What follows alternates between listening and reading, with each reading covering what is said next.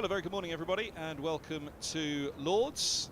And apologies for a slight delay in the service with the commentary this morning. Slight technical issue out of our hands here at the home of cricket. But news of the toss is that Warwickshire have won it on a pretty windy morning in NWA. Middlesex batting and 12 without loss. A bit of seam movement early this morning for Robson and Stoneman to survive so far from Hannon Dalby and Rushworth, and familiar foe in both indeed over the years for Middlesex, for Durham and Yorkshire. But yes, a cloudy morning here. Spot of rain just before the start threatened both the toss and then indeed the start itself, but both were okay to go good on time. And here's Hannon Dalby, okay to go with the fourth over. Ooh, there's a little bit of the seam movement that I was talking about. News of the teams: Sam Robson, Mark Stoneman, Jack Davies and Joe Cracknell, the 3 and 4. Ryan Higgins at 5, John Simpson at 6, Josh DeCary's at 7, Yadav at 8, Helm 9, Ethan Bamber at 10, and a certain TJ Murtagh at number 11 in his what is now has been announced his final year, retiring at the end of the season after more than 1,000 wickets for the county.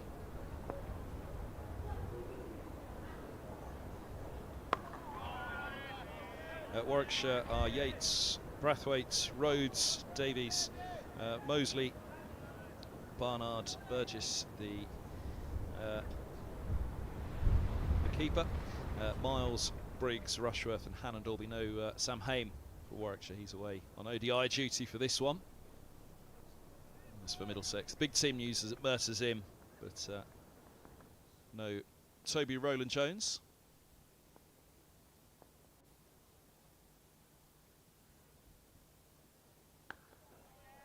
So the man at the non-strikers in there, Mark Stoneman, was out to toss the coin with Rhodes. Came down the wrong way. No doubt Middlesex would have bowled first this morning as well. You'd have thought with the overheads. This is a track that was used for the ODI the other day for England against New Zealand. Darvin Milan scoring that century. But very essential as I can remember a track being played on here at Lords.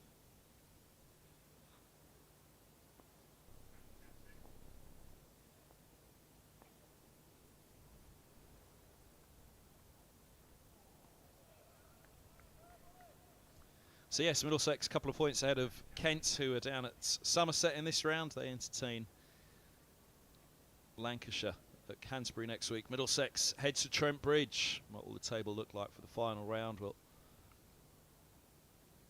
Middlesex will very much be hoping to keep it in their own hands this week against a Warwickshire side that they beat at Edgbaston a few weeks back. Bowled them out for 60 in that first innings on a very similar morning to this indeed. Actually, it was a little bit sunnier if memory serves at Edgbaston that morning, but it was doing a bit. Cloudy one at Lords. 60 all out in 22.5 overs.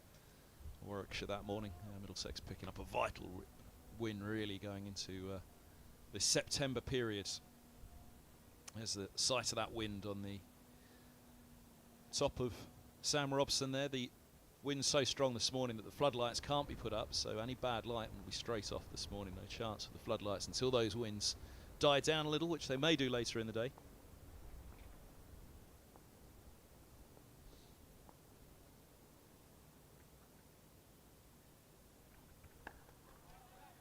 End of the fourth over, 12 without loss.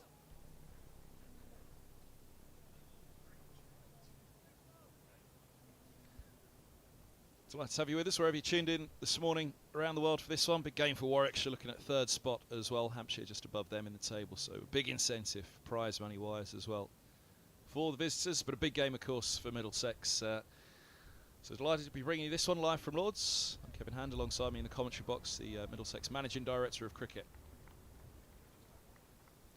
Alan Coleman. And I'll call it was a big draw up at Lancashire and a big effort indeed on that last day to save it. So here's Rushworth beginning the fifth.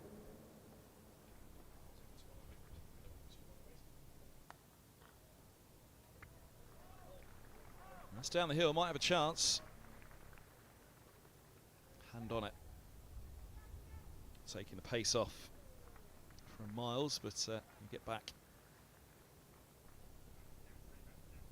for 3. Ever the quick runner Mark Stoneman. Good morning once again, Alan Cole. Good morning to everyone. You're right, Kev. A big draw gained up at Old Trafford against Lancashire in a game situation that you felt wasn't going to go that way, and obviously Middlesex helped as well by the results down at Kent as well, with Notts pulling out all the stops with the bat. So a big week last week and a big morning of cricket here against the experience of Rushworth and Halland Dalby. What we've seen so far, just before we came live with the pictures, was a decent amount of seam movement from back of a length. Of the 15 runs that Middlesex have scored, 10 have gone through sort of the third man area. So Robson and Stoneman really being put through their paces here by the Warwickshire openers. But a fascinating morning's cricket looks upon us. As you said, Kev, conditions tricky for batting, bit dark, bit gloomy, no floodlights available as yet. Middlesex looking for their opening batters to really dig in here. Steered to mid-wicket. Dot ball. There you go. Even looking at it down the ground there, seeing the little walkway between the Compton and the Edgerich. It's almost a strange view that knocks me off slightly, seeing that view of the ground, so unusual to be so central. Yes, as you mentioned, this is the pitch that England played the one-day international on Friday. And it was felt, as Robson just defends that short ball from Rushworth, it was felt that it was such a good pitch that was seen on Friday night that it would be a shame to not use it again. Carl McDermott and his ground staff done a wonderful job here again this season. Not easy conditions early on in the year with the amount of rain that was around the country, but Lord's looking fantastic as it always does, and this pitch has offered a bit of seam movement but some really good carry through to the wicketkeeper already.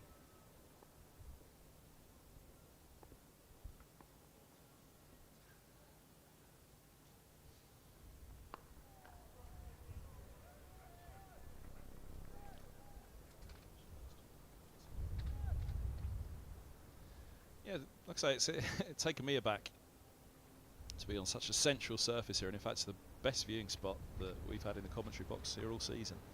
Such a central track, we're right in line for this one. But the last time I remember one being essential, we were nattering about it before coming on air, was the Yorkshire match in 2016. Well, that ended pretty well for Middlesex.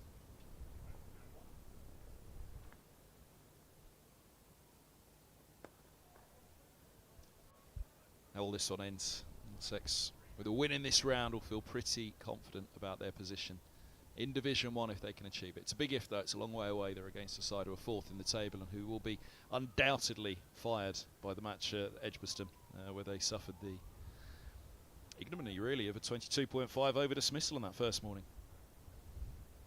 They did. Middlesex really exploited those conditions very well on that morning.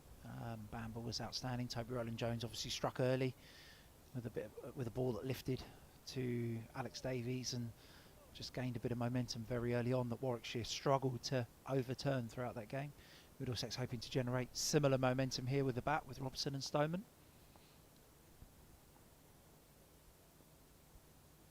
A little bit through the air there for Halland Dalby from the nursery end.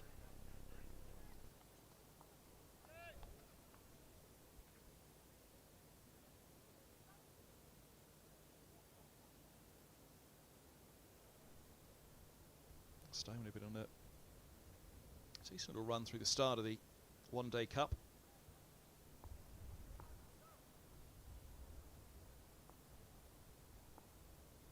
Quite happened at Chelmsford for him.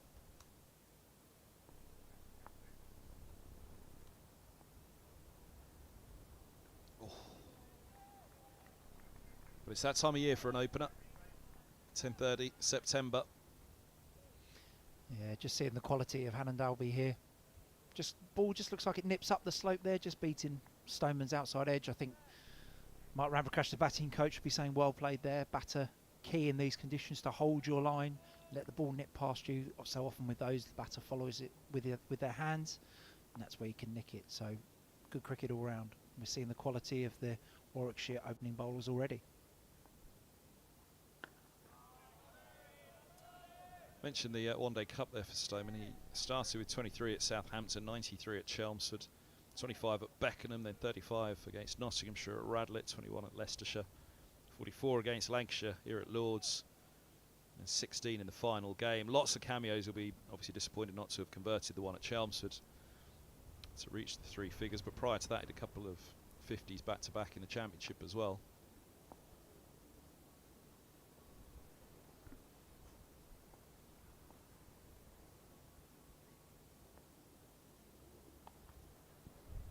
It's run away nicely over the top of it, Stoneman. Get a couple here, and as I say, he runs fast, Mark Stoneman, defying the years. Yes, those legs moving, but just a couple on this occasion. 2 more for Middlesex down through that 3rd man region again. Very well controlled. Soft hands from Mark Stoneman there, just to guide the ball down. Interesting to see here. I don't quite know who it is, but 3rd slip for Warwickshire. Very, very close. It's got a helmet on, just to try and get in even tighter. Just to try and make sure that those nicks do carry. It's Mousley, I think, at 3rd slip.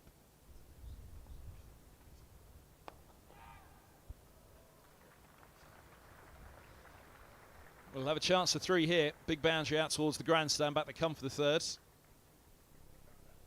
Briggs pulls it up just in front of the grandstand around to where it meets the Compton. Yeah, lovely push up the slope there from Mark Stoneman through the extra cover region. You can sort of see from our position where the boundary rope was for the ODI on Friday night, and this boundary is a little bit bigger than that, so that would have probably been 4 on Friday night if David Milan would have hit it, but only 3 for Mark Stoneman today.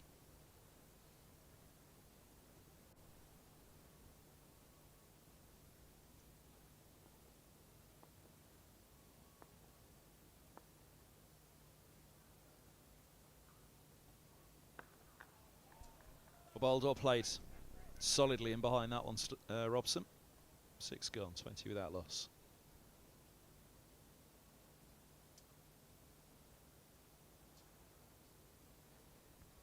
No Roland Jones for this one. The skipper is in the squad, but rested. Yes, I think an eye on 4 games back-to-back, with Trent Bridge next week for Middlesex being obviously a massive game. I think both him and Roland Jones' omission and Murtaugh's selection almost attributed to the same thing, really. You would expect Roland Jones to play a big part at Trent Bridge on that kind of surface. A bit more bounce, perhaps, and a bit more nip there. Lord's wickets generally skid on a little bit more, probably bringing the Murtaugh, or bowled again from Rushworth, just round the wicket to Stoneman. Yeah, the slightly more sort of skid and nip that you get at Lord's here brings the Murtaugh, Bamber, Higgins style of bowler into play. So a tactical omission of Roland Jones, I would say, being rested for this game, but also with an eye on next week in Trent Bridge. And a brilliant occasion for Tim Murtaugh, his last home fixture at Lords. I'm sure Middlesex supporters and members will be hoping he can pull out one last bit of magic from the nursery end.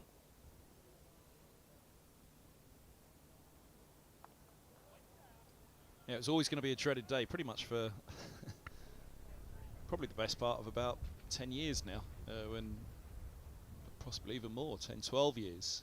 You reach your early 30s and you wonder as a bowler, but a dreaded day for Middlesex fans, really, that and for the Middlesex, everybody associated with the county, that Mercer is eventually done. A dreaded and feared day, but time catches up with everybody. We should probably do some Kevin Hand, Tim Murtaugh stats, shouldn't we? You've probably seen more balls bowled by him than anyone else. Oh, what a ball that is. Well, Rushworth thinks he's got him. Just went late through the air, I think, and then carried on that line through the surface. Former Durham teammates here. Rushworth with the ball, just shapes one down the slope there. Stoneman has a little push at it, but misses it. Polite inquiry from Rushworth. And I'm sure a polite conversation between the 2 former Durham teammates, one with bat in hand and one with ball in hand. But it's just so late, that movement, wasn't it?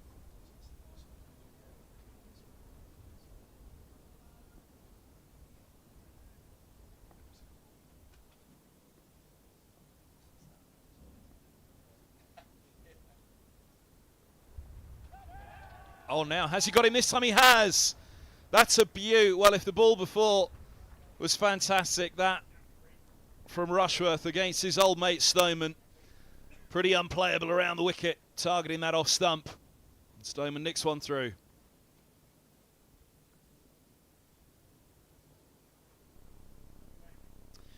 The Warwickshire bowlers have been on the spot this morning from both ends. Rushworth here, round the wicket to Stoneman, slight angle in, and then the ball's just gone down the slope there. Just caught the outside edge of a forward defensive from Mark Stoneman and carried through to the wicketkeeper Burgess. Middlesex 20 for 1. I think those from Durham and more recently from Warwickshire would have seen Rushworth do this a lot. A fine exponent of seam bowling in county cricket, able to challenge both edges. I don't think Stoneman will walk back to the change room there thinking he probably couldn't have done a huge amount more. I was just about to say, I was looking at the first replay from behind the bowler's arm. Really looked as though he was well set.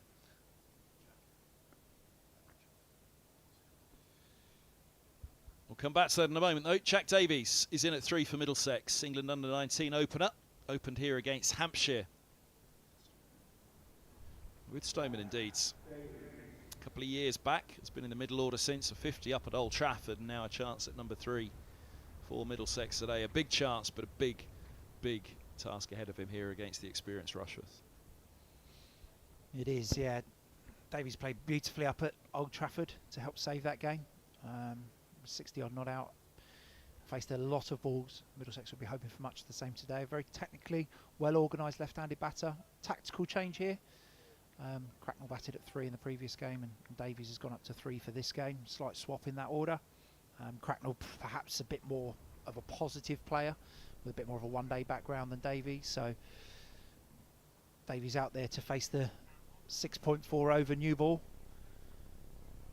And a huge challenge here for the young man.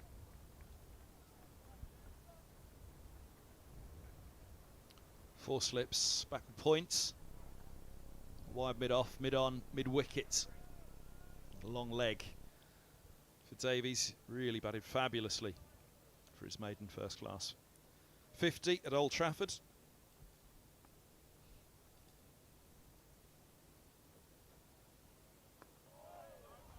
Right up there onto the stumps from Rushworth, forcing him to play first ball, solidly in behind.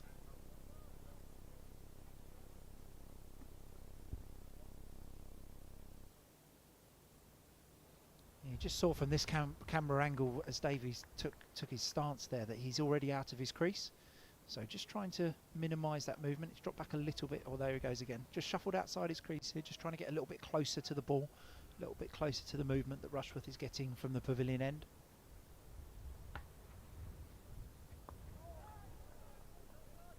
I see him behind that one to end the over. That was angling all the way in, so happily in behind, so to be wary not to get all the way around it. 24 after 7, Middlesex. Stoneman's gone. Rushworth picking him up in his 4th over. A lovely ball just nipping back down the slope. See, I was saying that Stoneman had actually been in a really good run with the 50 against Surrey here. 50 at Edgbaston, and then that run that we just went through in the one-day cup for Middlesex as well. But there's the only man to have achieved 3 figures this season for Middlesex, Sam Robson. It's, well, I copped it up at Old Trafford last week.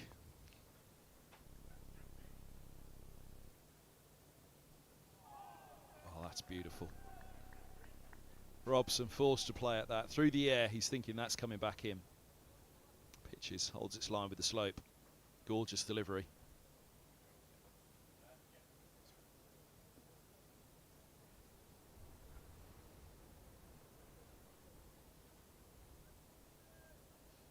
Yeah, just a look at this previous delivery again. Another beauty from Hannon Dalby.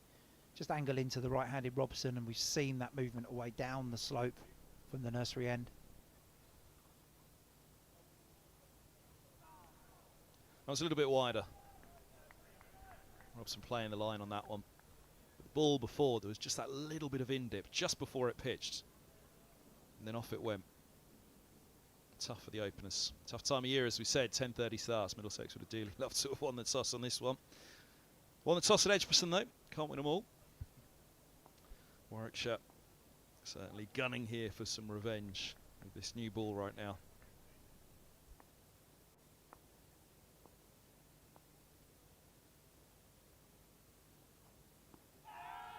There goes one back up the slope. Leg side and high from Hannon Dalby. Yeah, I think you'd call this a polite inquiry from Warwickshire. Just nip back up the slope. A and high going over. And Davies very tall, about 6'7", I think he is, 6'6" or 6'7". So always going to be a danger of that ball going over unless it's very, very full. But as I said, a polite inquiry rather than a serious appeal, just to warm up their Warwickshire vocal cords.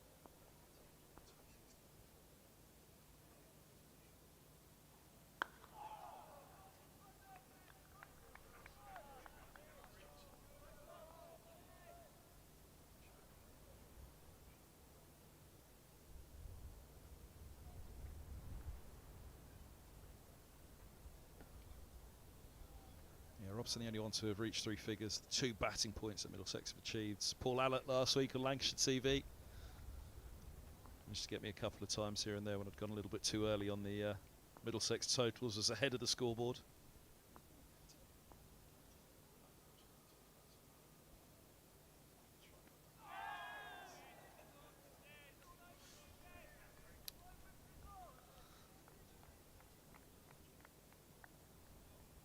Just doing too much up the slope. There's plenty of movement out there though, and as much as Robson will be delighted just how much that one's doing up the slope to not bring in the LBW, it really brings him a long way across as well.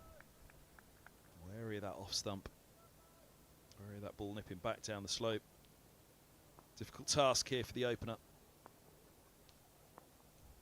and he would stand out in that first innings at Old Trafford.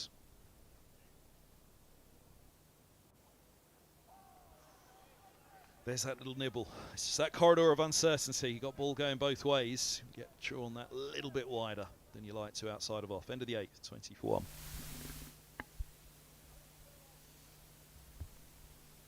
Yeah, Paul Allott, David Bumble Lloyd. I managed to dodge him actually the last few days. He was there on day 1. I was covering another Sunrisers win, which would have delighted you, Alan Coleman.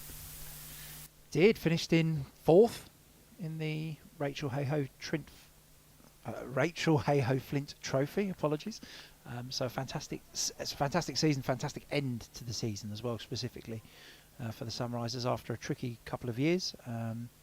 Really, really good to see a lot of girls come through the academy. Central Sparks. We probably shouldn't linger too long on that victory for Sunrisers over Central Sparks. Annoy the Warwickshire fans. No, very true. Yeah, really pleasing to see a number of girls come through the academy programme and into the first team. Ariana Dowse scored her first 100, which was fantastic to see, and a number of really, really good contributions throughout to lead to those victories towards the back end of the season. So, bright future for the Sunrisers, no pun intended.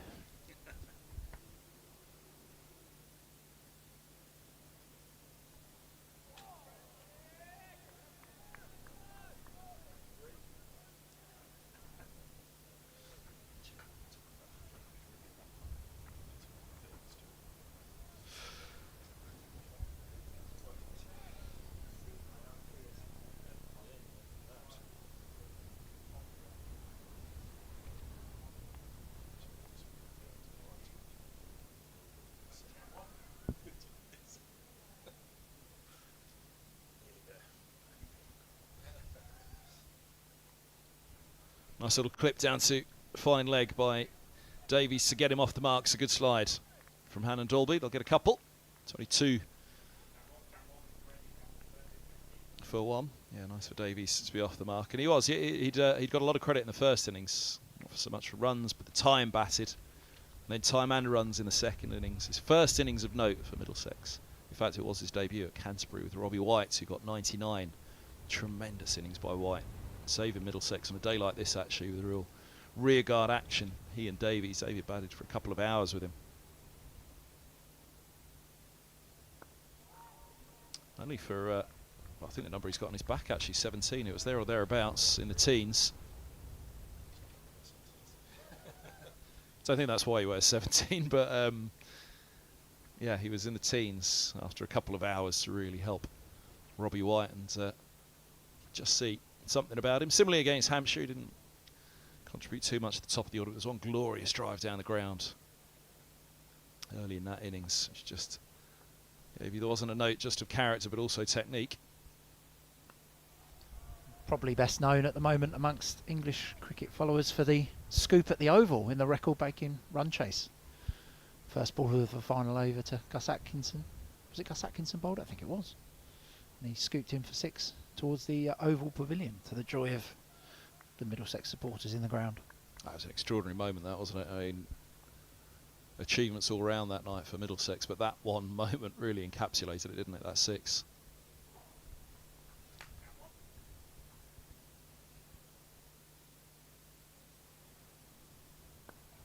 Seems a very unflustered character, as he seems out there at the moment. He's only faced 8 deliveries for his 2, but pushed up to 3. A big task, a tricky morning ahead here for Middlesex, but mannerisms pretty laid back. Yeah, and there we go. Pretty unflustered. 22 for 1. Yeah, a young man who's confident in his own ability and pretty assured. Yeah, so always backs himself, always believes that he's going to succeed, which is, so the cricket's a mental game. It's probably over half the battle, that, thinking that you're going to go out there and score runs. And just all hopeful in the Middlesex changing room that that knock last week is the thing that catapults his red ball cricket into a level where it could be, because there's an undoubted amount of ability there.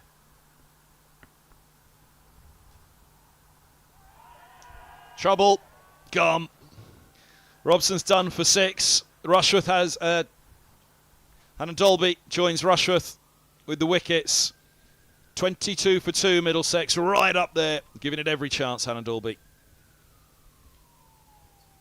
We spoke in the previous over about the LBW shout and Hannon Dalby having to be fuller because of his height. He has gone right up there with this one, and that's nipped back to Robson. Graham Lloyd agreeing that that's going to go on to hit the stumps. Interesting to see it again. I'm not sure how high this hit Robson actually. Oh no, just inside. You can see why that was given out. Hannah Dalby able to get the ball back up the slope, which is a real challenge for the right-handed batter. We were talking about Tim Murter, the number of wickets he's got with the ball going back up the slope. And that delivery just showing the challenge that the Middlesex batters are facing this morning from the Warwickshire opening bowlers. 2 big wickets, winning the toss. They'd have been delighted. Rushworth and Hannah Dalby, they've got a wicket apiece. Looking for a little bit of revenge after what happens to Middlesex, to Warwickshire's top order at Edgbaston. Well, here comes Joe Cracknell down to number 4 in the order. Davies up to 3, so a little bit of a switch up there. Higgins and Simpson, the 5 and 6. Higgins has been the key performer for Middlesex this year. Robson will be disappointed that he wasn't able to go on. Having looked pretty steady. It was tough though, that ball going both ways. We've mentioned actually in the previous over from Hannah Dalby about that ball coming back up the slope, but equally you're having to come across because of the movement outside of off as well. That one was on a perfect line from Hannah Dalby coming back in. It's what this right-handed, left-handed combination we'll have to continue to face out there. Cracknell, who naturally has a positive, aggressive game. Out with an inside edge in the first innings at Old Trafford. Played with a little bit more circumspection in that second innings.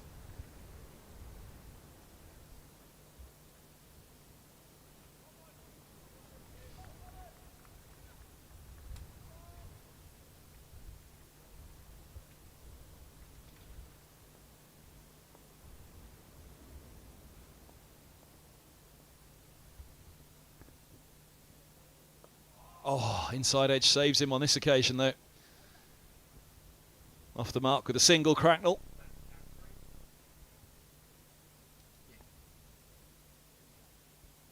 Movement there again for Cracknell. Big movement here against Robson. I think one of the differences you'll see here, just seen it with Davies, I mentioned it in the previous over. Robson there, if you can see the crease line between his feet, so he's back in his crease. It's just hit him on the knee roll. Whereas Cracknell quite clearly took his guard outside of his crease there. Davies did the same to Rushworth in the previous over as well. So both of these younger batters probably looking to get a little bit closer to the ball. Robson's experience means that he sits a little bit deeper.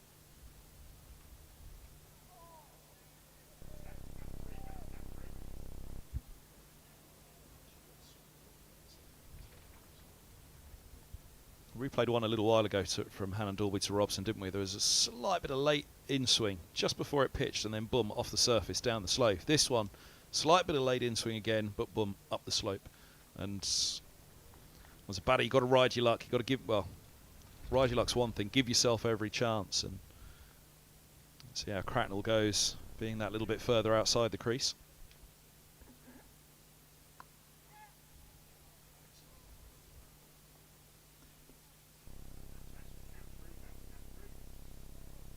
Nicely tickled away behind square on the leg side there for Davies. And that's the benefit of that left-right combination. If Middlesex can just find a way to rotate the strike here, just to continually challenge Rushworth and Hannah Dalby to change their line. Davies a few inches shorter than Cracknell as well, slightly different styles of players, so the more that Middlesex can find a way to rotate the strike, the more challenging it will make it for the bowlers. And I think all that these two experienced seamers will want is just to settle into one batter for a period of time here to work them over.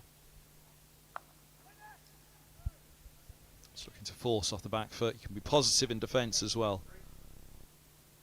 Cracknell, who really announced himself with some wonderful cameos here at Lord's, including the huge six that he struck off Overton to the tower that leads up to Old Father Time. The dent's still there over below the clock face as we have a look. It's not going to be there for as long as Old Father Time now. They leave Cracknell's dent in the history.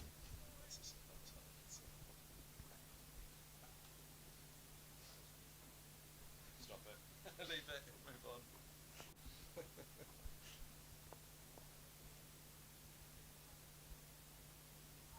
Oh, that's a lovely ball again.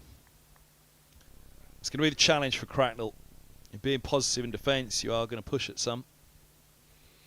Yeah, you are. This ball, fifth stump, you would say. Yeah, so sort of just on that fifth stump line, Cracknell sort of having a fiddle with it. If he can get on top of the bounce there and punch that behind point, we'd all be saying what a great shot. But bearing in mind here, you would say that the two openers here have probably got 2 more overs each. You know, most opening bowlers will only bowl a spell of sort of 6 or 7 to start with. So as a bowling change actually occurs from the pavilion end, Craig Miles coming on to replace Rushworth. Fancy in the nursery end. Well, Hannah Dalby's enjoying it at the nursery end at the moment. Here's that last ball of the over. Just a bit of a lack of foot movement there from Cracknell, having a little feel for it. I think that would suggest now, with this earlier bowling change than anticipated, Rushworth will follow Hannah Dalby at the nursery end, and just a way of elongating the 3 sort of lead seamer spells. Both teams gone in with a similar selection. 3 seamers, the all-rounder, Barnard for Warwickshire, Higgins for Middlesex, and then the 2 spin options for both teams as well.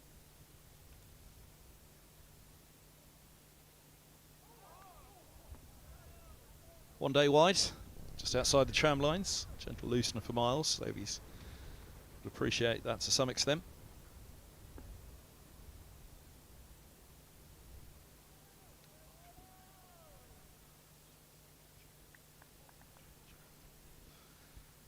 One of the Berkshire boys, along with Martin Anderson, all-rounder at Middlesex.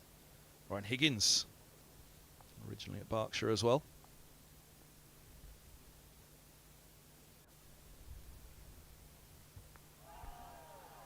Excitement behind the stumps, nothing from the bowler.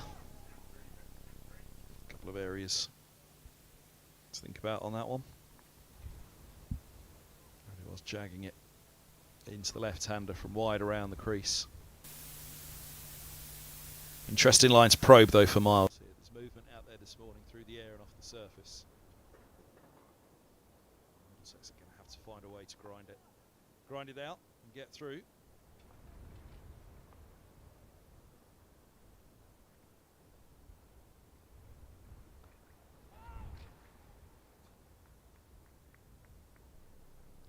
This one's running away to backward point.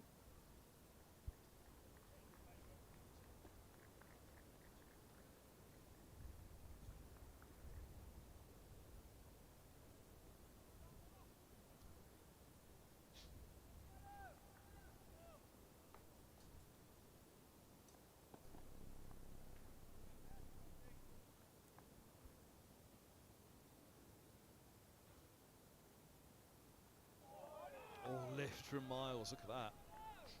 Really found a bit of bounce.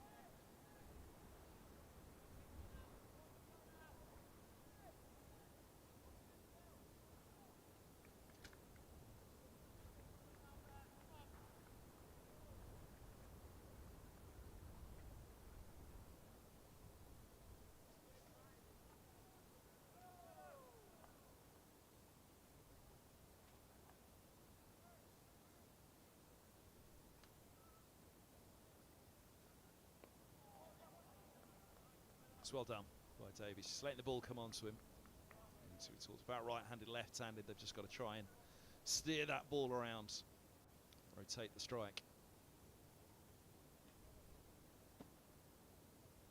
To come the over, switches for the right-hander. There's the grandstand in the background, empty for this one. Even though it is a central track, it's the mound and the tavern where the camera currently sits. Open for this. Warner, as ever, is open. The Compton shut, but the Edrich open.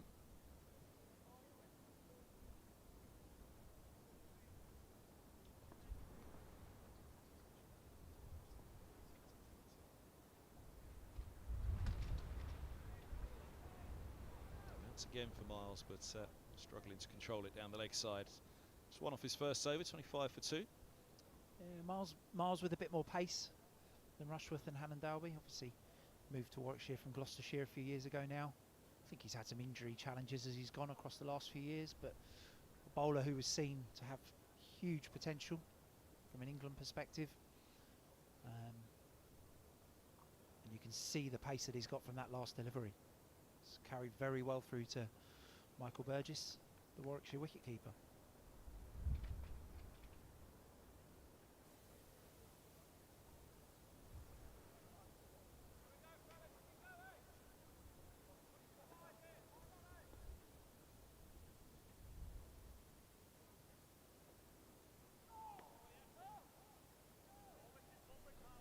Nicely left by Davies outside the off stump.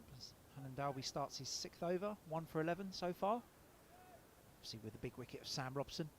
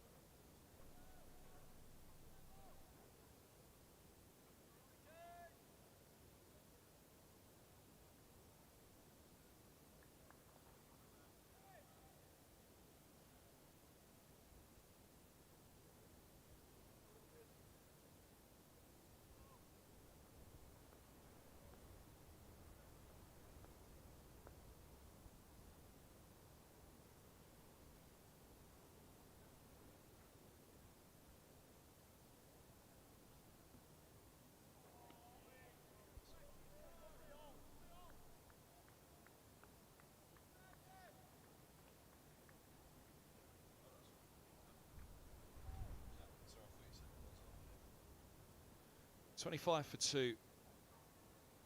And Davies 18 balls faced now. Seen one bowling change, but again that means Rushworth replacing this man at some stage, running up the hill somewhat into the wind.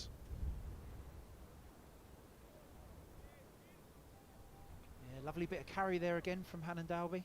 Looks in a very good rhythm here. We were just saying off mic, 10 years since he moved from Yorkshire to Warwickshire, how that's flown by. Made his name in white ball cricket really to start with for Warwickshire. His performances, especially at the death, were outstanding, and he's now one of the finest red ball bowlers in Division 1 as well. So he's had a fantastic season, a fantastic couple of years for Warwickshire.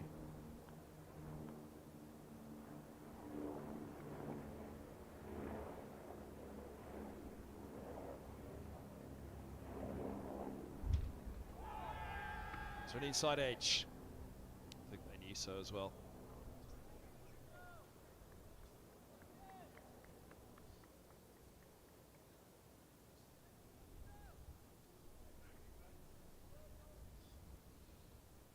Another LBW shout here, ball shaping back down the slope this time, but that's hit Davies very, very high.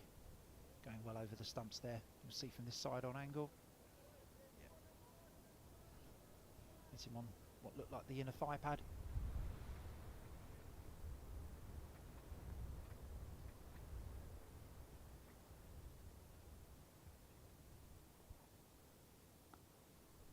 the over. Wide on to leave low. Maiden for Alan Dalby. 1 for 11 for him from 6. 25 for 2 Middlesex.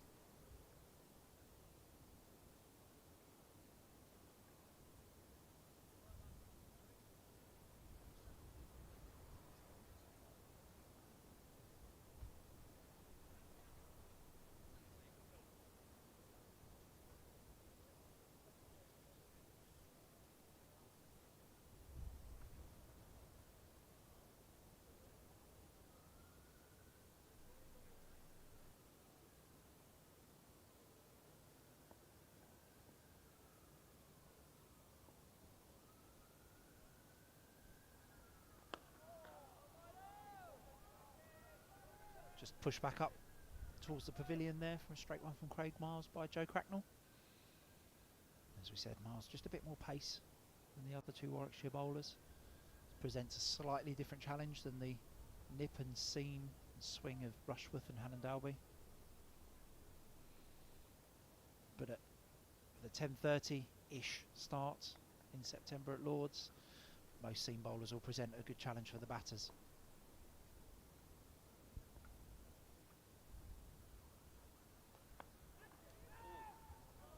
Lift again for Miles. He's extracted a little bit more bounce than even Hannon Dalby at the nursery end, going down the slope as well. Yeah, a touch shorter there from Hannon Dalby, just in at the hip of Cracknell. Cracknell probably more disappointed they didn't get a bit more bat on that to steer it out for a single. Deep square leg is on the boundary. Shortish mid-wicket comes across into place. Brathwaite who moves across. Usually associate one that nips back down that slope with keeping a fraction low rather than nipping back down the slope and climbing, which that one did on Cracknell. See it going from left to right on your screen there. Oh, in dip for Miles. Well dug out by Cracknell.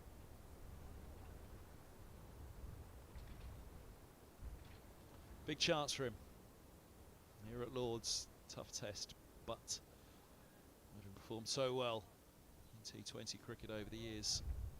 Missed out on a chance a couple of years ago to perform in the One Day Cup because he was called up as a wild card for the 100.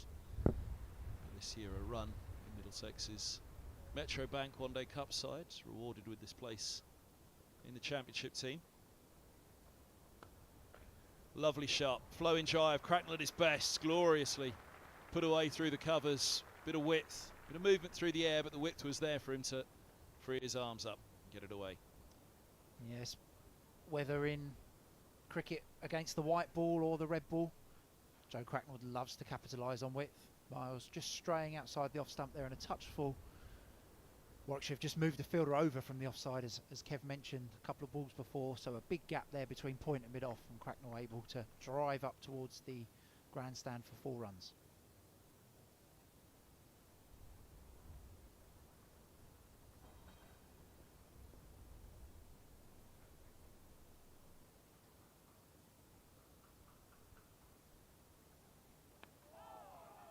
I see him behind that one, resisting any of that inner urge, that inner temptation to continue to be positive. Flowing cricketer, likes to feel bat on ball. Get the sense this is a part of the plan here from Warwickshire to Cracknell. He was obviously out LBW in the second innings to the left arm spin of Hartley up at Old Trafford last week, but they've gone very, very straight, the Warwickshire bowlers here at Cracknell, so it looks like they're targeting this front pad.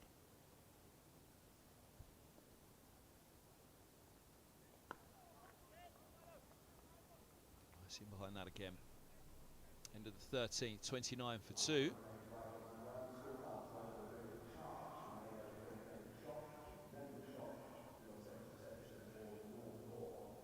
Still off down in Taunton. Let's have a look at the scores elsewhere. Kent visitors, the team 1 place below Middlesex in the table.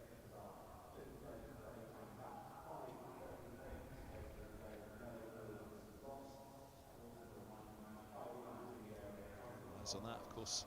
Big match at the top of the table. Surrey a round off last week. Could secure the title this week. And good to know I got the Warwickshire tactical decisions completely wrong, as Ed Barnard replaces Hannon Dalby at the nursery end. Well, that was my fancy as well, that it was going to be Rushworth immediately changing ends. But perhaps with the theory here that have a look at all 4 seamers early with the new ball, see which style of seamer is going to be the most effective on this surface. Barnard obviously made the short move from Worcestershire across to Edgbaston back end of last summer.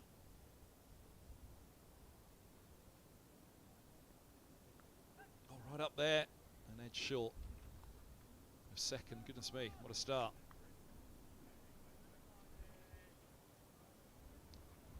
Yeah, just a little bit stuck in the crease there, Davies, you would say, as Kev rightly pointed out.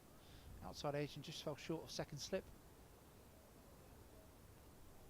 Barnard a very different proposition again to Miles. Miles a bit more into the surface, a bit more pace. Barnard will be up at full length. Bounce down the leg side. Barnard as well. Bouncier surface than we've seen at Lords in a while. Yeah. In a Middlesex game anyway. It's carried through really well, hasn't it? Really, really good. Carry obviously a very good pitch for the ODI on Friday night. Looks quite cold out there. Danny Briggs just in the front of the shot, arms folded. Not really a great day for a left arm spinner to get their fingers around the ball at the moment. But yeah, looks a very good surface in terms of the carry through to Burgess has been pretty consistent. So it's really good to see. Probably haven't lingered on the point of Tim Mercer enough this morning, but with plenty of other things to talk about, as there always is on the first morning of a game. But on the pitch, that Kent match here where Mercer picked up a temper, that was a little bit further down the slope as there's a helmet being run out. The third slip to be pushed in now, in close. Yeah, just taking a big stride forward, third slip with the helmet on.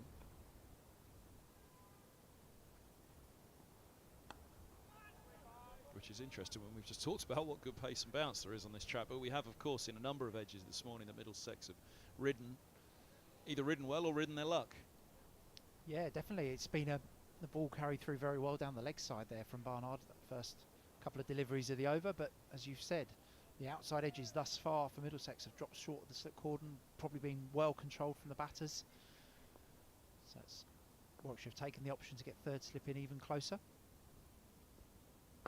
You can see him just at the back of the shot, right up there, but that ball was right up there as well, and that's beautifully put away by Davies. His first boundary, Middlesex 33 for 2.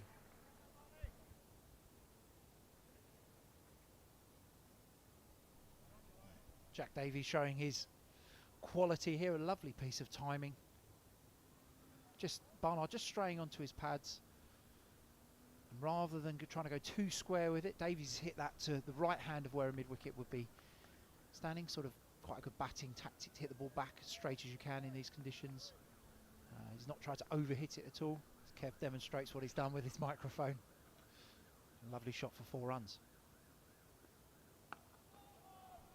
We all still want to be out there in some form or fashion, don't we? 33 for 2, end of the 14th. Yeah, I was going to mention that Kent track, which was 3-4 to the right, maybe not far off. Would that have been the Kent track, the one that is prepped for that? So that was the same match. What was that pitch like? Because that was really a Tim Mercer surface, wasn't it? He did bowl beautifully for his temper, but equally the surface was perfect for the old man. It was the Kent one was a sort of surface you see at Lords when you don't have a huge amount of sun to bake the pitches dry, so still a good surface, but just zips around a little bit, and the slope obviously comes into play, and that was what we got for the Kent game. Shot just opening the face, but backward points there to prevent even the single. You can't underestimate how tricky a job it was for the groundsman early season with the amount of rain around the country. I think 12 months ago, 2022, groundsmen couldn't get enough water into their squares. This April and May, they couldn't get enough sun onto them. So an arduous task for all of the groundsmen, not only in county cricket and club cricket as well, all around the country. First look at the ball for the umpire. Umpire Warren standing at the pavilion end. as an umpire, you must be happy to pull Lords out the hat for the last couple of games, mustn't you? Just think, last home game of the season here, last Lords lunch.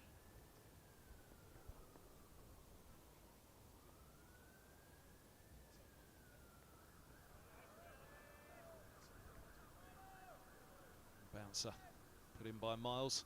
I've made my first trip to the dining room, the players' dining room. I've never been. There's probably the one part of the ground I've never been in. Was the players' dining room. A lot smaller than I expected. Goodness me, that must have been interesting. We've heard the story of Johnny Bairstow going in there and David Warner spitting out the chicken. When Bairstow said, "Are you happy with that, lads?" And Warner said, "Yes, thanks." Yeah, it's a tight dining room, isn't it?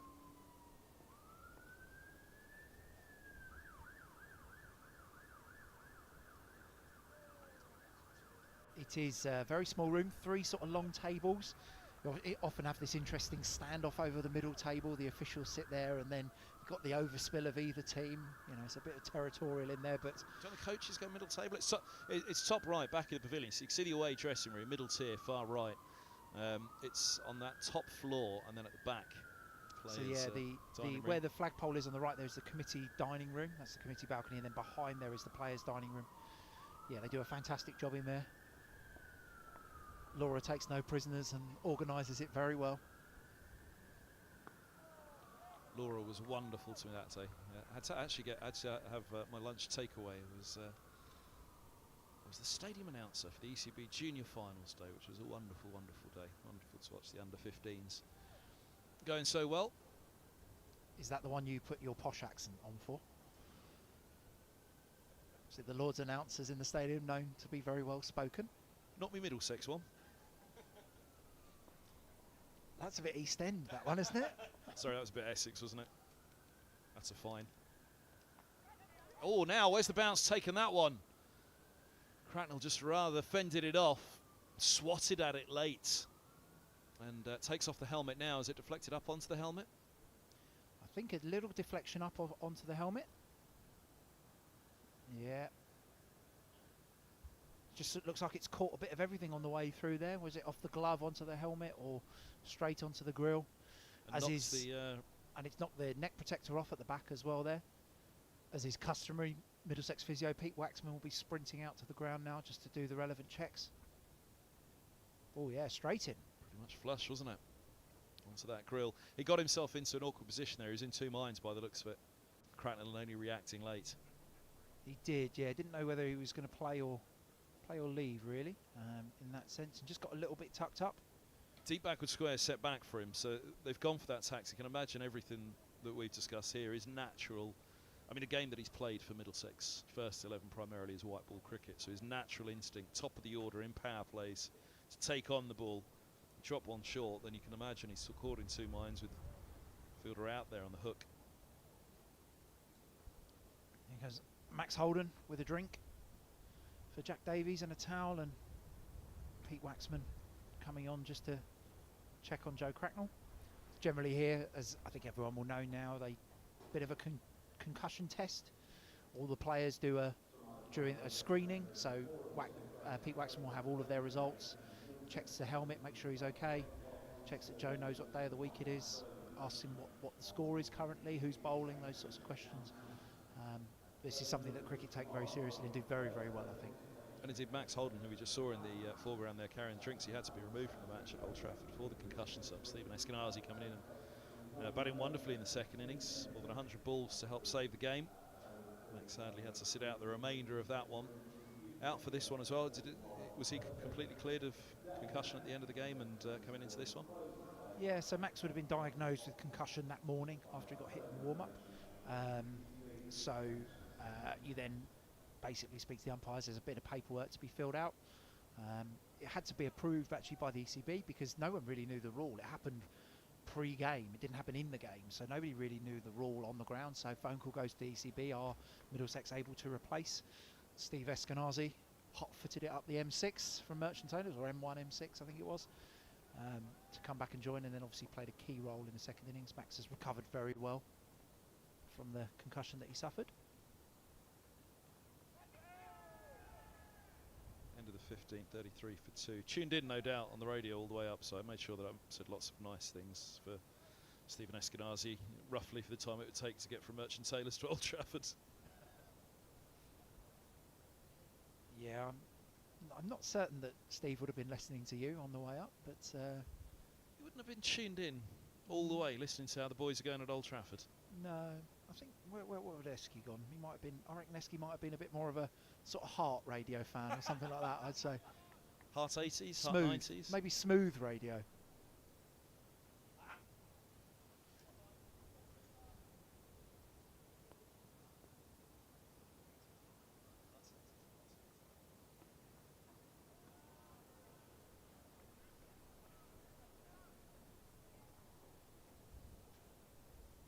We're going to look up Jack Davies' year of birth now, and if we're nowhere near heart 80s or heart 70s, will it be well before his time?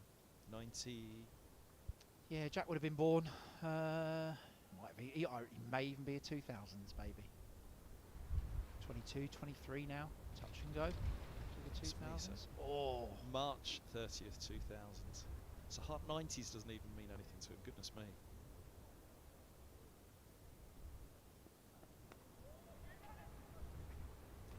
That one away over the top of it again. Didn't get up so much from Barnard on this occasion. They pick up a couple. That's scampered, and goodness me. He had to go around the stumps there at the end. So he was running straight into the keeper and then the stumps themselves. very good awareness that from Jack Davies to sneaker two, I would say. All runs obviously vital given the morning challenges that the Middlesex batters are facing. Great to see the two youngsters being positive between the wickets.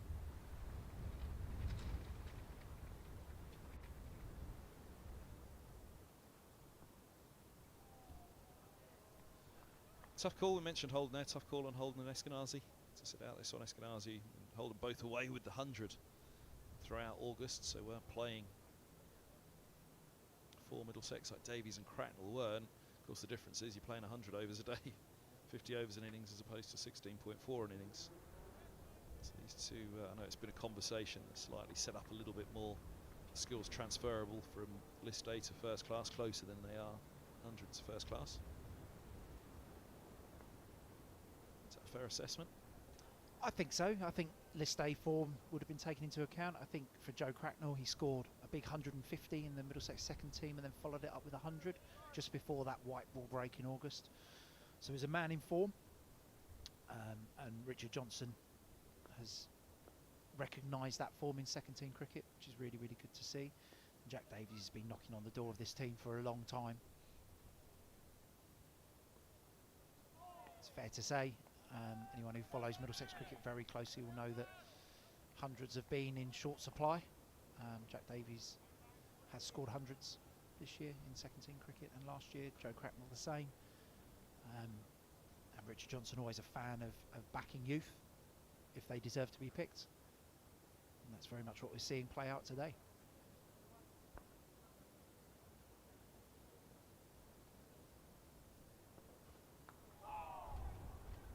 That must have been very, very close. He's thinking two, but he'll settle on one. He'll be happy just to still be out in the middle, Jack Davies. Yeah, just looking to punch the ball through the offside there. That ball's come back down the slope to him. Thick inside edge. Must have been very close, as you said, Kev, very close to the leg stump there. The ball's trickled down to fine leg for one run. Middlesex survive. 36 for 2 off 16 overs. And for the cricket purists, you would say this has been a very good watch. Some high quality seam bowling, some dogged batting from Middlesex, mixed in with some nice shots as well. Well, yeah, 16 overs.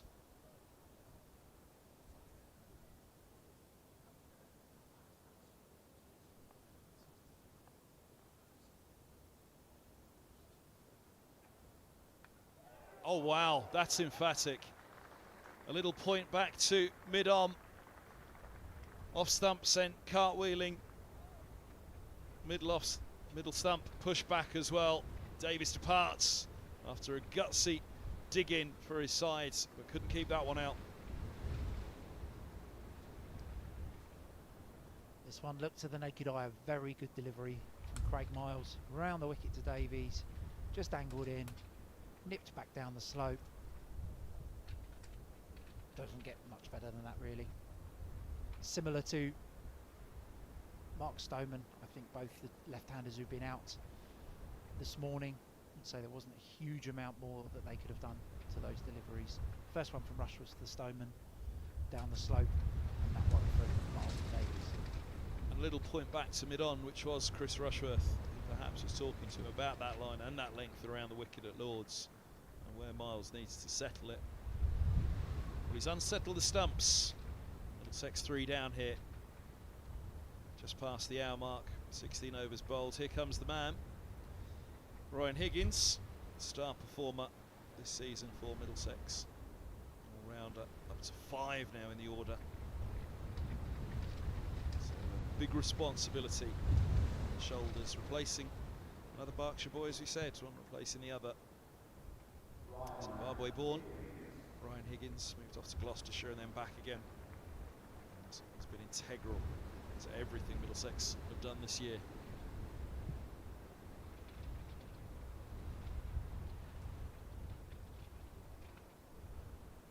Yeah, Middlesex opting to push Higgins up, keep Simpson at 6. John Simpson's obviously steered many Middlesex innings from that middle order position. Higgins has been the 4-man this year. So he's been promoted from 7 to 5. And that's workload. He pushed the wicketkeeper to 5.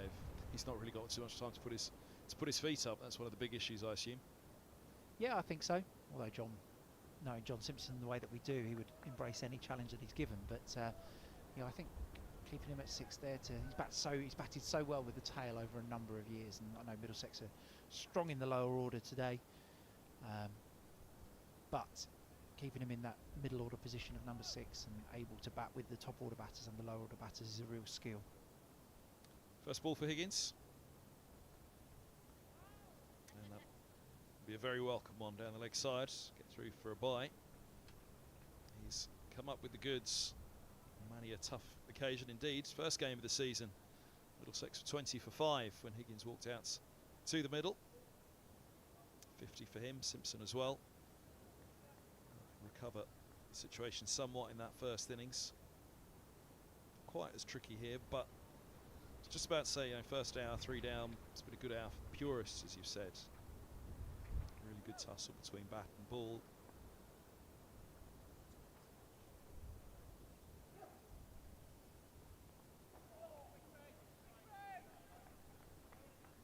But it's certainly one of those first mornings at Lords where you put a side in, you want them for 4 down, and that's what Warwickshire will be very much looking at now up until lunch. What can they do?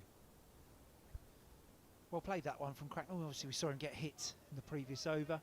I think all batting coaches would say the key to playing the short ball is to look to play it first, and he's still looking to take on that short ball and then pull out at the last minute if it's not quite there to hit. So he's ridden that pretty well.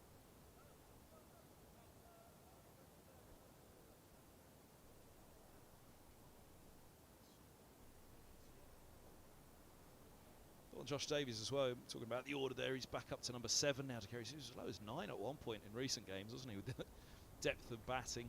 Higgins and Simpson coming in above him, Luke Holman as well.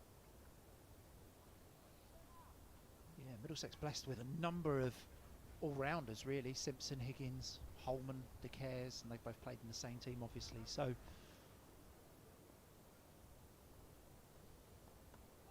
oh, hits him again. Just unsettled out there at the moment with the shorter ball. He is, yeah. Miles really targeting that short ball now to Cracknell. As we said, he played the previous one well, looked to play it. This one, just looking to avoid it. Looks like he's hit him on the left shoulder. Run away. Was it hit him on the head? I thought it was left shoulder. Maybe a little glancing blow off the helmet for 4 runs. And I don't think that Warwickshire and Miles especially will be letting up now from this tactic. We see the short leg was put in. Pete Waxman onto the field again. Just to double check with Cracknell. Yeah, it was a glancing blow as opposed to that first one, which was really flush on the grill, wasn't it?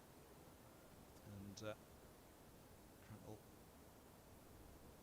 they'll have to come up with some sort of tactic. But yeah, this was more of a glancing blow. To push the helmet down though, as you saw him adjust it back up.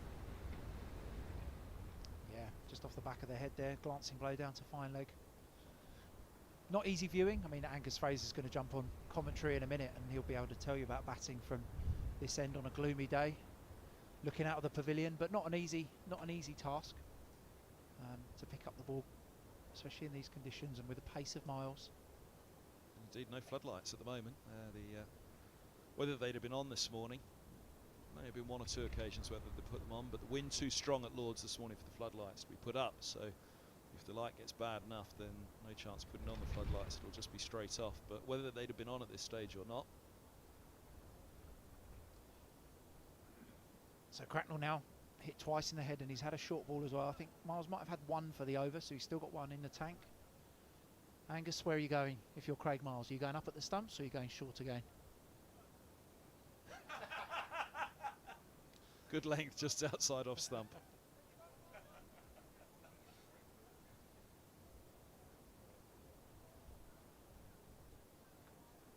And I'm sure you'd have obviously, Angus, had a couple of polite words just to check that he was okay, having hit him in the head. Leg slip in play, short leg slip. Two orthodox slips.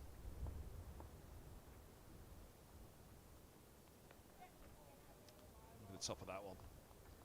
Towards the ribs, got it onto the body. That was the crucial thing from Miles to make sure he hit the target. Wasn't quite as short as the others. Cracknell standing up to it, just tucking it round the corner for one run. Higgins on strike. Should have had it on a good length outside off, making him feel for it. Just angling in and nipping away up the slope.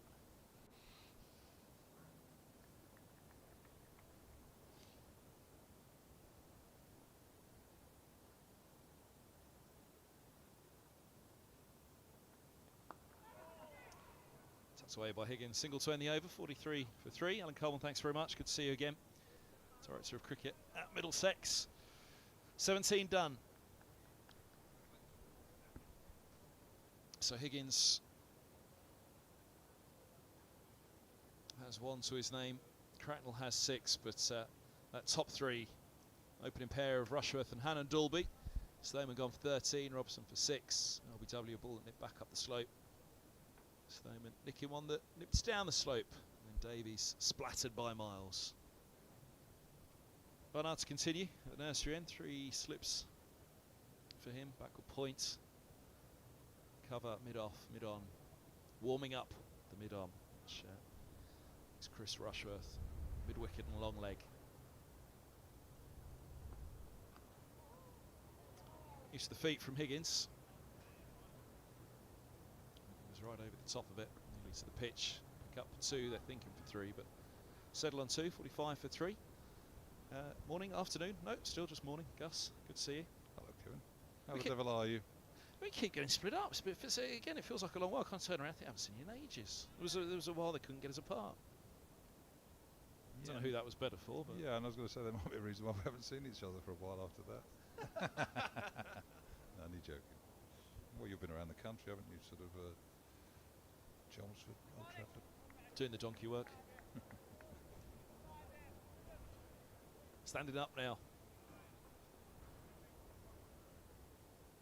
There's Burgess. Right up there again from Ed Barnard. Yeah, I mean, Higgins throughout the year he's been, I suppose, the one Middlesex batsman that has maybe asked some questions of the opposition bowlers that have not been quick as such, by sort of coming down the wicket and almost reversing what a number of opposing batsmen have done to Middlesex's bowlers, haven't they? Which is try and mess their lengths up, and therefore we're seeing the keepers still up to the stumps now. Yeah, there was a lot of talk of that at Old Trafford on day 1. Higgins came out and was the first one to really show some aggression. Although Cracknell was out driving off an inside edge, wasn't he, in that first innings? But could the Middlesex batters have been a little bit more positive on that first morning to Lancashire? Although it's a damned if you do, damned if you don't situation sometimes. Well, Warwickshire got a good seam attack, haven't they? I think that's their real strength. Should go there against this 4. Nice to see Middlesex playing the centre of the ground as well, isn't it? The ODI pitch. Last time they played centre of the ground at Lords, working out Alan Coleman, right? 2016 maybe. Been the Yorkshire then, would it? Put that one in the centre, yeah. It's a lovely shot there by Higgins. Not that bad a ball, but yeah, Warwickshire bowled pretty well this morning. I've sort of been sat in the with Middlesex Premier members in the tavern stand, told them I was coming up here and have some really high quality commentary if they listen, or fall asleep, one of the two. Oh, it's a lovely delivery. Higgins gone. Again, another one that straightens. He's gone for 3. Barnard's first wicket. Similar to the Davies dismissal. The left-hander, this time it's a right-hander at the other end. And the slope getting past that outside edge. Well, I was just going to say in the prelude to that, I was saying that actually Middlesex batters got out by decent deliveries, and that looked a very good delivery. Perhaps not going to see it perfectly from this angle. See a bit more from the other end, but angled in, gone down the slope and taken off stump out the ground. We'll get a good view here now, but that did look an excellent delivery from Barnard. Pushed in, done a little bit, hasn't it? Maybe sort of placed slightly inside the line, but I suppose that's one of the reasons Higgins does come down the pitch, isn't it, to try and negate those sort of deliveries, but with the keeper up to the stumps, unable to do that. Yeah, exactly that. Look where he's playing that one compared to that first ball in the over, which was run away down to deep third after a little shuffle to the pitch. Host John Simpson mentioned the Higgins rescue act with Simpson at the start of the season against Essex, or Middlesex for 20 for 5. Those two came together at that point.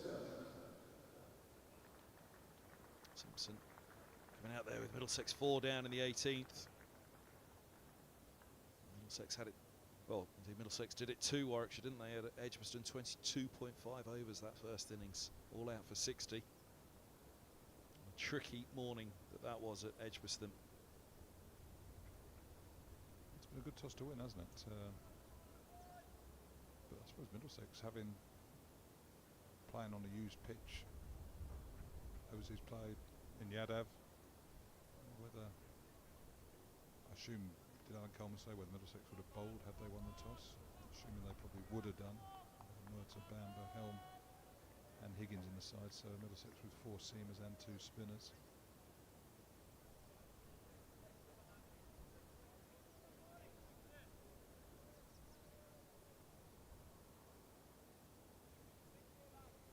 John Simpson, how many times has he rescued Middlesex over the years?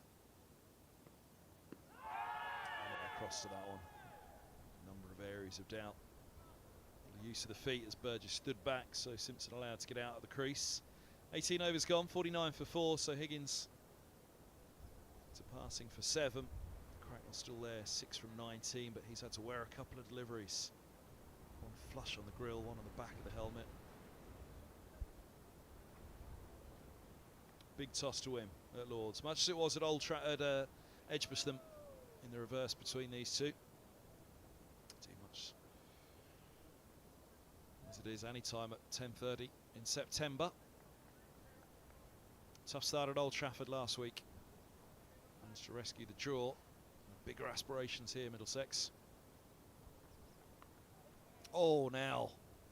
Third slip taken out, put into leg slip, short leg in place. Probably would have been right into the pouch, that one.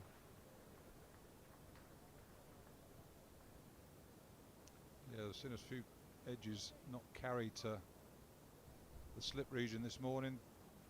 It's probably 4th slip, that, wasn't it?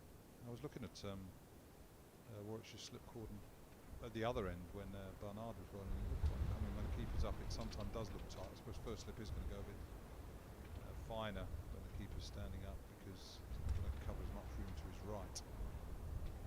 But it's always one of the dilemmas. There's a field inside, or as a bowler, you almost seem to want one more fielder, then you've got to take a fielder from somewhere to put him somewhere else. And on this occasion,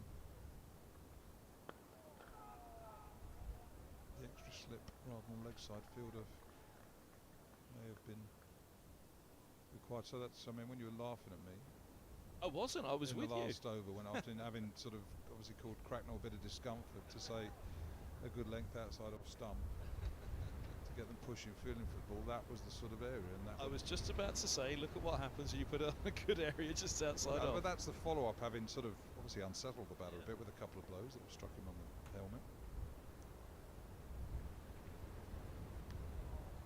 That was how he went at Old Trafford with the inside edge. This time it falls away safely.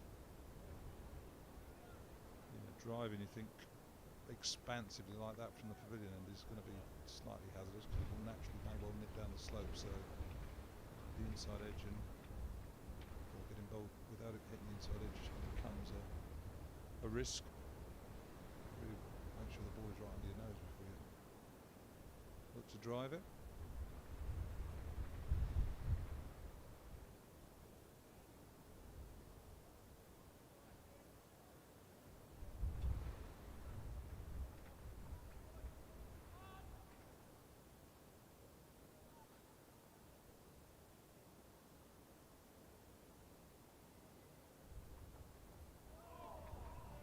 Good leave. Excitement behind the stumps. Length was there for Simpson, I think, to leave it as well, but good judgment. Lancashire lads at Old Trafford last week.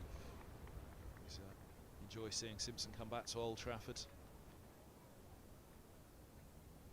One of their own, couldn't quite make it with a long queue of keepers back in his early career. Quickly snapped up from the MCC young cricketers by the man sat to my left, John Simpson. Would you first lie on this? I remember asking Sir Stuart Law actually, and he said I first saw John Simpson as a kid on the outfield at, I don't think it was Old Trafford, I think it was one of the outgrounds, and he remembered seeing him as a boy. Actually, we had went to a testimonial event for John at Ramsbottom, which is the club where he played and his father played. They hosted a testimonial event from a week or two ago that I attended, which was nice. Lovely little Lancashire, typical sort of Lancashire club cricket ground. White fence around, a couple of pavilions, an old pavilion, a new pavilion, but very much the sort of heart of the local community. I suppose, yeah, it would have been my first summer really. Ben Scott and David Nash were ahead of him in the pecking order in 2009 when I arrived, and yeah, that was one of the early decisions, which was to move them aside to make room for John Simpson, and thankfully it's proved to be a reasonable one. Although again, we had another Adam Rossington was around the same age as well, so with sort of 4 very good, capable keeper batsmen. Fella on strike at the moment is a pretty decent keeper as well. Oh, that's a good leave. Back up the slope. It's become a very sort of trendy position. I don't think it really was. I mean, I say it wasn't. I mean, Alan Knott was obviously quite a sort of groundbreaking keeper, a bit sort of eccentric. Bob Taylor maybe. I'm just looking at English keepers, but certainly the arrival of Adam Gilchrist and what he brought to wicket keeping, I think, changed people's views of it, and it's now a attractive position to play, isn't it?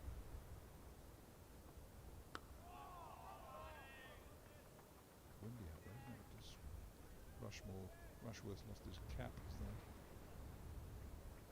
ball went down that delivery. Yeah, and I think it's going to be with us all day, which means no use of the floodlights. There's some talk that maybe by the evening session this evening the winds will have died down a little and the floodlights can be put up.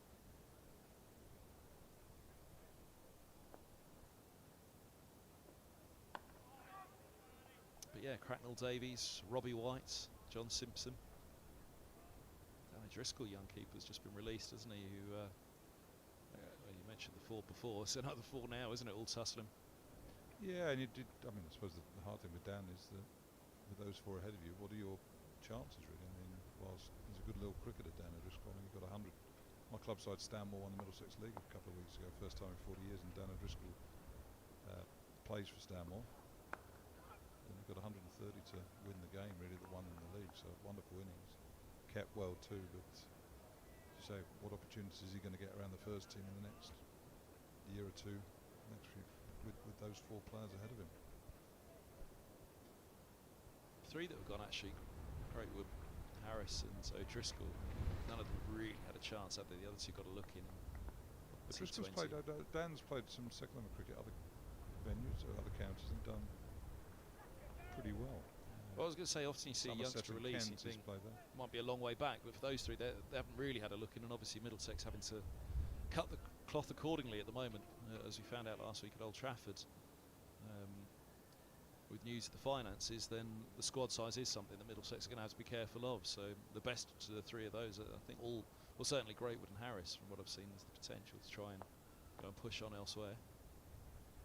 By the sounds of what you're saying, O'Driscoll as well.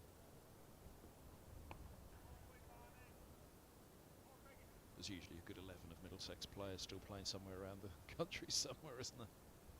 And as a club, we should be oversupplying the game with cricketers. I mean, you look at the numbers, the volume of people that play cricket within northwest London, or within the area that we're, as a county, responsible for.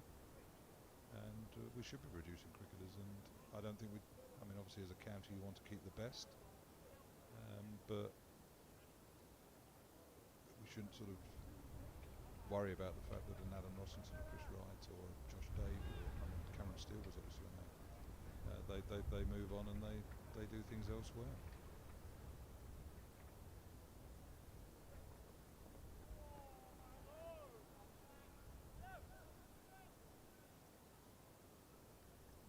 There's a man that came in, Simpson. Promotion in 2011 with Middlesex, title in 2016. And his best year statistically with the bat, where Middlesex were promoted last year. 3 centuries for the first time in a summer for John Simpson last year. What Middlesex and Simpson would give for one now.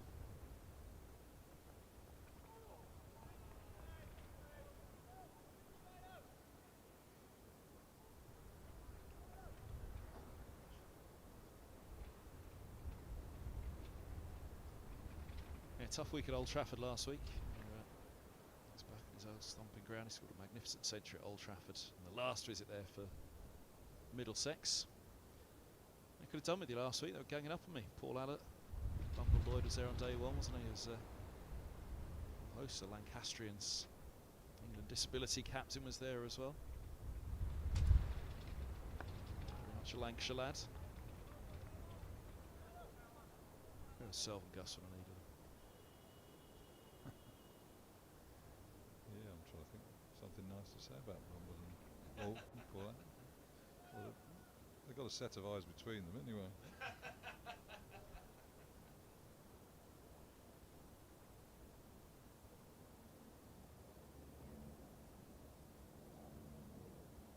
Yeah, Middlesex, who had the last laugh, but it was a really good job to save that game in the final day. Big 5 points.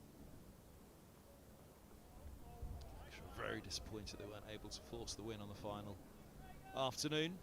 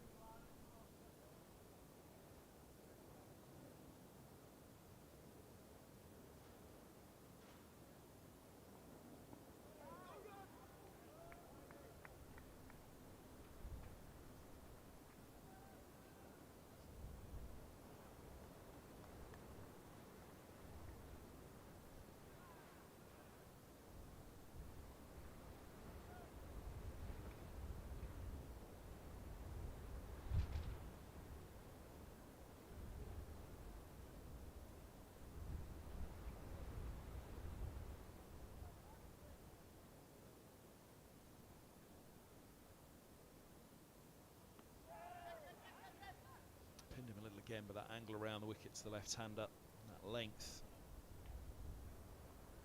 Simpson, the assuredness, let's try and get in behind it.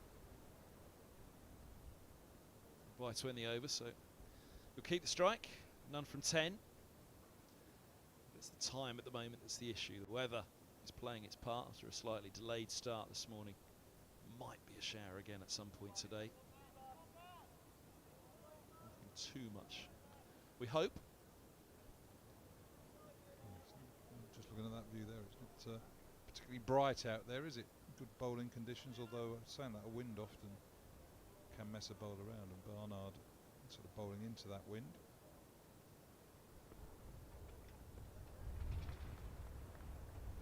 Fighting in, slight in frame, so hope he doesn't get buffeted around too much.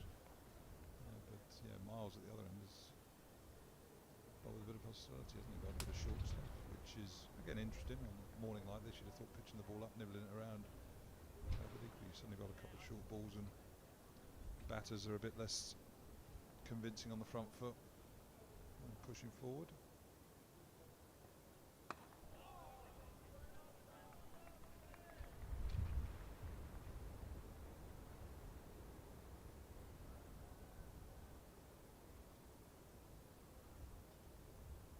Just quickly glancing at those scores elsewhere. We were about to start onto them a little while ago, just before the fall.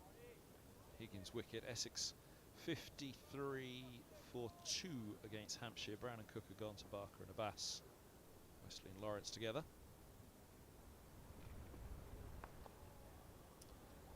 Lancashire Nottinghamshire delayed. So too Somerset Kent. Surrey entertaining Northamptonshire. 53 for 2 Northants.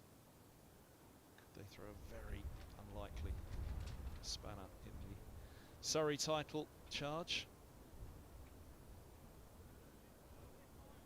Surrey starting the round 18 points ahead of Essex. Oh, a little fiddle, and he's gone. Up the slope it goes. Simpson looks back at the surface. Just fished at one. By the looks of it, the way he looked back at the surface, he obviously fancied that was coming back into him, but from a wide length it continues going up the slope for a wide line. Barnard has another. He does, and it's not a particularly good shot there by John Simpson. A nothing shot really.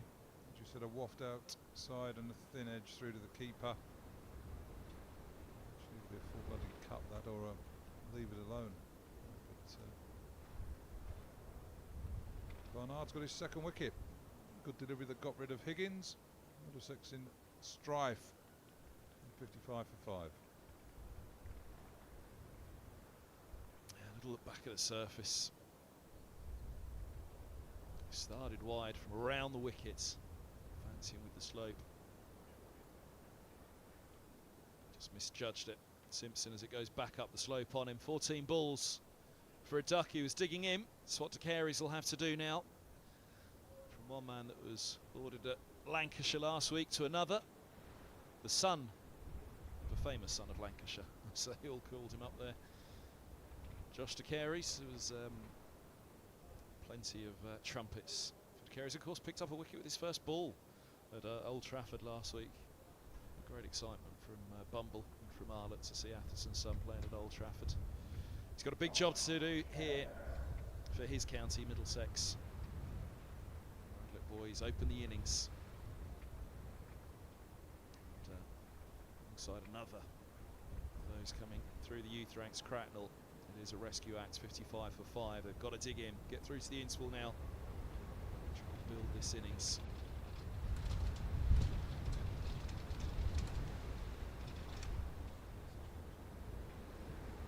Yeah, so it's an important, well, say 55 for 5. It's been Warwickshire's morning without a doubt. Can Middlesex get through these next 10 minutes or so without further damage being inflicted? It's going to be a challenge because the Warwickshire bowling has been on it. Right up there, first ball.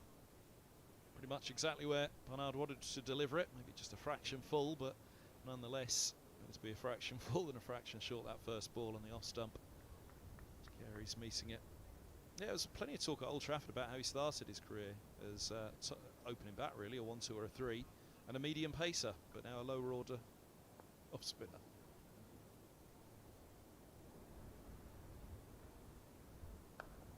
Doubt for a moment in his mind that he thinks of himself as anything other than a top order batsman still, and will want to work his way back up the order.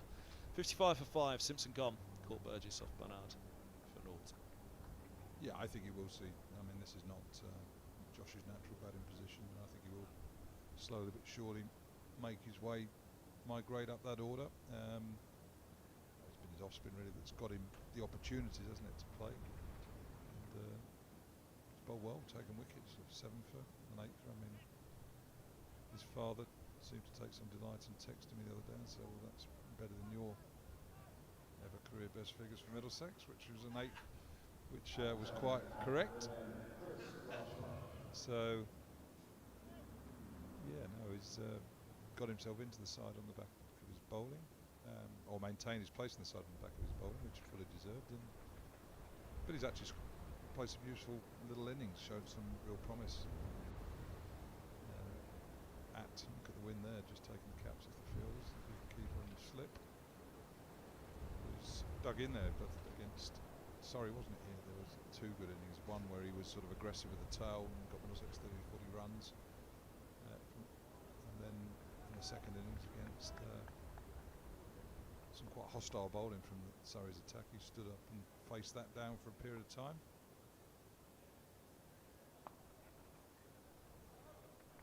That's well run. Really good cricket from the pair. Change of bowling. Rushworth back into the attack. Miles, having taken the 1 wicket, that of Jack Davies, bowled, knocked his off stump out of the ground.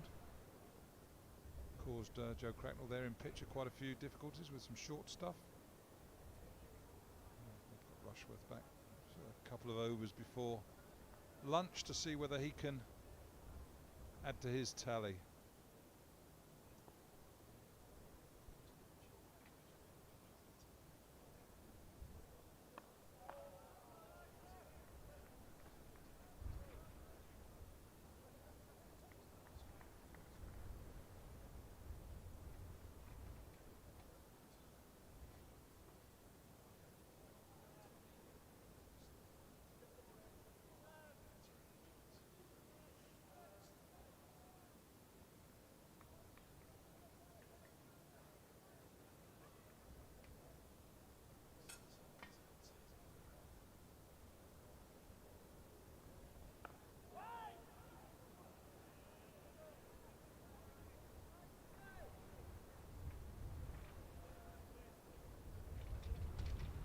Got 80 on his Lord's debut against Derbyshire. He's featured in the T20 side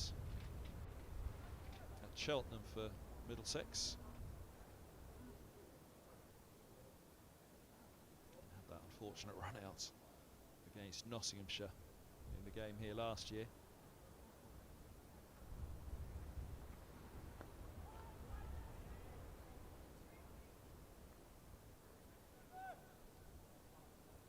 Fletcher with an incredible piece of fielding. And pick up and throw after he was called through for a single by Stoneman. Did Darren Bicknell, obviously, well, he used to play for Surrey, opened batting for Surrey and then for Notts. He had an event for the charity that he is involved with in Melton Mowbray a couple of weeks ago, and sort of there were a number of us on the panel, and Luke Fletcher was one of them. He's a good lad, he is. He's a really entertaining, well, he's a cricket badger as well. Loves his cricket. He's sort of really nice fella. Enjoyed his company, sort of just sat in the wings, sort of waiting for you. Well, when you go out there and do the Q&A session that you're doing. But, he's looking fit, actually, for him.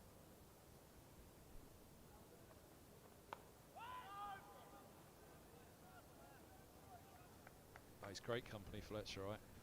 Yeah, Steve Mullaney as well. Mullaney was, I think we've had this conversation before, I've told you that, the Battle of Old Trafford in 2014, Mullaney was the summariser for 5 Live Sports Extra with us for 4 days. I didn't enjoy him much there. Playing in the backside. What, you were tuned in? No, I couldn't help it here. I think I was upstairs, probably.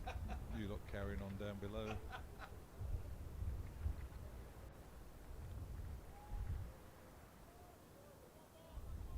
It's all changed at Old Trafford now. Lancashire TV, Paul Allen. Who's it interviewed Mike Brearley during one of the intervals? What, live or on the radio? No, on a sofa on Lancashire TV in the interval. It cuts to pre-recorded interviews. Almost like Parkinson it is. Brearley got a new book out. Oh, I see. And yeah, guest on the sofa was Mike Brearley alongside Paul Allen.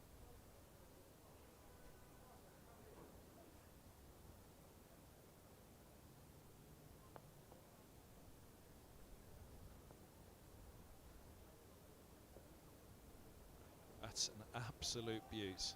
One of the balls of the morning. Yep, don't worry about that. That would have been the outside edge of probably Richards' bat. Scratch your mark, scratch your guard and get on with it. Sort of swung after it pitched, didn't it? The bounce has been of note on this pitch this morning as well. I've seen one or two that haven't quite carried. You see third slips a long way in with that helmet on.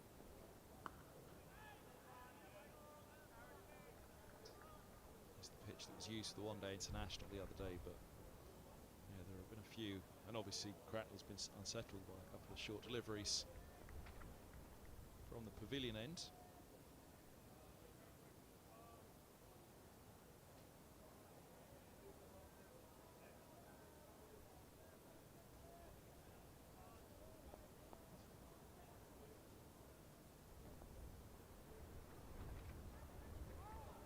Just got suckered into that one a little bit. Nearly lunch. 4 minutes until the interval on day one. But it's been a good experience this for Cracknell, if you can get through it. Again, sort of fast bowler getting after you, making life uncomfortable, but coming through it, seeing off. And again, difficult conditions. The nature of the game is more aggressive, as we've seen in Middlesex's white ball cricket.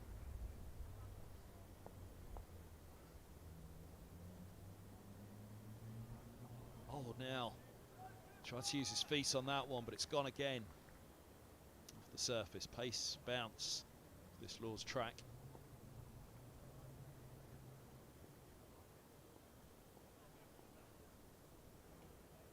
So I suppose that's one of the things when you come down and across, you end up playing at balls you could leave alone, really. If you'd nick that, you see the line of it, your foot outside off stump.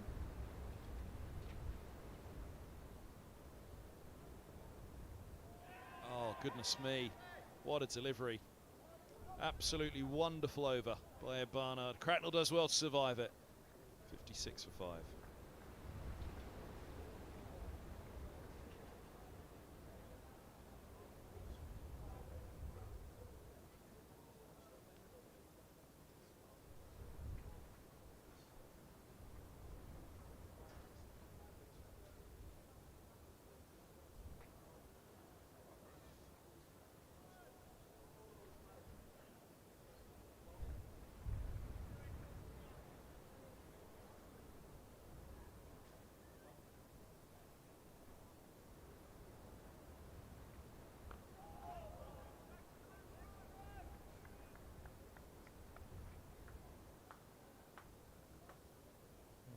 Rushworth bowling what we expect to be the final over of this session.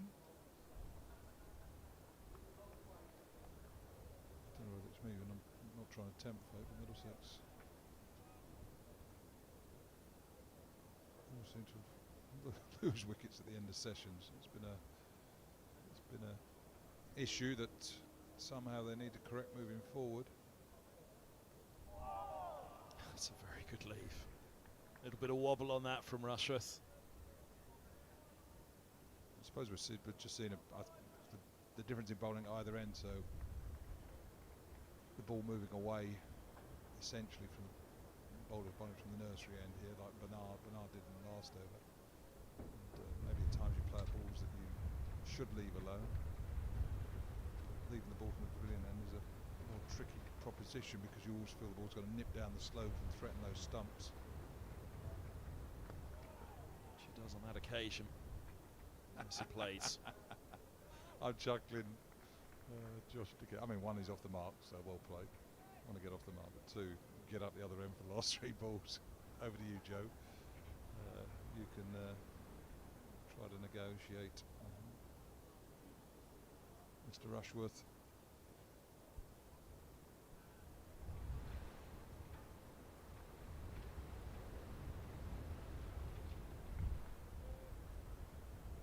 Balls to lunch. 3 slips go down.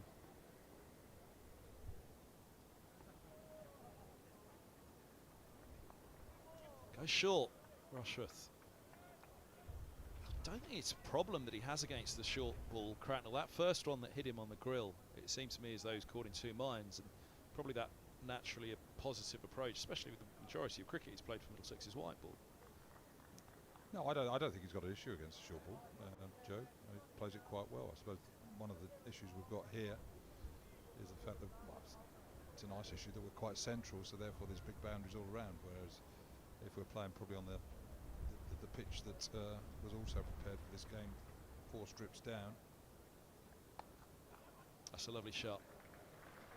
Off the back foot, punches it away. Up the slope for 4 welcome runs for Middlesex, takes them into the 60s. And, if we can get through this delivery, means that Mr. De Cares will go to lunch. Happy about life.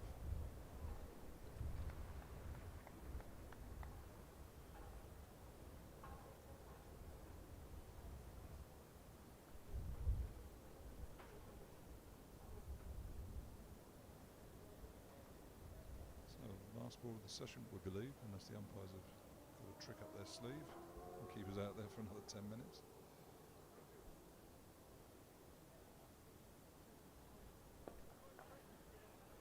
There'll be more runs. This one down the slope.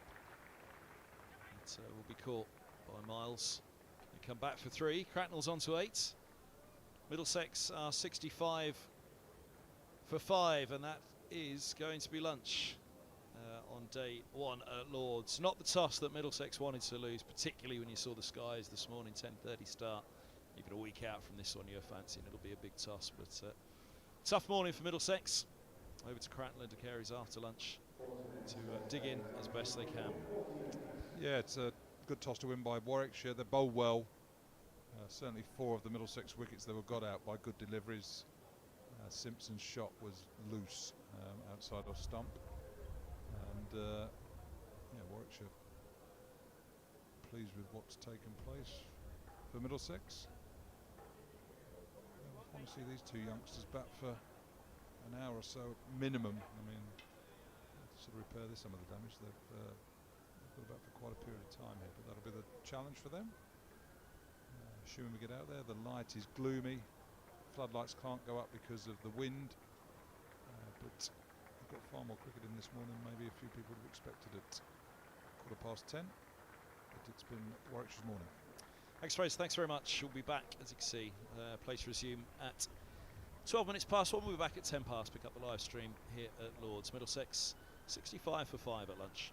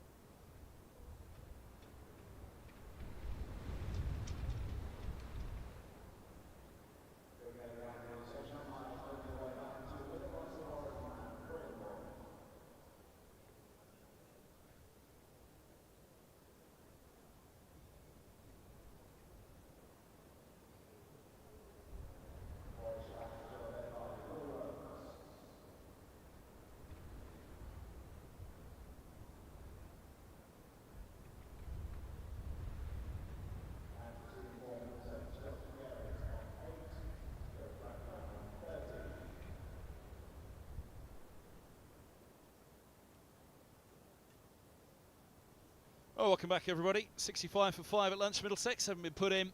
Tough morning for the hosts. It was going to be tough for whoever lost the toss, because it was a bowl first morning here at Lords. It's a bowler's afternoon. It's probably going to be a bowler's match, which will be Middlesex's hope. So where can they take this first innings? Josh de Carey's has 8. Joe Cracknell to his left there, or to the left as you look. Cracknell has 13 to his name. He's had to survive a few hairy moments, including a couple of blows to the head, which he's worn well, one on the grill, one on the back of the helmet. But he shrugged it off, and 13 from 36 dug in nicely for his side. Carey's 8 from 12, opener by trade. Century to his name against Yorkshire, not with first class status. That game for Leeds Bradford Uni. Headingley as well. The son of a Lancastrian. And what can you do here for Middlesex? Only 1 century all summer with the bats for Middlesex. That being Sam Robson. Boy, oh boy, they'd give anything for somebody to come up with one now. Can it be one of these two? Recognised batters, the pair of them. Carries that little bit further down the order. He's on strike first up after lunch. Here's Ed Barnard. Oh, it's right on the spot again from Barnard, and finding something out of the surface immediately after the interval. Good to have you with us wherever you are. Myself, Kevin Hand, bringing you the commentary. Alan Coleman's alongside me for the start of the afternoon session, and don't really expect much else from Barnard or from Warwickshire. Straight back on that spot. Plenty of assistance out there for the Warwickshire bowlers, as we've seen this morning. It looks like a good surface, good carry through to the wicket keeper. But the Warwickshire bowlers have really been on the money, as Barnard again there. The first one, Josh de Carey's had a little bit of a fiddle outside off stump. Second one, touch of a tighter line. A player missed there. Warwickshire look like they mean business straight away after lunch again. But you're right, tough conditions for whoever batted first today. Mark Stoneman, Middlesex captain, losing the toss. Middlesex being inserted at 10:30 at a damp and overcast Lords.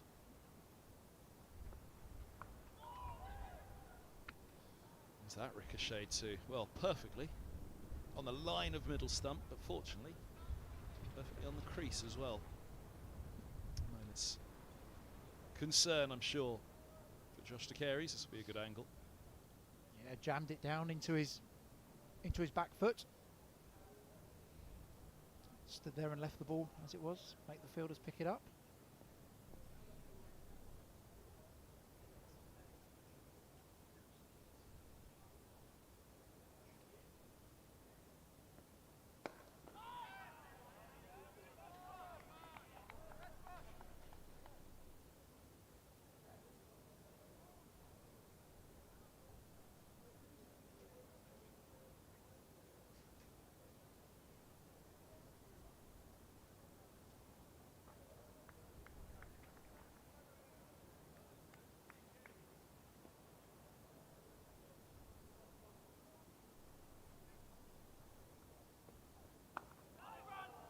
It's a fine first over after the interval. 3/4 of the way up, off stump again from Barnard. Behind it, the Careys. To use all of his openers nous.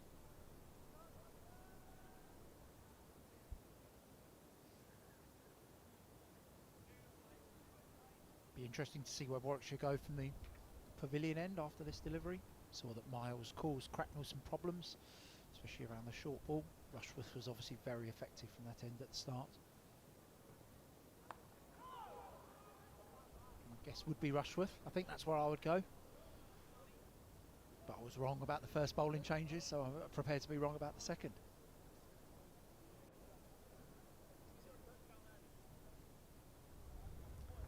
Alan Dolby from the pavilion end. So change of ends for Alan Dolby. First look for him. Pavilion end. It's the top of the mound stand. Members' lunch.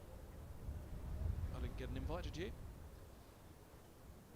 Angus and I, we had to split duties. Angus chose the members' lunch and I chose to come and sit with you. Wait, which one had the choice? Angus went for the free lunch upstairs. I went for the media centre chicken salad sandwich.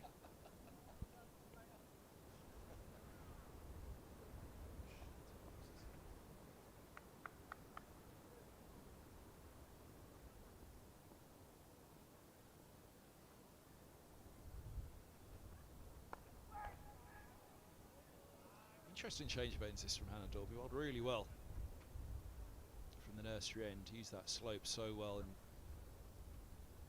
picked up the wicket of Sam Robson. Right-hander, much like Cracknell. LBW nipping one back up the slope. Looking to nip one down the slope here to Cracknell, but obviously with that bounce that he can extract as well.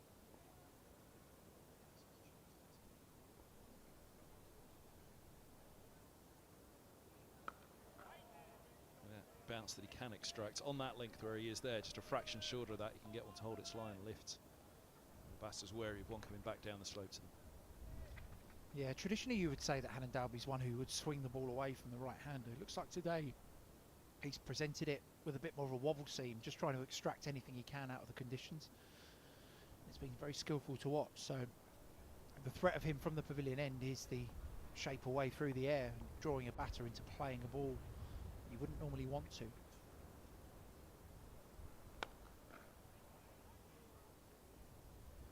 Just a push up to mid-off there for Cracknell, dot ball. But a very skillful bowler, 34 years old now, Hannah Dalby. As we were saying earlier on, he's been at Warwickshire since 2013. How time flies. Came from Yorkshire originally.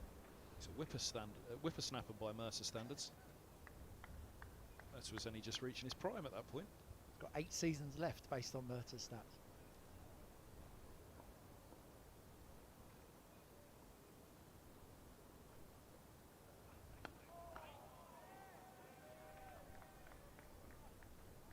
Good for Cracknell, just that grill to grill. Blow to the grill earlier. To the back of the helmet as well. One of them, I think it was the blow to the grill, dislodged that neck guard around the back of his helmet that you can see there. Weren't upsetting, discussing it with Angus Fraser, and the problem against the short bowler, very much of the mind that it was the deep backward square that was set back, the long leg, big boundary, as Angus Fraser said, to the mound stand, resisting the natural temptation to hook and pull. Just left him in two minds. And too late once the ball was upon him. 65 for 5. Still one to come of the over. The scoreboard's just got a little trigger happy down the bottom. And with that, deep square drops back for the last ball of the over.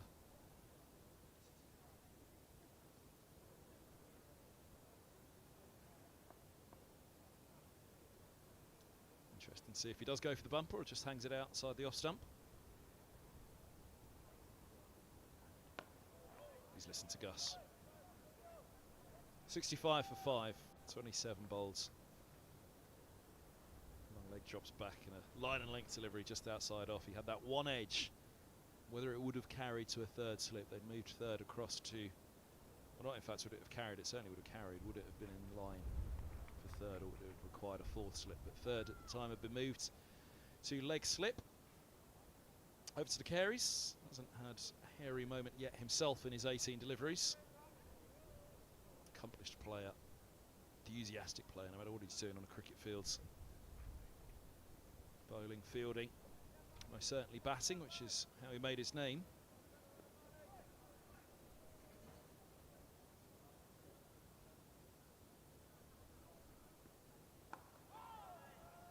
Looks like a fraction low from Barnard, but negotiated by the Careys. Yeah, dropped down to number 9 in the order. A long batting lineup for Middlesex. Rodney Jones was at 10, I think. But that doesn't reflect Middlesex's thoughts of him as a batter, purely the side that was out.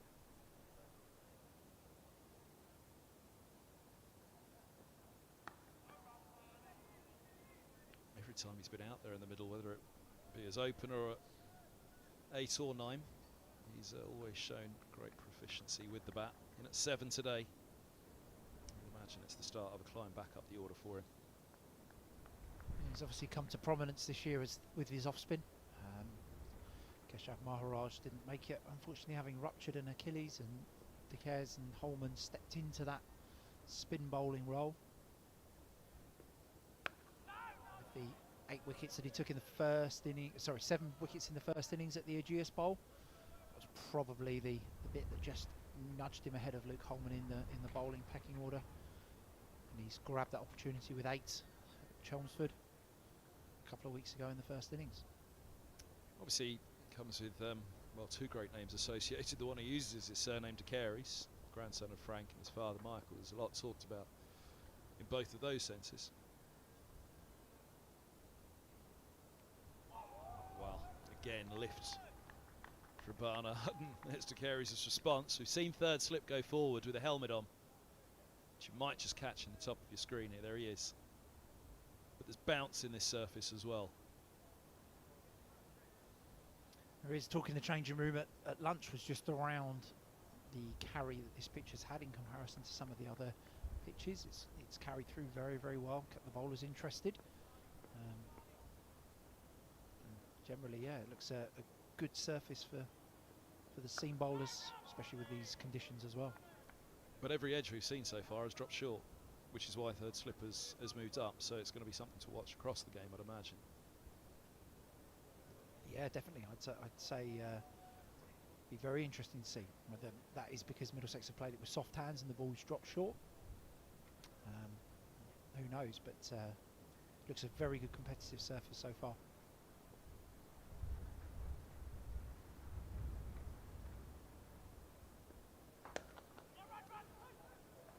That's got to be up there.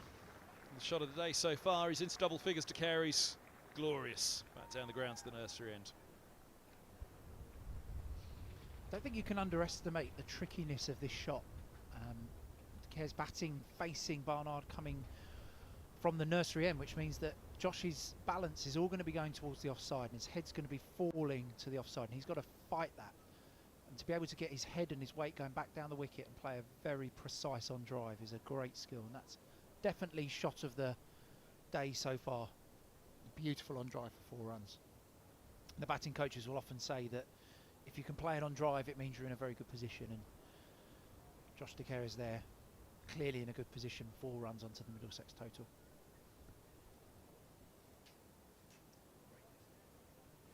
Rain hitting our window here at Lord's, which is unusual in the media centre because of the angle of it, 45 degrees. A strong wind blowing from behind Hannon Dalby and over the top of that pavilion towards the media centre where we're sat. Looks as though the sky is clear enough not to worry about heavy rain, but a spit of rain, which you just see indeed. The top right of your screen there, live from Lord's. The, 1 or 2 of the spits of rain from just inside the media centre. Our camera up here in our lofty position. The radar does say it will start raining in 34 minutes, approximately. But obviously, just a little bit of a shower blowing in just before. As Cracknell just pushes that one from Hannon Dalby back up to mid-off. Kev's looking mightily impressed with my rain radar on my phone here. There's a compass and there's all sorts. That's extraordinary. Never play for the weather, Coley. It's 100% inaccurate as well. It'll go down well on this commentary then.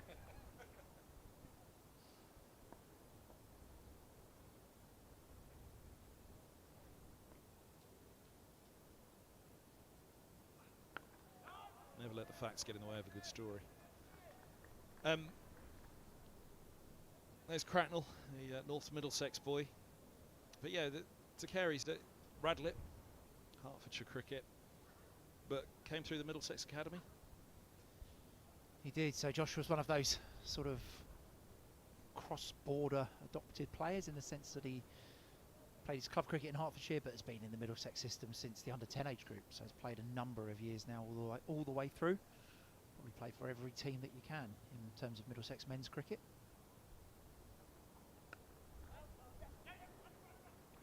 Nicely played by Cracknell. Just discussing that in terms of soft hands, angled bat. Give yourself every chance. And the edge that has been found this morning, but for that of Stoneman through to the keeper, but anything to the slips has fallen short. So that's well guided, that good delivery from Hannon Dalby. Cracknell on the top of the bounce, just guiding the ball down through that empty third man region for a couple of runs.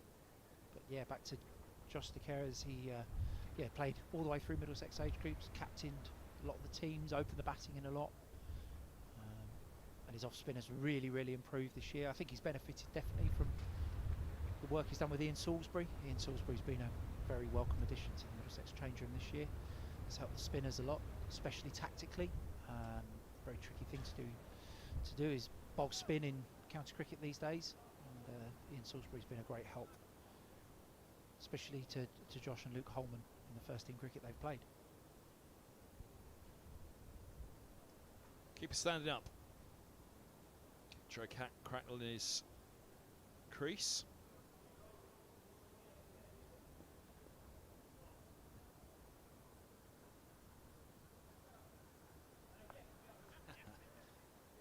Clever from Hannah Dolby. Bumper first ball, but Cracknell on this occasion equal to it.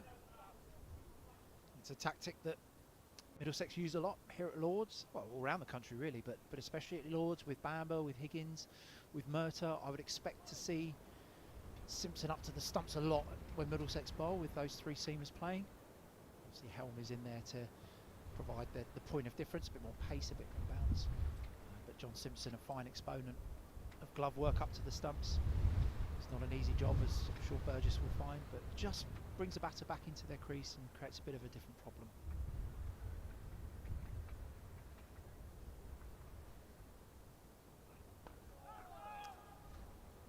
End of the over, 72 for 5.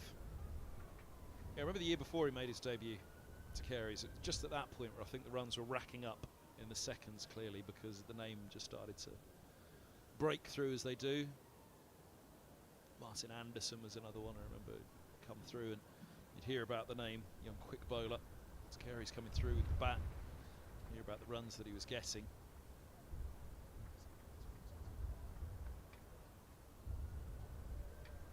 Has he always looked at big prospects all the way through the academy, and you want to talk down others by saying, yeah, this one, because the development comes at different stages, doesn't it? It does. Josh's development pathway from a potential perspective is actually probably different than some. Oh, it's a lovely ball again. In that you look at some young players and they'll play a classy cover drive, or they'll have some really natural athletic attributes as a seamer or a spinner. They will get the ball to drift or drop or spin quite a lot as a young age. Josh's strength has always been how he's read a game of cricket, and his astuteness and his ability to figure out what skills he needs to use when and where, and be able to adapt to a situation. Oh, just in behind that one. Cracknell, we talked about driving against bowling from the pavilion end and the danger of the inside edge with the ball coming back in. That one from the nursery ends. Inside edge safely away on this occasion. So yeah, everyone, the talent you identify in everyone is going to be slightly different. Josh, yeah, a very astute young cricketer all the way through. Now the other edge. This is the challenge for the pair of them. Skillful from Ed Barnard there. Swing the ball back up the slope, swing the ball back down the slope in the next delivery. Very, very skillful. Great challenge for the two young Middlesex batters out there. Cracknell on 16 off 50 balls, De Caires off 12 off 25, both battling away hard, but a real contest and some very good Division 1 bowling. Inside edge again. Incredible challenge out there for the Middlesex pair at the moment. Two youngsters standing up to it. As the rain starts to fall and fall a little heavier. Umpires have a little natter, but we're okay for now. It's actually, well, actually, are we? No, I think they are going to go. Yep. Done for now. 74 for 5.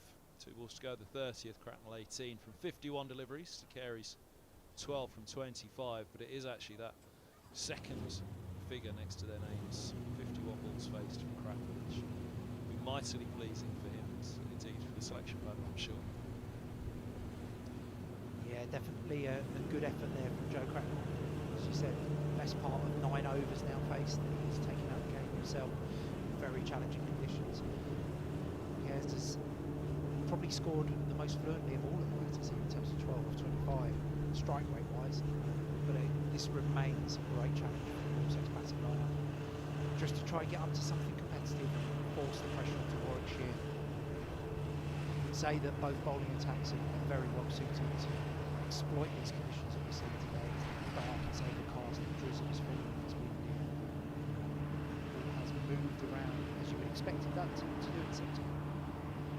But we're settling in here, the cover is firmly on the pitch at the moment, settling in here for a very good contest over the next few days.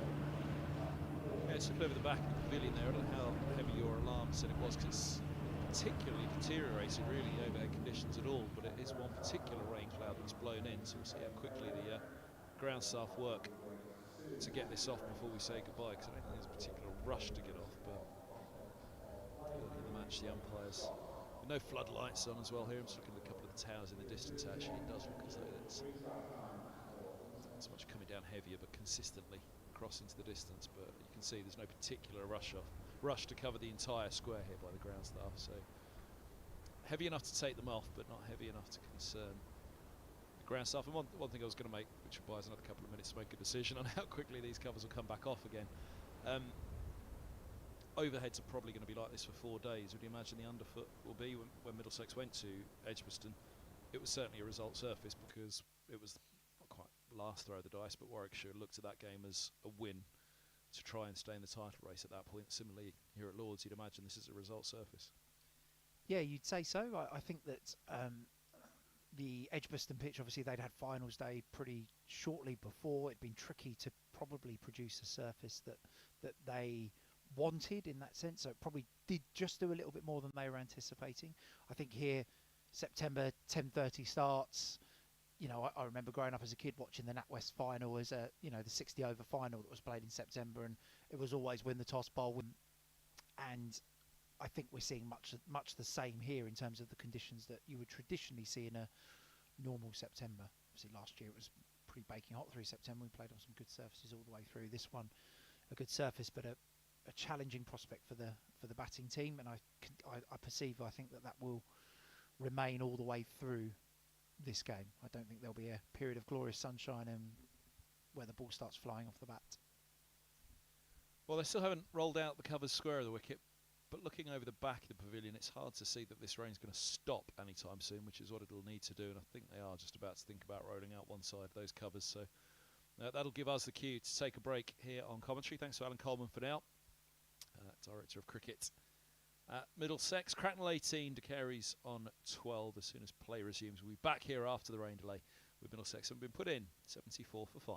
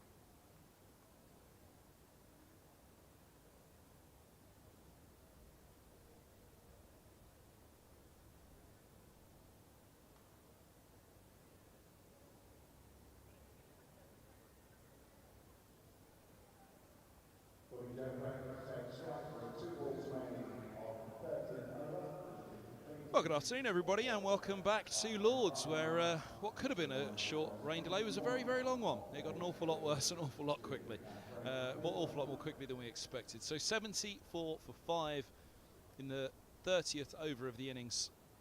And Kevin Hand, and still alongside me somehow, Alan Coleman. How are you still here, Coley? I've done well there. Well, it's a bit cold outside, isn't it? It's quite nice and warm in the media centre, and there's prospect of carrot cake, so hung around and enjoyed the conversation. 45 overs left today, plus these 2 balls of the Barnard over that we didn't quite finish before the break. It's quite a long evening session now. I don't imagine we'll play all of it, given the weather conditions. Floodlights are still down, and the wind is still up, meaning they can't be turned on. Cracknell on strike. And what a shot that is from Cracknell to get Middlesex underway for whatever remains of day one. And it's a boundary, the perfect start for Middlesex and for Cracknell. He's into the 20s. What a lovely start that was. Decent delivery from Barnard, touch full. Cracknell's just leant on it, pushed it through extra cover, very controlled shot. And one of those, it's a very annoying chase for the fielder, just trickles over the rope before Al Davies gets there with the slide. 4 very welcome runs to get Middlesex's evening session underway.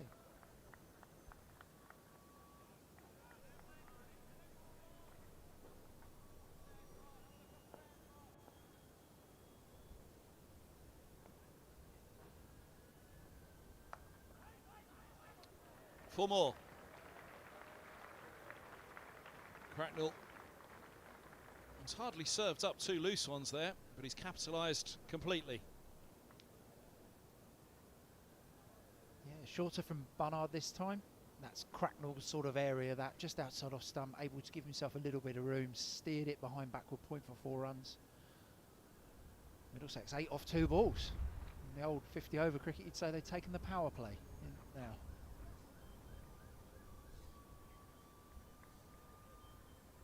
It's 26. Went well.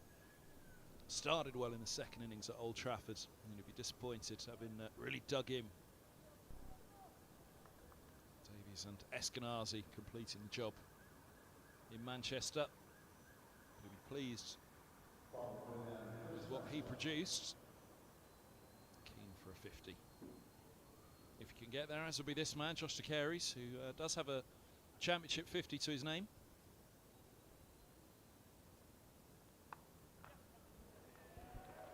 And he gets off the mark with 4 after tea. Middlesex operating in boundaries in their first 3 balls after the resumption. Yeah, bowling change for Warwickshire from the pavilion end. Chris Rushworth into the attack, replacing Hannon Dalby, who bowled pre that long rain break, or bad light break. Just a short and wide loosener there. The Care is able to capitalise with a cut through third man for 4 runs. 12 off 3.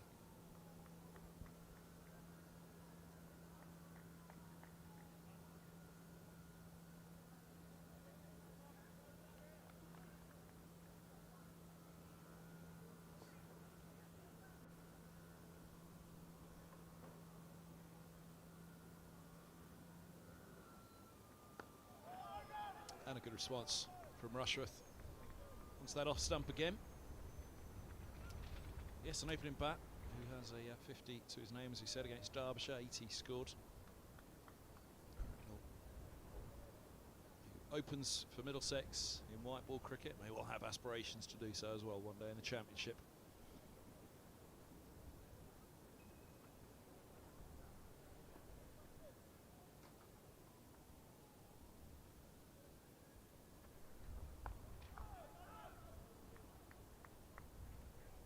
Push back by Rushworth.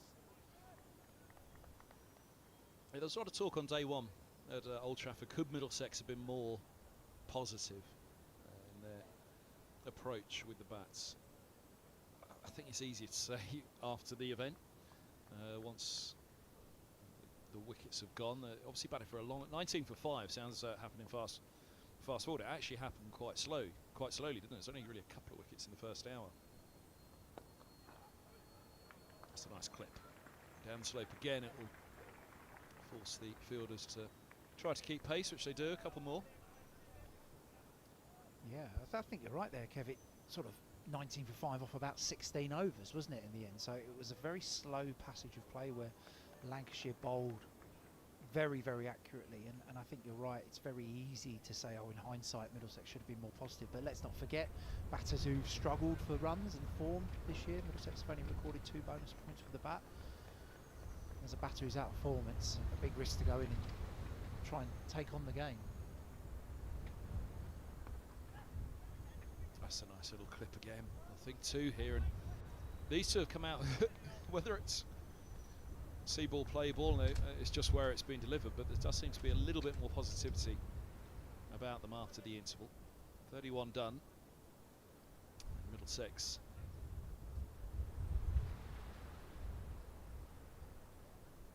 are 89 for 5. So Cracknell 26 from 53, De Carey's 19 from 30. When they went off the rain delay, I remember looking at Cracknell having scored 18 off 51 as it was then, and the key factor was 81. Is there one more to come of the over? Yeah, I think a slight miscounting there from everyone. Our scorecard on the screen there said there was a ball left. The Lord's scoreboard said that the over was completed, and everyone started jogging down the other end. Cracknell now on strike. Lovely ball, not too costly fortunately for Cracknell. We'll go with the screen in front of you that you're looking at home as well. 89 for 5 off 31, it says. That screen ball's just catching itself up at the moment, doing a reset. But yeah, the 51 deliveries, 18 runs for Cracknell before the rain delay. That 51 was crucial, really, for him. Basically, that's the figure at this stage that we're interested in. But for Middlesex, as per Lancashire, but as per the game nowadays, there's often an argument, well, you better be, you know, some runs on the board and pushing on.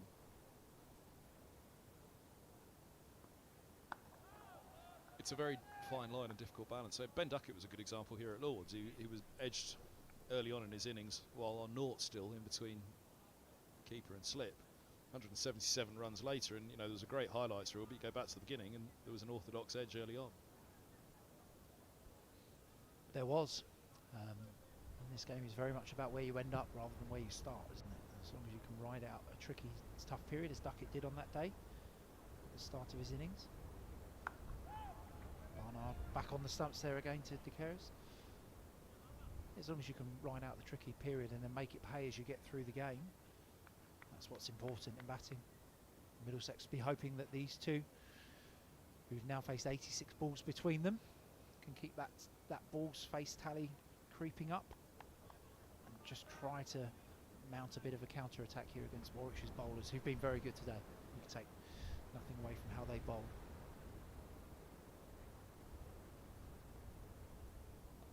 What a ball that is. He's probably come up with some of the best deliveries of the day so far, Barnard, and again that's another example of it. It is. This ball's just gone down the slope here. De Carey's just pushing forwards. It's just carried through beautifully and wobbled away into the gloves of Burgess there. Well missed by De Carey's, I think. You look at the end position, you think, was he playing too far away? But out of the hand, De Carey's has got a fancy. There's a fair chance that could trouble off. Jags on back up the slope.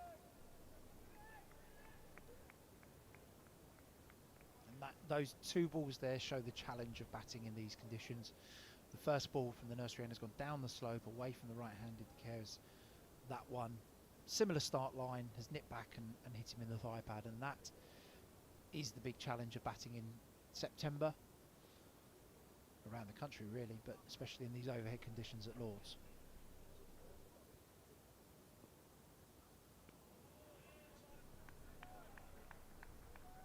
Play breaking out around the country actually this afternoon. Just seen this score at Taunton. Somerset 118 for 1 against Kent. Lammonby 65. Abel's gone for 20. Goldsworthy there now on 26. Interestingly, there are no Chahal in the Kent side, so I'm not sure what's gone on there, but looking at the lineup, the overseas leg spinner's not in the side.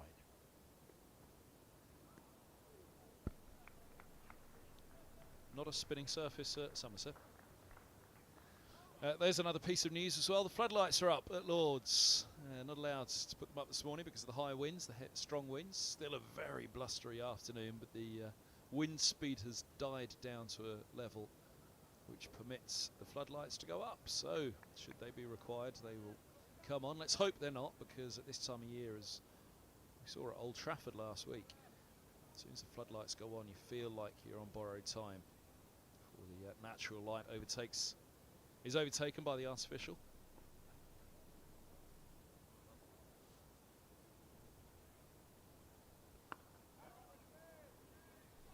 Essex are 143 for 5 against Hampshire, and that's going to come as a real blow for their title hopes. They need big batting points in that first innings, you'd fancy. They've got to make up as much ground as they can in these final 2 games against Surrey. 150 for 5, Critchley 32, Rossington has 8, Wesley made 50, Lawrence 36, Walter 14 at the top, 3 for Brown, and a duck for Sir Alistair.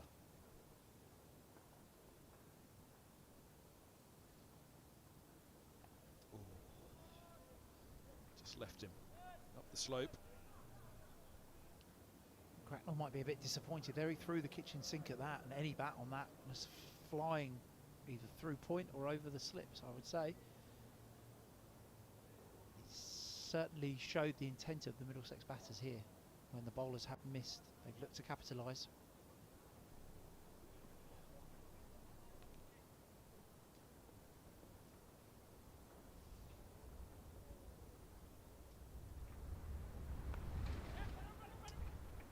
Over the top of that one nicely. Cracknell. 2 more to be had. Middlesex are into the 90s. Seen that a few times today. The ball just run down to the vacant third man area along the ground. So far we haven't seen any of the nicks carry to the slips. Middlesex seems to have been able to play it outside the off stump with quite soft hands. 2 more onto the total, and the floodlights are on. Any theories, Kev, on floodlights in county cricket? We'll be heading off pretty soon. Yes, artificial light will overtake the natural. We all look for the shadows. Now, it's gone the other way. Just for a bit of context, Kev was a very heated opinion. We had a heated discussion in the commentary box around the use of floodlights in 4-day cricket and the benefits of turning them on or not, as the case may be. Oh, and same on Lancashire TV last week. I was ranting and raving about it. Are we allowed to mention Lancashire TV on Middlesex TV? We are, okay. Just not Surrey TV.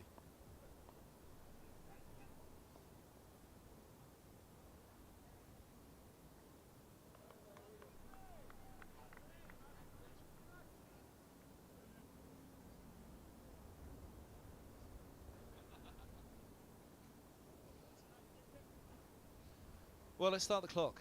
33rd over of the innings. There's still 43 to go of the day. Lights hasn't troubled us to this stage, and it's probably as light as it's been all day, but we are now allowed to turn on the floodlights, and we've turned them on. So let's see how long before we come off.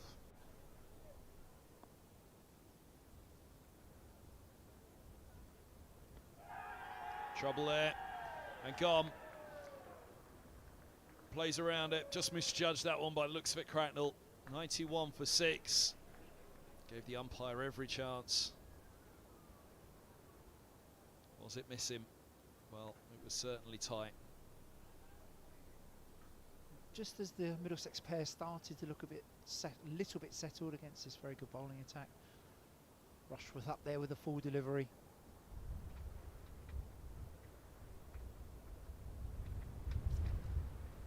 A good appeal from the Warwickshire. I guess the question would be there on the Hawkeye or the Eye-Hawk would be, is that doing a bit too much, a missing leg stump?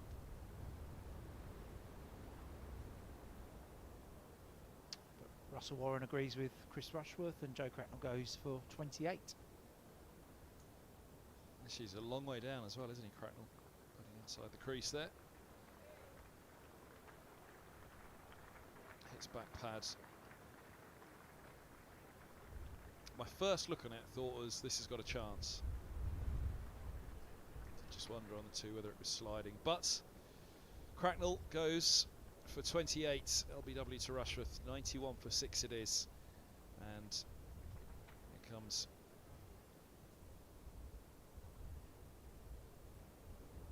Jayant Yadav to join Josh DeCaries.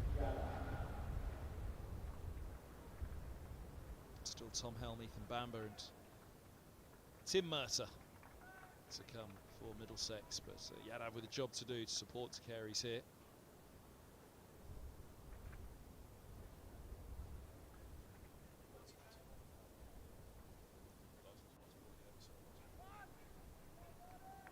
Last ball of the over, so Barnard to DeCaries now.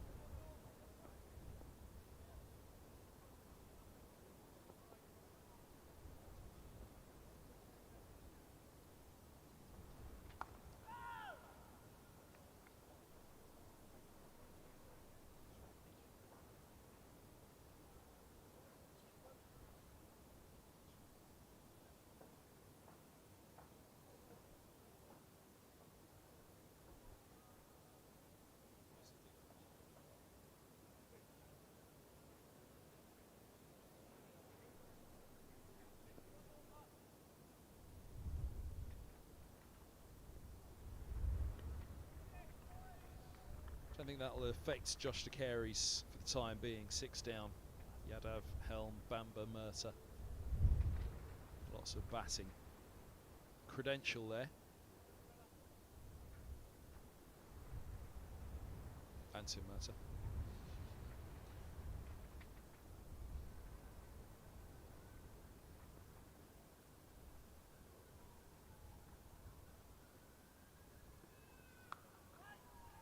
One-handed from DeCaries.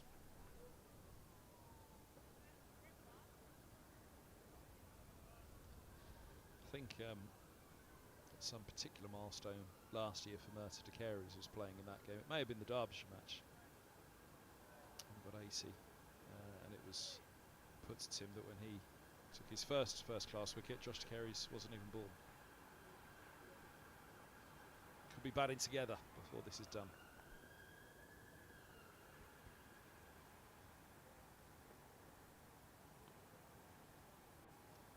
I'm sure the Middlesex faithful will be hoping to see some explosive batting from the blade of Tim Murtagh in his usual swashbuckling style at some stage.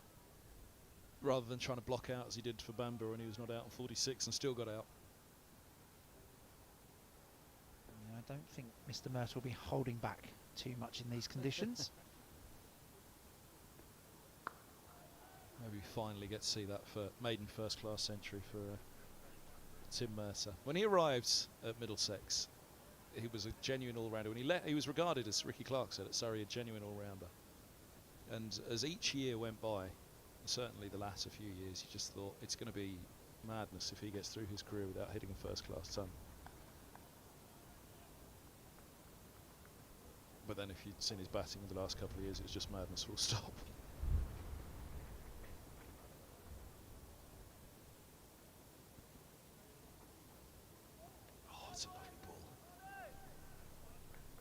Just see every now and again Barnard seems to get an extra bit of bounce from the nursery end that you're not expecting DeCaries. Has a little look, prods away. 91 for 6.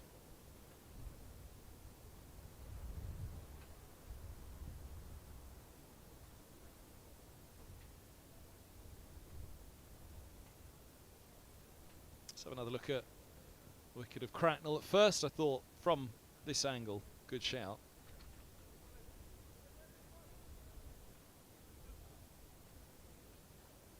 Pad did it hit, front or back pad as well? That'll be another question.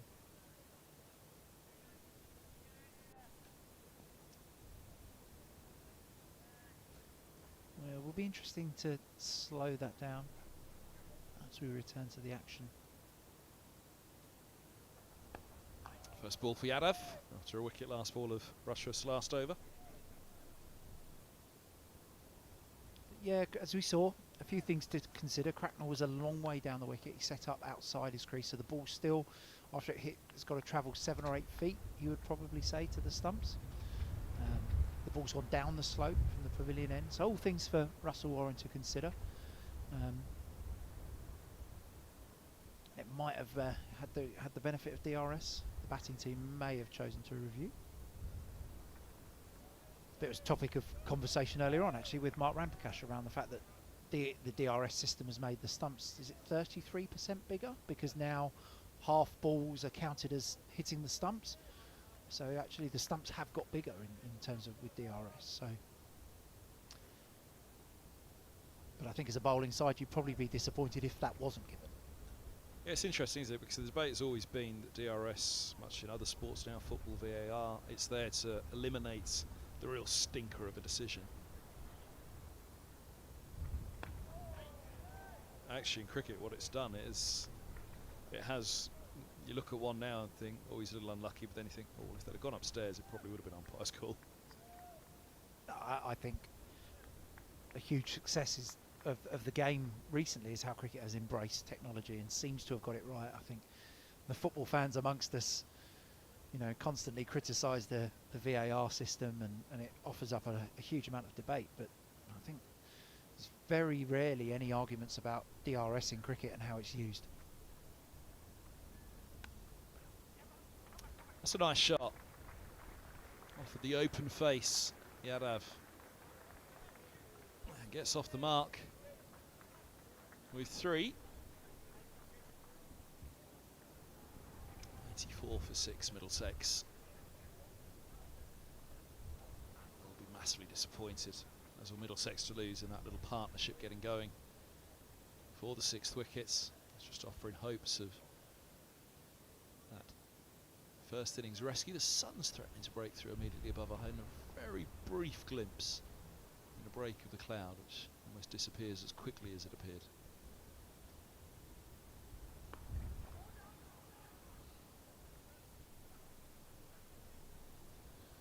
Replaced by a few heavier clouds. I'm sure the Careys would fancy being out there for a while, though. It doesn't feel heavy enough at the moment that the light should be an issue, but you do worry with the floodlights on that the artificial light becomes a problem for the umpires.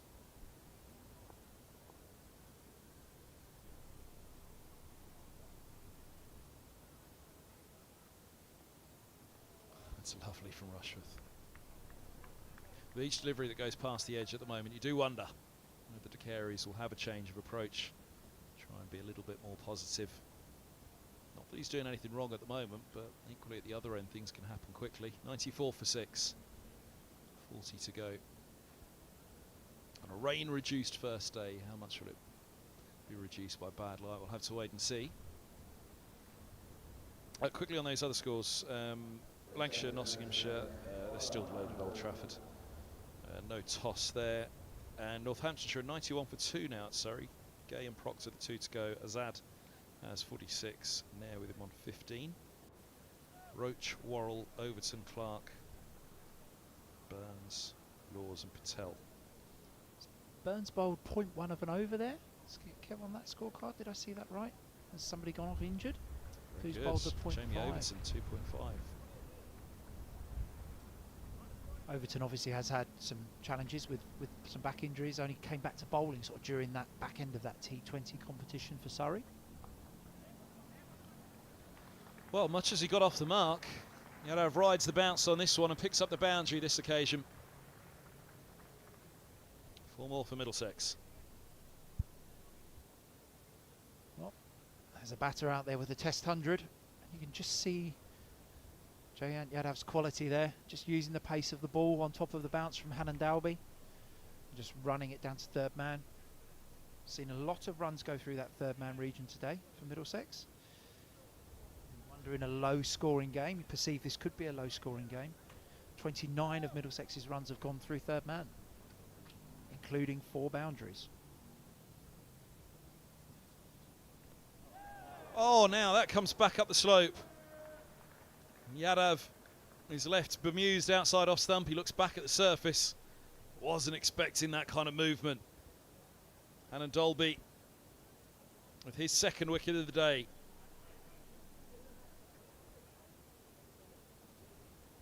Up the slope again from Hannon Dalby. Oh, is that an inside edge on that?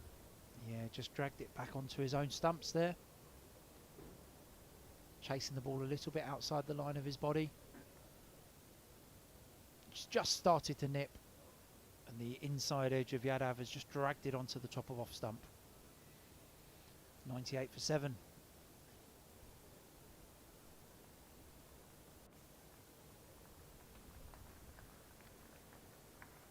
Played his 2 previous scoring shots so well.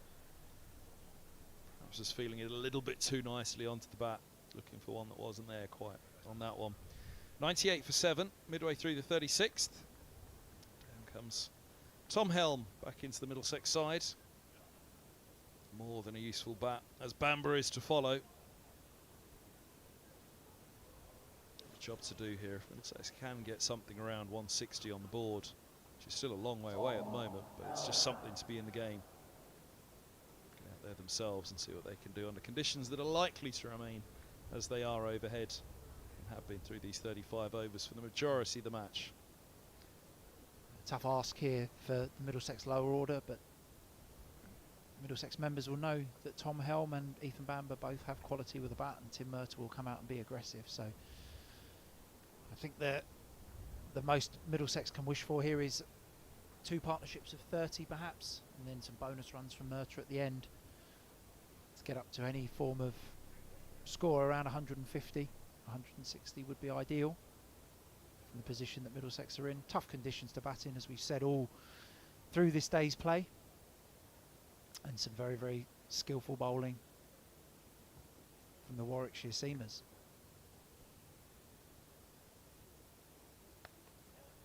Up the inside of Helm's bat, he'll get off the mark with the single. Over to the Careys. How is his mindset? Does he still think 7 down, 3 to go? Let's keep playing. See if Helm can get him.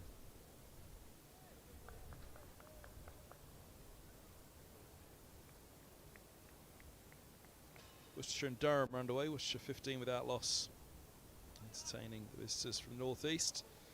And Yorkshire 92 for 3, a promotion chasing Leicestershire. Derbyshire and Sussex, no play on day 1. Wow, look at that go. That has hooped through the air. We've seen a bit of movement off the pitch throughout today, but I think that just demonstrates the challenge that Middlesex batters have faced here. That amount of swing that Warwickshire have been able to generate, and so often the ball will just start to swing and then will continue to move down the slope, creating further problems for the Middlesex batters.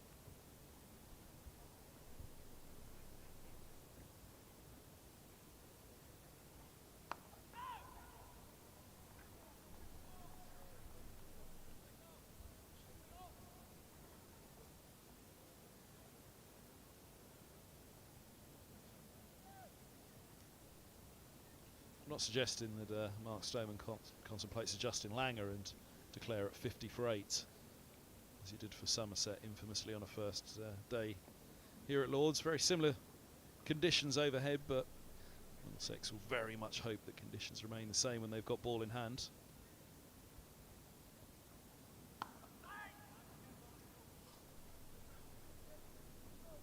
Stretching for that one a little bit to Careys, but pushing to cover.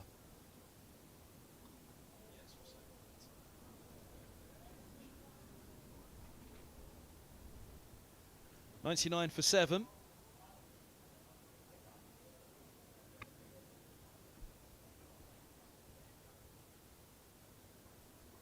Floodlights. Days gone by, there's been a big theory that the floodlights come on and the ball does a little bit more because the heat that comes off out of the floodlights brings up moisture to the surface. Lots of theories on it, but the newer floodlights are not heat emitting, so that does away with the theory that, well, the theory as to why it would do something more when the lights come on.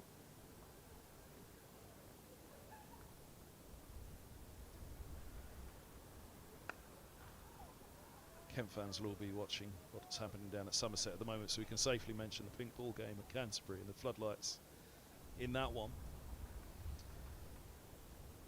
Yeah, scientifically, I mean, all of the studies suggest that there's no atmospheric difference made by having the floodlights on. So it has to be a visibility thing for the batters. It must be that it's harder to pick up the ball in the mix of the artificial and the natural light combined.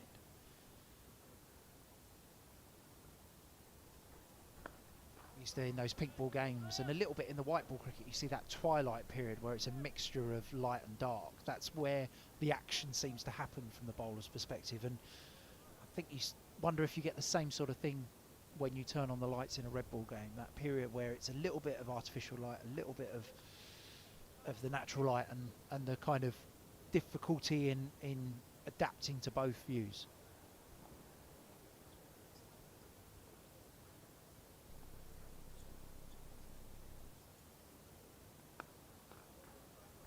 Well, I think twilight's the big part of the issue, because Middlesex played the Champions Trophy match in Abu Dhabi, and they deliberately switched the lunch interval and the tea interval, so that the longer interval was the second in the day, purely to take away from the twilight period, because the ball seemed to do an awful lot more in twilight. And similarly down at Canterbury, the floodlights came on and the ball wasn't doing anything more, but it was just when that sun disappeared and twilight conditions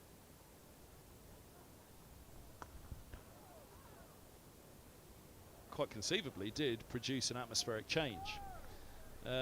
And that would be my reading of it, having seen the game in Abu Dhabi and the game in Canterbury. It was nothing to do with the floodlights, it was actually to do with the twilight. Now that would have created an atmospheric difference, and maybe whether that was bringing a little bit more moisture to the surface. I know Rob Key and Dave Fulton, I remember the conversation where they were saying, or one of them was saying about the other, I can't remember which way around it was, but the theory was certainly at Canterbury when the floodlights came on, it was bringing moisture to the surface.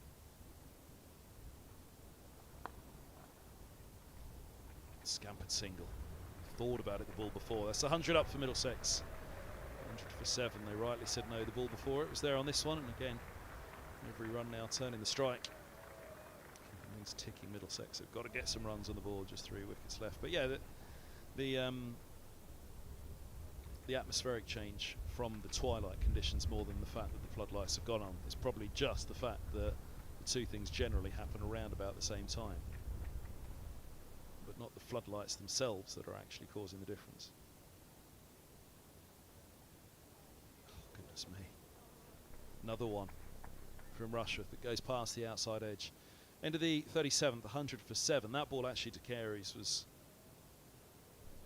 similar to the one that got Cracknell.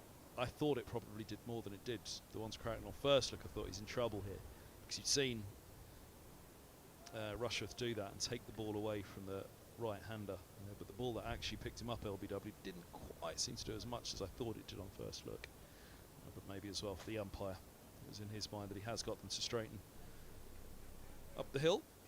100 for 7.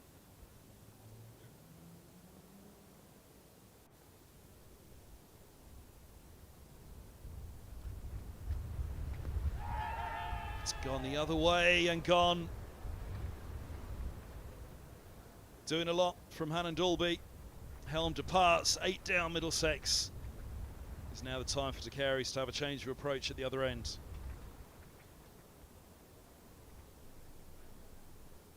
Again, Hannon Dalby's been a big threat when he's gone fuller with his length. Same again. That one just nipping slightly back up the slope. These bowler-friendly conditions, Warwickshire are exploiting them brilliantly. Seen that one just nip back at Helm.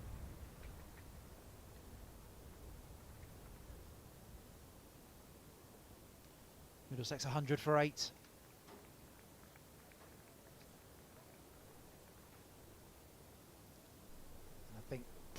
I think Tom Helm there thought, I think by his reaction, that as soon as he was hit there that was going to be out. Big movement again though. Big movement. Bamba charging down the steps, charges into everything he does with a big heart. Going to need one now to try and support De Carey's at the other end, but with the amount the ball's doing, you do wonder whether a counter-attack at this stage from De Carey's may be the best idea for him. Mercer's come. Well, there's certainly a counter-attack coming when the next wicket falls. We know that from Mercer. So it's just whether these two choose to do it. I think as De Carey's here, you're having a look at Bamber and seeing how he shapes up for the first few while you're at the non-striker's end, and making a call once you get yourself down to the striker's end, I would suggest. He's played very well in his 48 balls for 19 runs. But a big period of 5 deliveries here from Hannon Dalby to Bamber.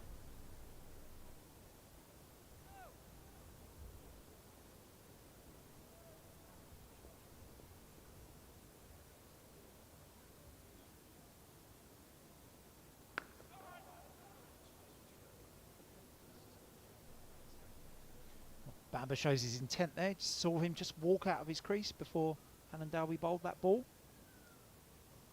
Just trying to get on top of the bowler's length. Good to see a batter being proactive with their footwork.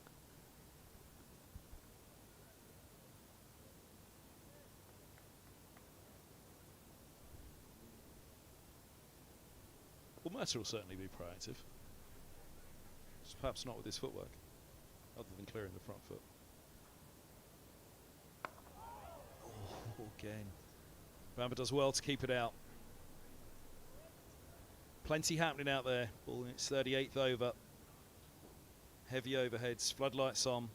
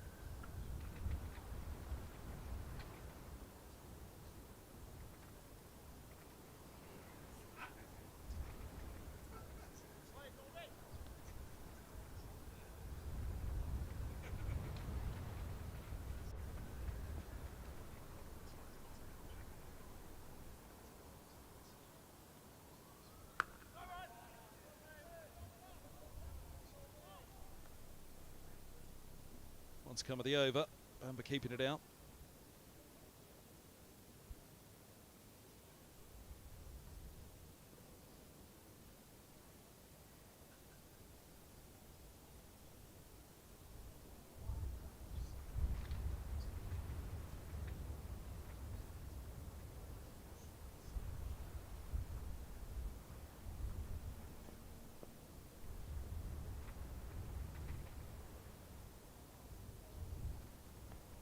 Oh wow, Bamber doing his best, but the judgment found once in there. Back up the slope again from Hannon Dalby. It's doing plenty out there at the moment for the Warwickshire bowlers, and they're nearly through in the Middlesex first innings.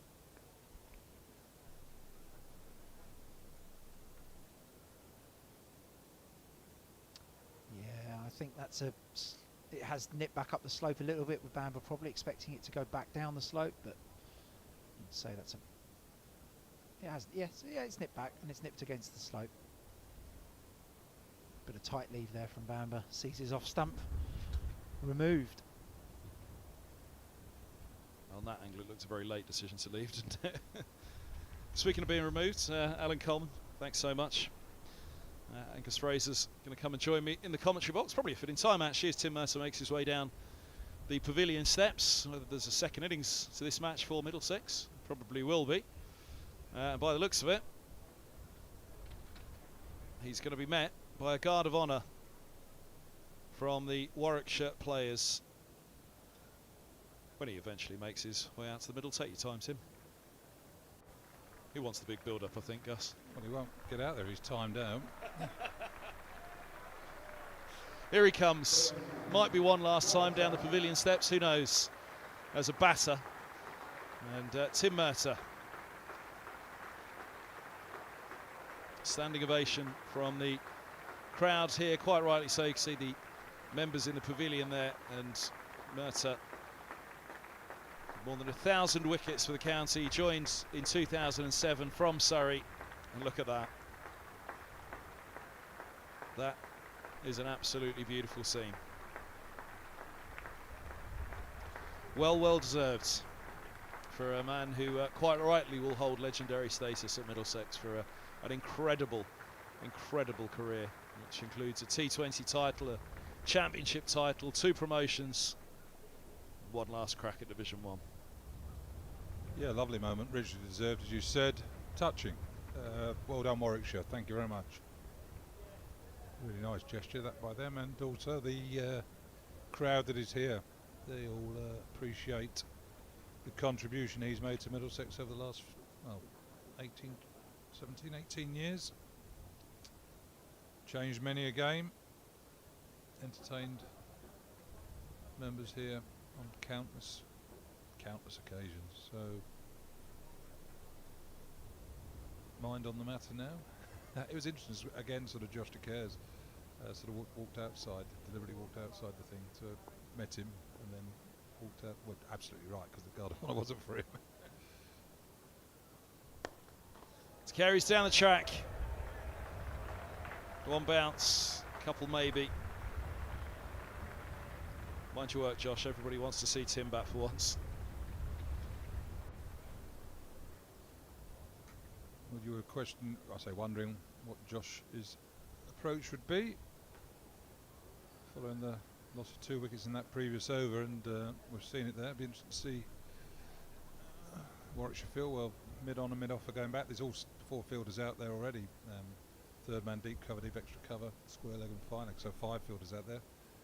2 slips, but it's a spread out field. A little shuffle to the pitch, nearly in trouble. It's going to be a run out. Is there to Carries? Gets back. Underarm throw, misses. I think he may have been back. I don't think he would have been. I reckon he might have been out there. Rushworth. That's not a great aim, is it? For about 3 yards away. You should have got the old John T. Rhodes dive. Uh-oh. He might have got back, you never know. Umpire Lord's in the foreground there. I'm sure he wants to see Mercer bat one more time as well. I don't know whether I do.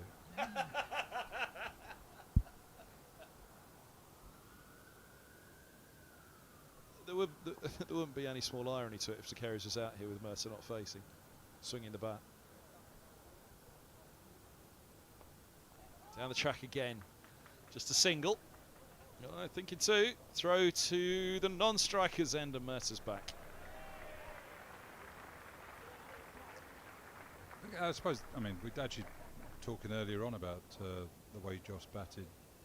Josh batted with the towel against Surrey earlier in the year and how he managed that situation pretty well. But it's not a question of slogging every ball here. The keeper standing up to the stumps to try and keep the carers in his crease. But 3 balls left in the over. He faces this one. Does he push a single? Give Mercer a couple. Hopefully Mercer can get something behind the ball to protect his stumps. And then you go again the next over. So they're getting caught deep extra cover or long off running in now would seem a waste of a little bit of a waste of a wicket, but sometimes be cuter than that, and you'll try to be cuter anyway. Well, cute's one word for that. Nicely done by De Carries.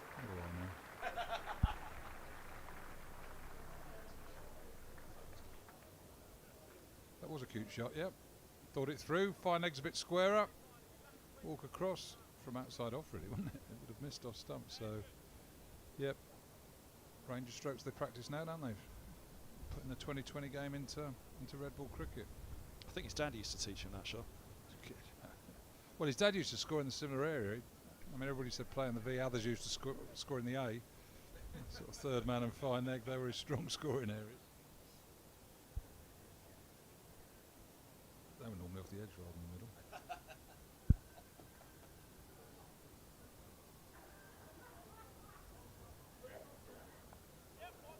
Now, chops fine for a single, one to come at the over, so Mercer will face with a Nelson on the board.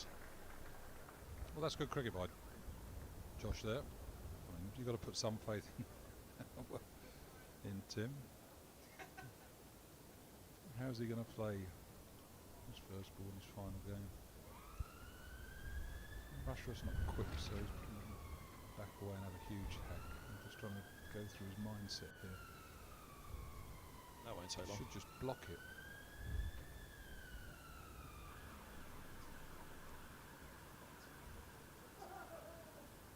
But I haven't got a clue what he's going to do. Tim Mercer on strike.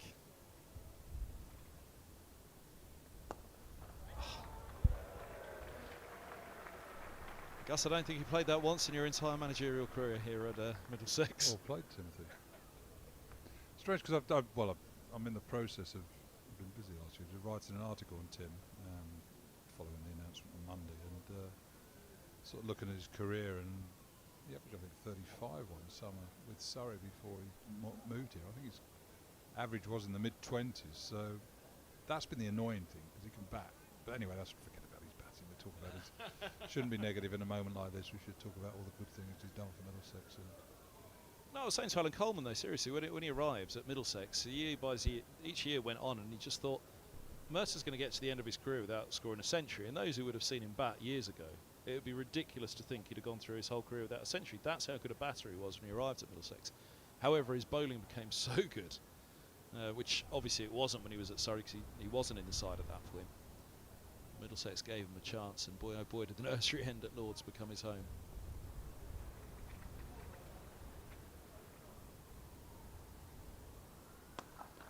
Oh, we're back for a couple here. Mercer's turning, back they come. This could be tight. The throw's wide, so Mercer's through. He's a little slow on the first, I think, there, Mercer. Well, he had to be fair. He had to stay in his crease, didn't he? Because the ball came back a deflection onto the stumps. It could have been run out. But again, just looking at sort of Mertz's career, and again, I think he's in the top 15 Middlesex wicket takers of all time, which is, I think there are only 4 seamers that have taken more wickets than him. So to be the 5th highest wicket-taking fast bowler in the history of the club just highlights what he's achieved here. Shaw up in the air, 6. and 6 it is. Hits one of the seats in the grandstands. Like a shy at the country fair. That one slams into one of those seats that rocks backwards. That's a fantastic shot there. We've seen a couple of lovely shots here by Josh, haven't we? Ramp, sweep down to fine leg, and maybe a little bit predictable there, but that's a beautiful pull stroke hook. Not the best bit of bowling, although it's a big boundary out there. So in amongst the seats. Yeah, I saw one of them rattle away as that landed with the naked eye. I'm not sure if it got picked up on camera, but it was a great view just that way. You're looking at the big grandstand, where's it gone, and all of a sudden one of the seats, bang. Good feeling, I'm sure, for the Careys. On to 38. Batting for the team right now, scrambling as many runs as he can, 12 away from a 50 for himself. Make another point down the order at the moment.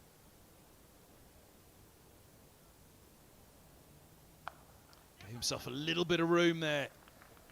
Quite bisect the fields. That's a great piece of fielding. They get back for the second. Make sure that Mercer runs quickly. Scooped up to Miles. Return the throw. I think it was Ed Barnard out there who just scooped it up. Fine piece of athleticism. He's limbering a bit though, isn't he? Looks like he might have hurt his knee there. Brilliant stop, actually. Saved 2 runs. Well bowled. Well played. Let's see the field come in now. Can he get a single? Give Mercer another ball to play an immaculate forward defence too. Going to the next over.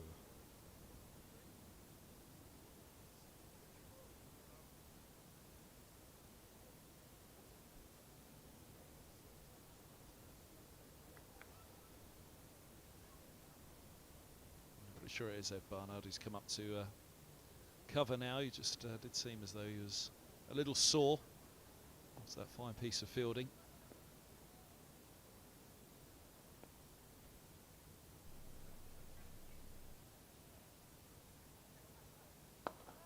clipped and straight to mid-wicket and gone. Brilliant, brilliant catch.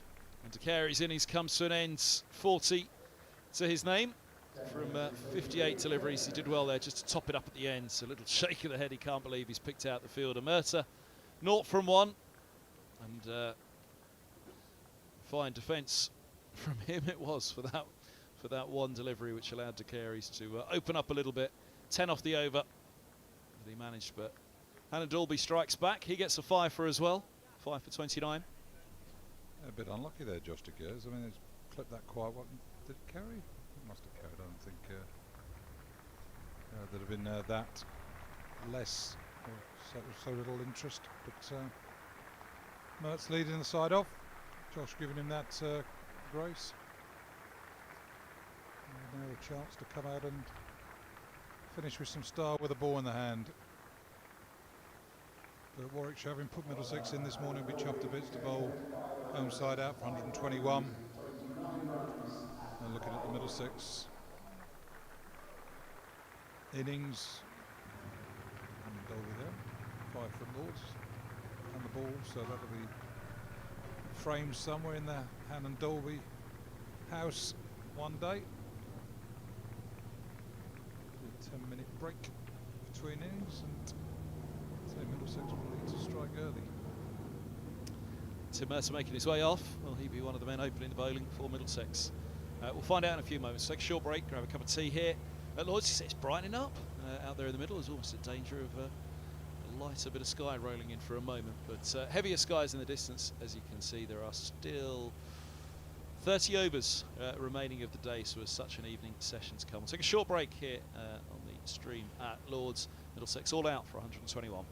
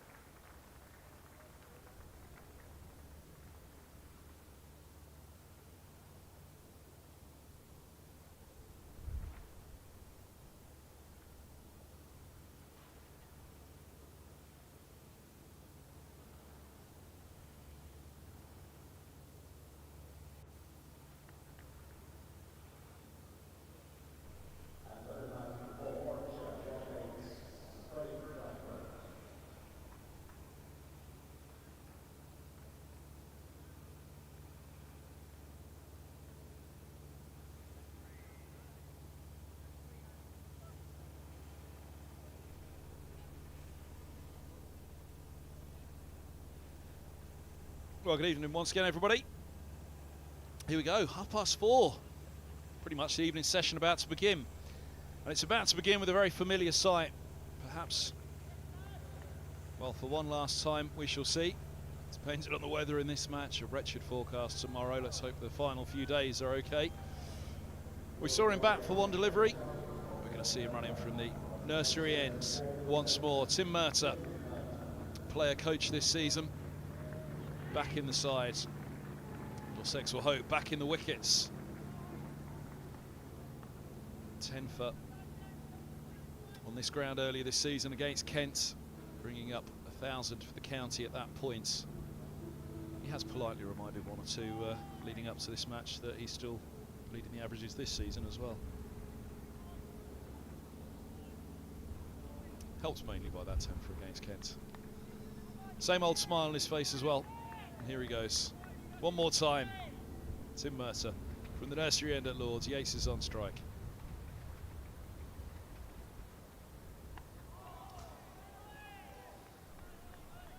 Perfectly on the spot.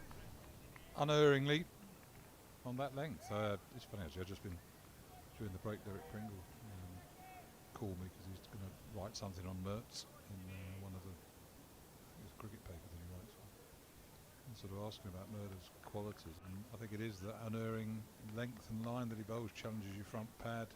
Lots of balls going to hit the stumps, lots of balls you've got to play, and just relentlessly asking questions of you as a batter. Oh, he's chopped on and he's got a wicket, second ball. Tim Murtagh announces his retirement, but nothing changes. A wicket from the nursery end for Murtagh, and Warwickshire 0 for 1.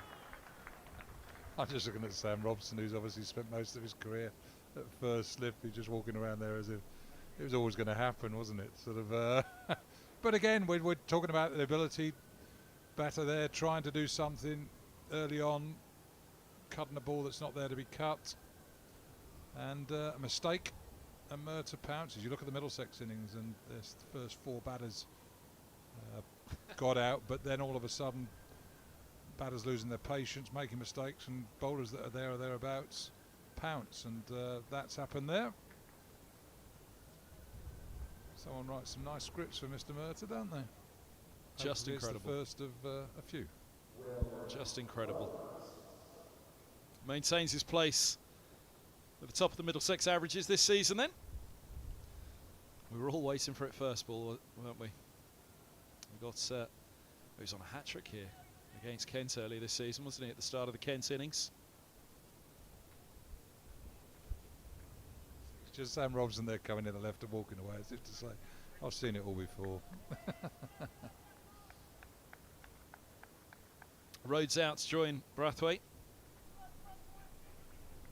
Missing Hayne for this match, away on the ODIs. It's a big loss for a Warwickshire lineup that are under pressure with the bat. Relied heavily on Hayne this year. He's not here. Middlesex skittled Warwickshire in 22.5 overs at Edgbaston. But that was without Murtagh. What will they do with him? Don't get too giddy, will you?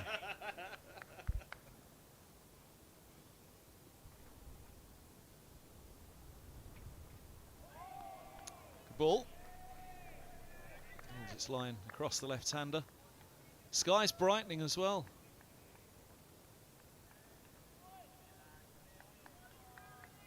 A rare moment of lighter sky today. I don't think we've seen a patch of blue all day. I've got the floodlights for the evening session.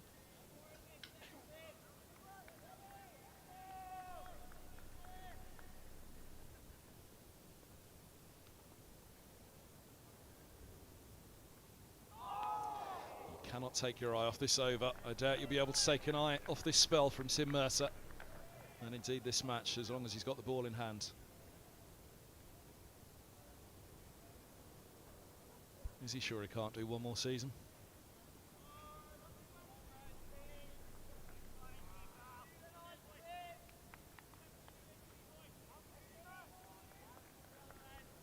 At least try and give the selectors a headache going to Trent Bridge.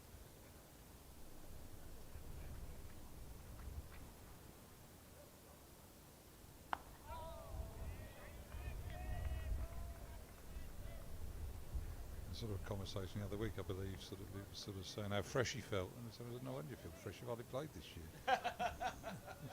if you'd have had 10 games, you wouldn't be feeling quite the same." But obviously, you've got to look after someone that's sort of injury prone. Getting the body back to how you want it to be quickly after a game is tricky. And equally, you've got to give opportunities for the likes of Ethan Bamber to come through, who is obviously an exciting prospect for Middlesex. Top ball turning over, it's down the leg side, but it is a wicket maiden for Tim Mercer. How many times has he set the tone? How many times has he led the way? Doing it again. Here at the ground he made his own for so many years, having moved from Surrey. Warwickshire 0 for 1. Brathwaite will have strike, and Yates gone for a second ball duck, playing on to Mercer. Probably taking a little bit of a liberty early in the innings, looking for that little late cut. Yeah, I suppose, again, looking to be positive. Watched how Middlesex batted, realised the ball is done enough to keep the bowlers interested today, and wanted to put Murder under some pressure, knowing that you try and get after someone like Tim, you're more likely to get some bad balls, but there's a risk element to that, and that is the risk element there. Might not have bounced a bit fuller than you thought, and you're playing the wrong shot to the wrong ball, and you make that long walk back to the pavilion. Ethan Bamber from the pavilion end, 4 slips. Brathwaite on strike for the first time. Ooh. Nearly had a little fish at that. Spell with Gloucestershire.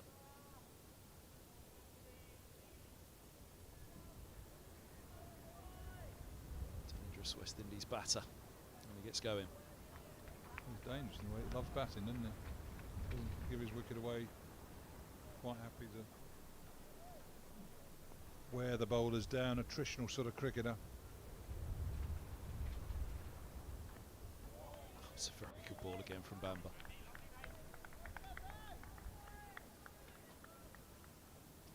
Kind of guy Middlesex would like to get early here. Yeah, it is an important person to dismiss, because once your batters can play around him, he won't mind if he's scoring at less than 3 and over, 2.5, 2 and over. Collect the easy runs that are there. Keep the good balls out. 4 slips, as we can see, waiting for an outside edge. Bounce again from Bamber. Noticeable today, there are a number of edges. Alan Coleman said Middlesex playing soft hands, angle bat, a number of edges that didn't carry, and third slip then put on a helmet and stood forward, but it was noticeable, the bounce and the carry through to the keeper on a number of occasions. Barnard in particular at the nursery ends just seems to find a little bit more than you're expecting him to. There's a man who finds a bit of bounce, Tom Helm. Chat with umpire Lloyd.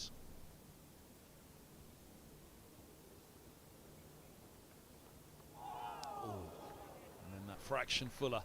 Brathwaite not forward to it.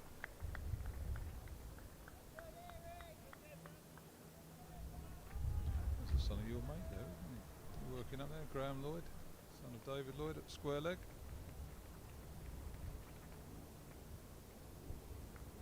Straight up, they've dislodged the bails on the off stump, I fear.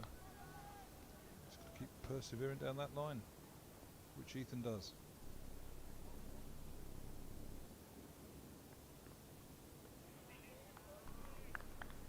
So much movement all day long for the Warwickshire bowlers. Middlesex will hope that it's still there this evening. Should be, like I say, at the moment we've got a lighter patch. There's still much heavier cloud to come, and the likelihood of getting in 32 more overs pretty slim. Slightly brighter skies. You can still see the 4 shadows around the players, but the sun's battling a thinner bit of cloud up above us.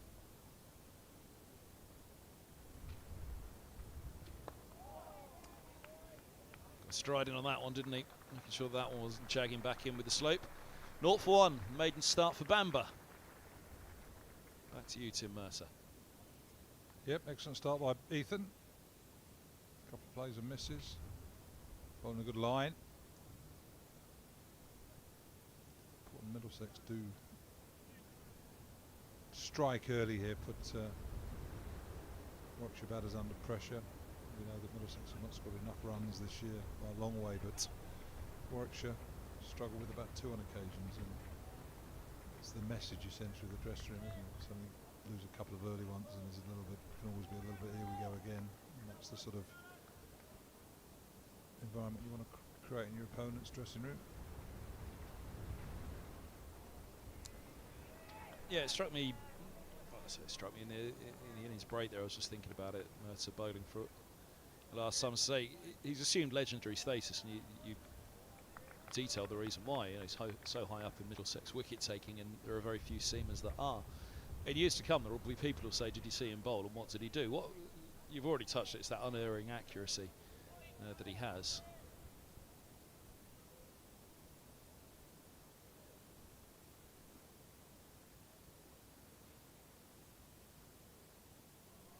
Well, it's there, it's that. It's just relentlessly sort of asking questions. If you're making a batsman make difficult decisions, do I play, do I leave it? Do I go forward, do I go back? And that's the length and the line that you bowl. And you get more balls in that sort of, almost those 2 or 3 beer mats that you might sort of put down the line. The metre you've got probably by 6, 7, 9 inches wide. If you're constantly asking questions by pitching the ball in that area, and again, because he's not quick and because he's not tall, a lot of the balls that he bowls in that area, like that, are going to be threatening the stumps. So you bring in LBW, you bring in bold into the situation, you can get a bit of sideways movement, seam movement, good seam presentation from Tim, can swing the ball. So I mean, whilst I say he's not tall, he's not quick, he doesn't get big bounce, so you compare him to sort of like an Ambrose or someone like that, and you can understand why an Ambrose is a great bowler when you've got all those assets at your fingertip. But you look at Mertz and he makes, well, so he's not Curtly Ambrose, so that's the first thing. But you make up for some of those shortcomings by being more skillful in other ways. You do get the ball to nibble. You do, and he's a fierce competitor. I mean, he's not a sort of confrontational, in your face, aggressive sort of character. Saves that for off the field. Well, no, he's not like that off the field. He's a gentle man in many ways, but he's competitive. He's on you all the day, isn't he? And doesn't shy away from bowling the tough overs. Doesn't shy away from bowling lots of overs. Shy away from work. And that's why he's led the Middlesex attack so brilliantly for the last 15 years, because he's the person you rely on. He's the person, I mean, obviously there have been times when Toby Rowland-Jones has probably looked a better bowler than him at a certain stage of his career, because Toby's a fine bowler when he gets it right, and now you look at Tom Helm and people like that, but for many of the last 15 years he's been, the game's tight, you want someone to do something, you bring Mercer on, don't you? He's Player of the Year for like 6 years on the bounce. I think he might have had to share it a couple of years with James Harris one season. But for something like 5-6 years, it was a serious number. It was year after year Mercer Player of the Season. It was extraordinary. Another maiden. 3 on the bounce for Middlesex. 2 of them for Mercer. Very, very Mercer figures on the board right now. 2 overs, 2 maidens. Well, they're not, because normally he bowls a leg stump half volley in his first over that used to drive me mad. I mean, it's like we did some little video clips for him, which will be presented to, and it was like before I start eulogising over Tim. Oh, now. Inside edge there for Brathwaite to get him off the mark, and Warwickshire off the mark for the innings, but very nearly another way through for Middlesex. Yeah, so I said before, eulogising over him, sort of things that irk me, batting. Leg stump half volley, which he normally sort of rammed down your throat 3 or 4 balls later because he dismissed someone. And the fact that when I was MD of cricket, it would be nice to sack him, but he's outstayed me. Actually got me the sack. No, maybe, or put me to a position where I had to step aside.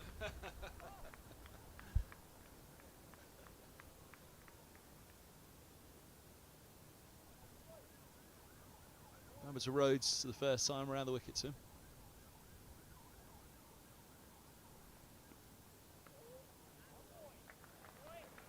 stopped by Simpson there behind the stumps. When I think there's always one over that sticks in my mind for Tim Mercer. Just maybe it was because at that point I had the perfect vantage position. It was at Scarborough. Lythe was opening the innings, and Lythe was the England opener at the time. And they were leaden skies at Scarborough that day.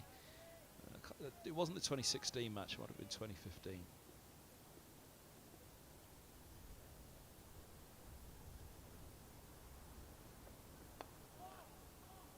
Sharp picks out points, open in the face. And if it wasn't the last ball of the over, it's the 5th ball of the over. But every ball of the over prior to that, Mercer to Lythe, just inside edge, outside edge, inside edge, outside edge, challenged the whole time. And Lythe was really struggling to line him up. And then last ball of the over, nicks off.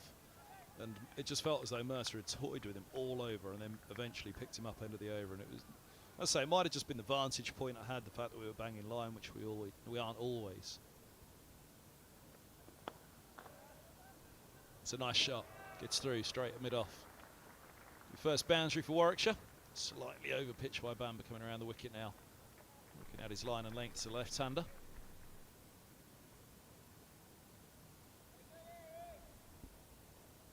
Nice shot there, really. It's not that much of an over a half volley, really, but enough to just push through the line. It's not a pitch for expansive drives. We saw a couple of Middlesex wickets. Cracknell showed a lot of sort of determination and application, and then sort of a bit of a loose drive, wasn't it, that he was LBW to, and it had been quite tight up until then. We saw Yadav again having a bit of a big drive at a ball that wasn't there to hit and got an inside edge into his off stump. So Mercer, a couple of things though. I think there was a game here against Sussex where tight, close game. He killed it. And Ben Brown hit one to deep square leg and to win the game, or Middlesex won the game. Catch was taken on the boundary. There was a famous game against Surrey where Dernbach chipped one straight back in the air. There was a remarkable sort of collapse by Surrey, went into the 3rd or 4th morning of a low-scoring game with, I think they needed 40 to win with 7. They pretty much had it won, didn't they? 40 to win with 7 wickets in his hand, something like that. And the skipper at the other end, and Dernbach got out. And Mertz sort of got some early wickets there, and Dernbach sort of hit one straight in the end. Sam Robson took a catch, I remember that afternoon. But there's been so many, haven't there? I mean, it's one of those ones where he's just constantly struck with a new ball as well. That's been the real skill, hasn't he? Not always gives the new ball a chance, pitches it up. Just like that. First ball to Brathwaite. Right on the spot to the right-hander.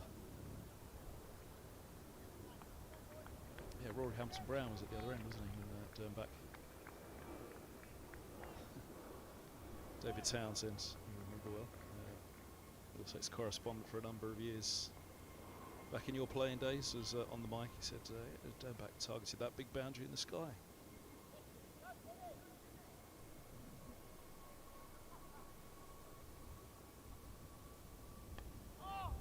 Good again from Mercer. Good from Davies as well. Mercer hasn't conceded a run yet.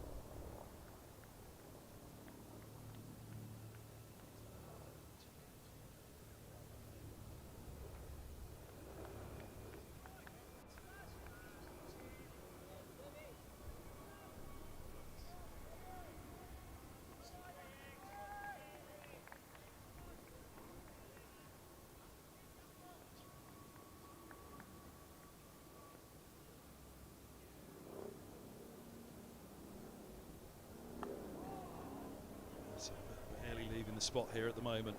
Asking the question on that off stump. So the thing you see there, a little bit like that, younger, a bit more pace, ball straightened down the slope a bit. You might find the edge there, you might just beat the outside edge. With a little bit more pace. I think that's what you lose as you get a little bit older, but you're still there or thereabouts.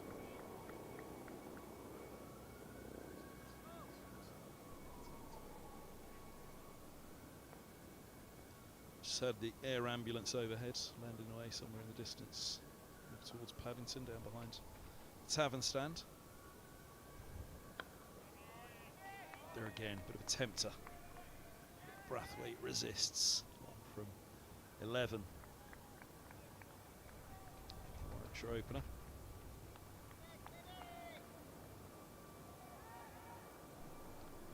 Mentioned Scarborough there in live. Of course, that was his other, one of his other great moments, wasn't it? Both with bat and ball in the same day. He and Roland Jones in the morning with the bat. He and Finn in the afternoon with the ball. Brought the 2016 season to life for Middlesex. Little leg side there. Concedes his first run, just looking straight on that one on a straighter line. Kept on going down the leg side. Brathwaite, a second run for him.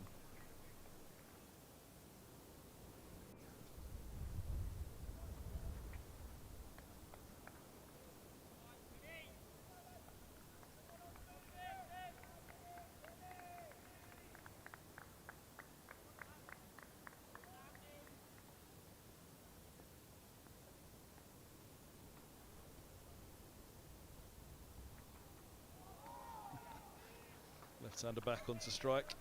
Doesn't affect the Mercer line and length at all. Right back on the spot. 2 roads. 6 for 1 after 5. 28 to go on day 1. 11 wickets down. Middlesex all out for 121. Toss that both sides desperately would have wanted to win this morning. Make the most of the conditions. Wet just before the toss. The toss took place on time. Wet just before the start and delayed the start in the end by a few minutes.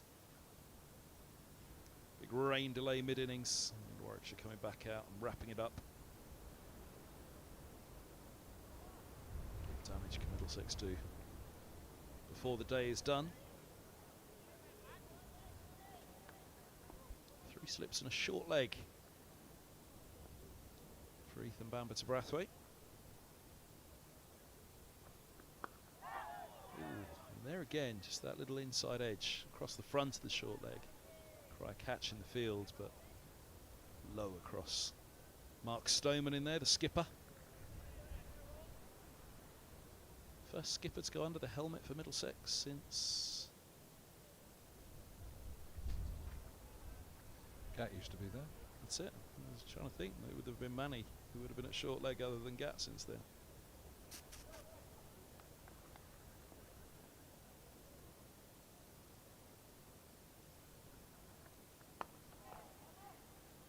I don't think Ed Smith would have done that. I was thinking about it, so I didn't do it, that's for sure. Strauss, no. Hutton, Yeah, maybe. perhaps Ben might have done it. I remember Hutton taking an outstanding catch at short leg. Actually, now, hold on. This was 2005, so I must admit. I'm trying to remember now whether it was Hutton who was caught or whether it was Hutton taking the catch at short leg. It was at Horsham against Sussex.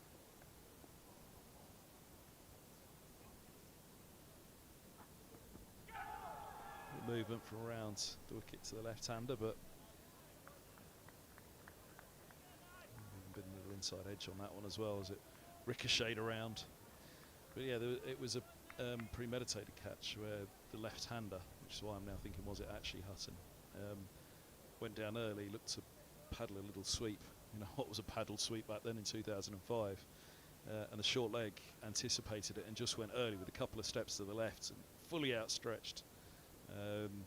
Big dive, managed to take a catch, and the ball was nearly middled off the bat. It was just the preempting of the short leg fielder. But like I say, in memory now, was it actually that Hutton was the short leg, or was he the batter?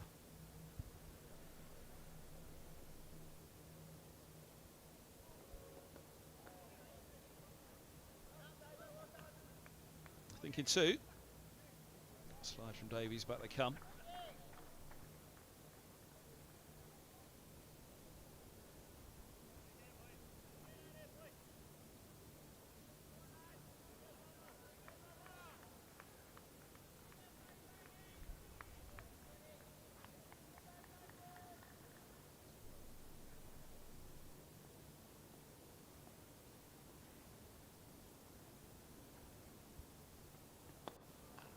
Lovely shot.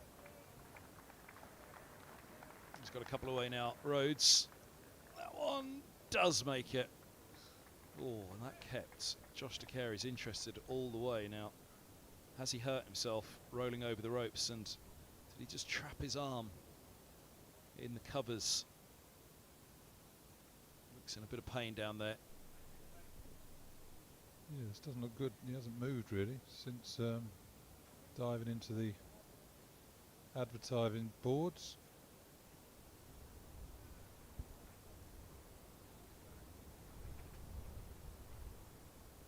He has hurt himself. It looked like it could be his shoulder, didn't it?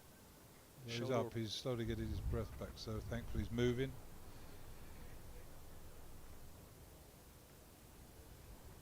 Was it an impact? Maybe his neck sort of got in an uncomfortable position. Probably winded himself, hasn't he? Where's the physio?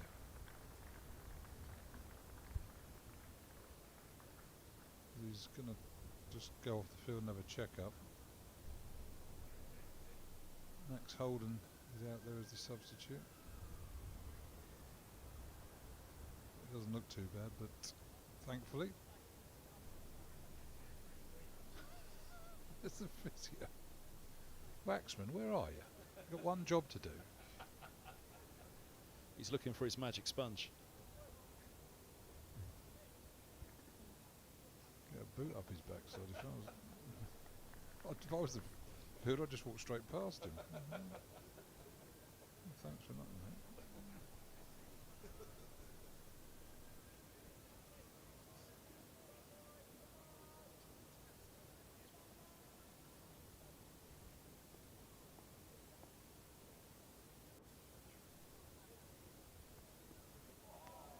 Good response from Bamba. Back on the spot. 13 for 1. Physio and De Carey's at the steps and into the pavilion. Yeah, it looks like it must have been that impact with the advertising board as he went sliding in the damp conditions. I'm not sure it was. I don't know whether he landed because he was trying to sort of hook the ball back, wasn't he? So he got in a sort of uncomfortable position, landed on his shoulder. Might have sort of jarred his neck or a bit of whiplash or something like that. So see him walking around the boundary is encouraging anyway. Just have a look at it again here. Let's try to sort of hook it back with his...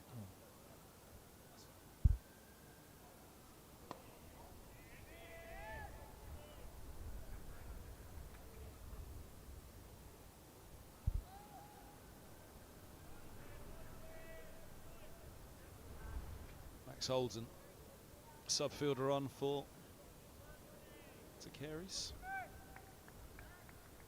He was out there still doing drinks duty. Max just immediately took off the sweater and the sub sweater. Right out to field.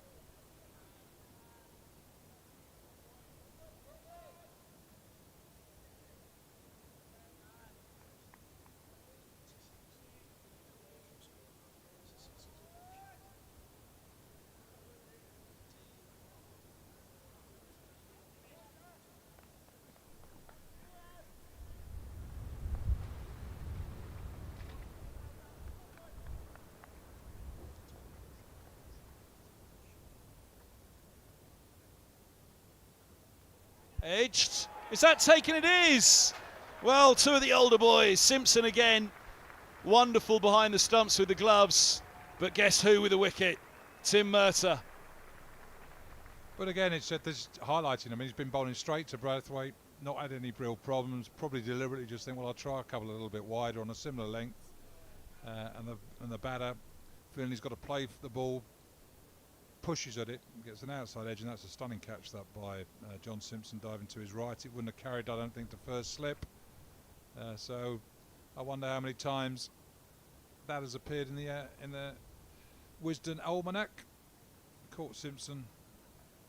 Bowl Murtagh. I mean, it's just brilliant. The whole thing, the ball from Murtagh. The ball before, chopping on, was a little cheeky from Yates. Well, that was outstanding from Murtagh. And Braithwaite, brilliant batter. Well, beaten by Murtagh there, but the completion by Simpson. Really rolling back the years for Middlesex. Well, there might be some thought, well, is there a bit of romance, is there a bit of nostalgia in sort of bringing Murtagh back for this game? Having not played for a couple of weeks, but he's justified his selection already, hasn't he? Middlesex getting bowled up 121, a low score, but needing early inroads, needing early wickets, and Murtagh, as ever, is the man to rise to that challenge. 3.4 overs, 2 maidens, 2 for 1.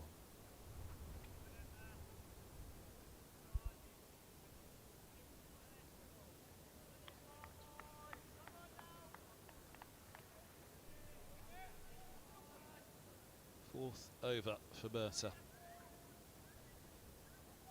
2 for 1. Just incredible. Davies, the new batter.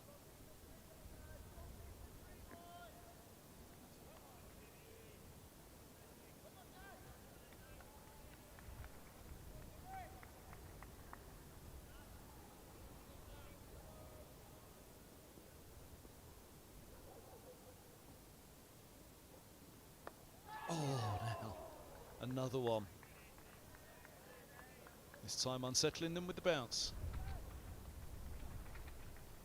Oh, he's got an outside edge on that. It's his back thigh. No, it's the shoulder of the bat, isn't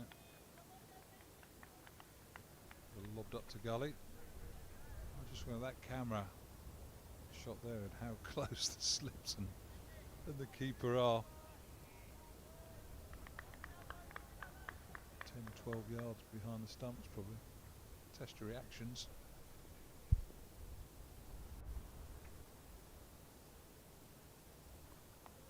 Oh, it's edged!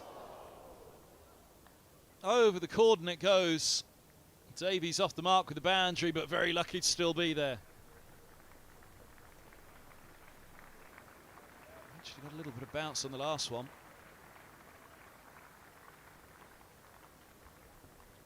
Shot really, but Davies, naturally aggressive player, and we'll probably see if he does spend some time at the crease and try to mess Murtagh's line and length up. Fortunate to survive that.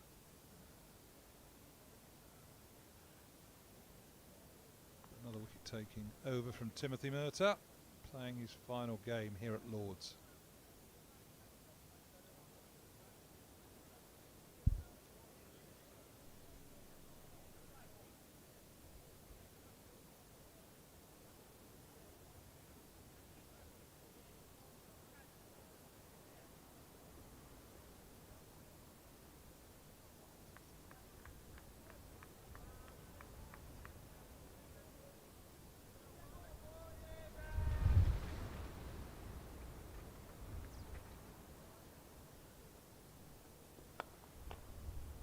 Lovely shot. Equal points. Fine cover, but perfectly placed between the pair.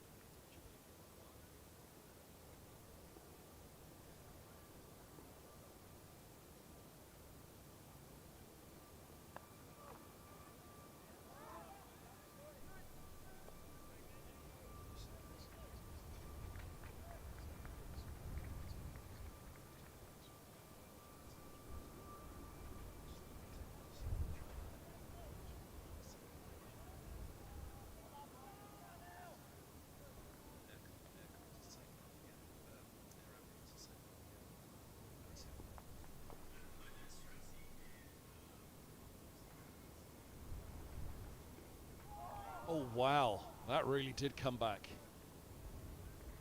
Not far away at all.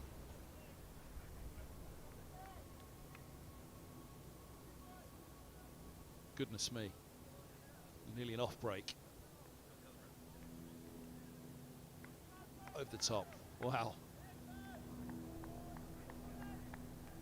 Nearly tipped the top of the bail.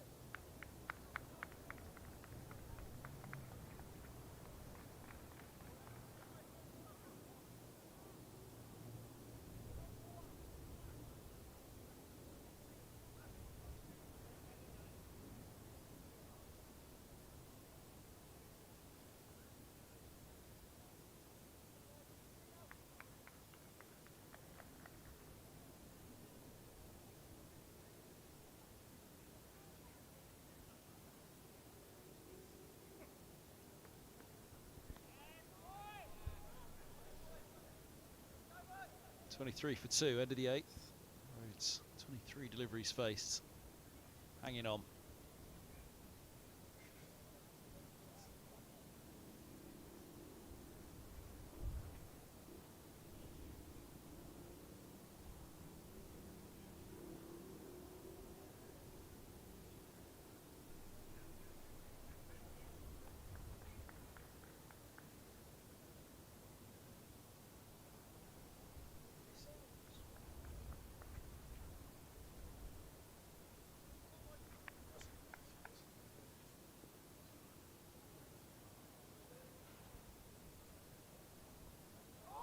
That's a lovely ball again. Every question being asked out there at the moment by the Middlesex bowlers.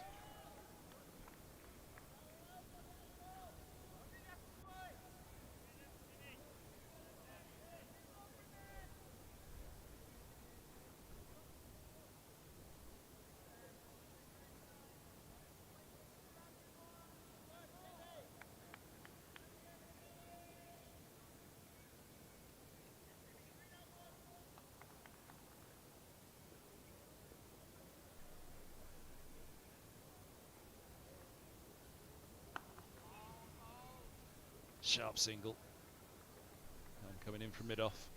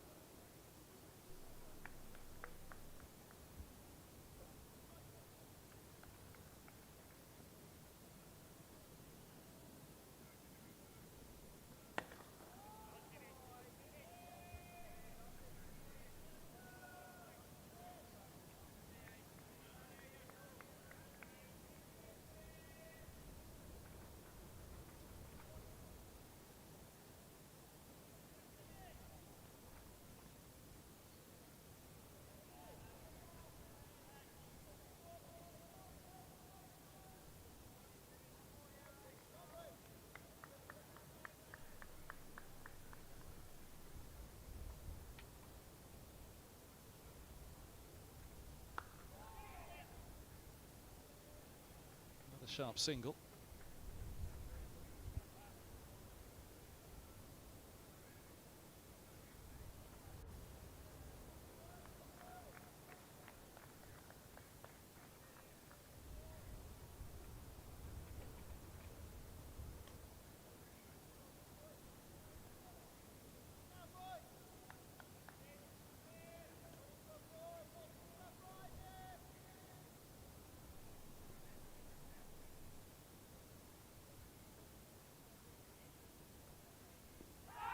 Oh, now he's got another one. 25 for 3. 3 for 7 for Murtagh in his 5th over. Davies the latest to go, and the Murtagh magic continues. Here we go. Davies had a bit of luck in the last over, didn't he? Wafting at one, edging over the slips.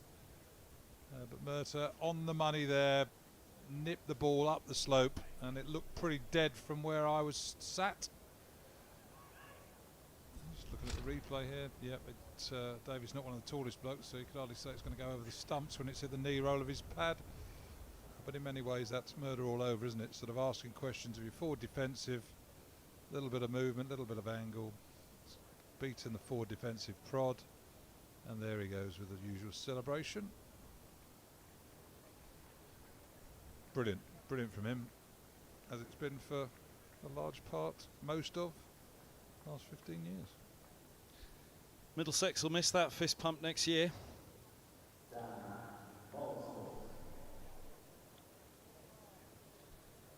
Can he have a Lord's contract for next year, Tim Murtagh? 10 for against Kent. 3 for 7 in his 5th over here. An April, May and September Lord's contracts for Murtagh. You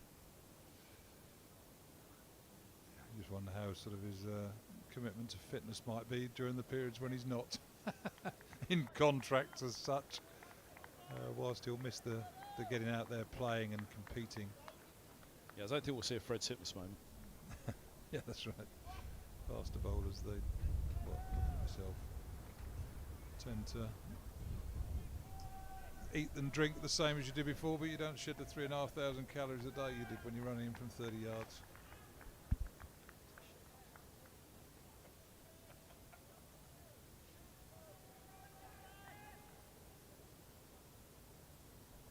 Tim Murtagh, 3 for 7.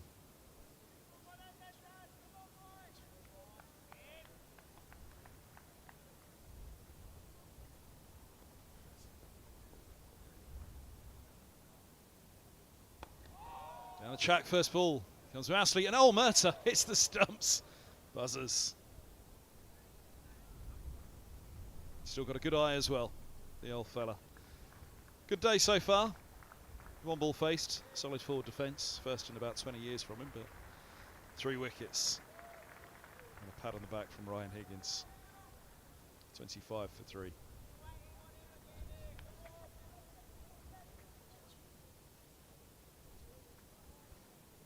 Missed the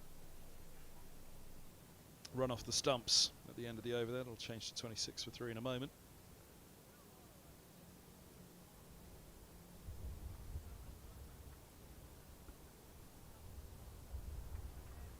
Well, Baby Murtagh, as Ethan Bam has been affectionately known here at Middlesex.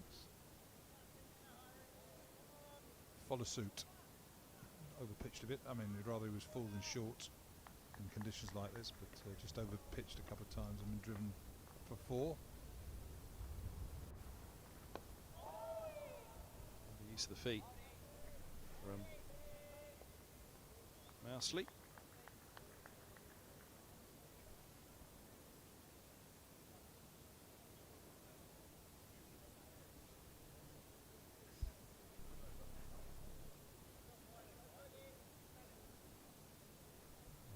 First 2 deliveries that we've seen from Mosley there.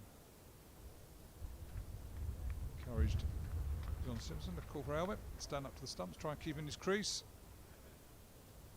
Just saw with Ryan Higgins, he was busy at the crease. The keeper came up and whilst he played a lovely extra cover drive for 4. Lost his off stump shortly afterwards.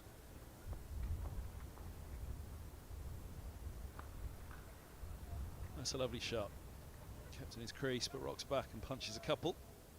And Carey's is back on. It's crept back on in all the commotion. Gives all a fright over nothing.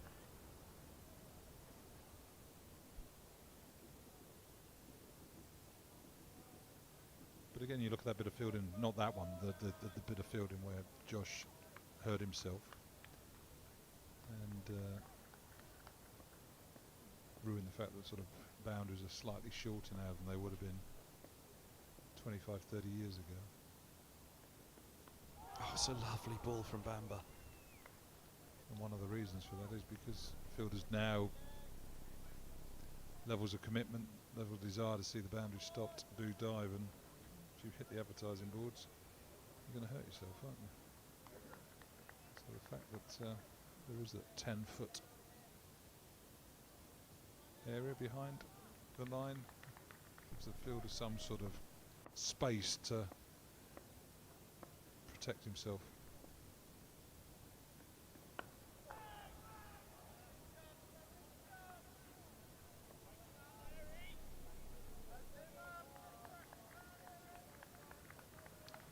Well, Moses looked busy from the moment he's been here, isn't he? So I don't think he's going to block. He's going to try and put the Middlesex bowlers under a bit of pressure.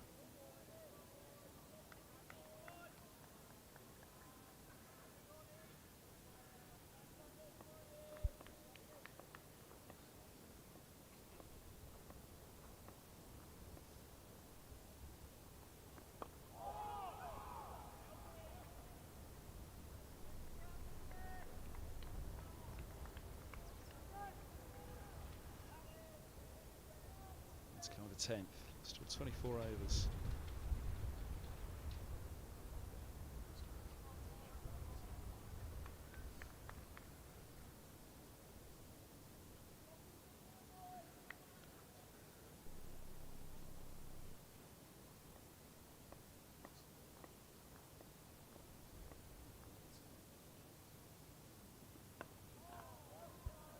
And the over.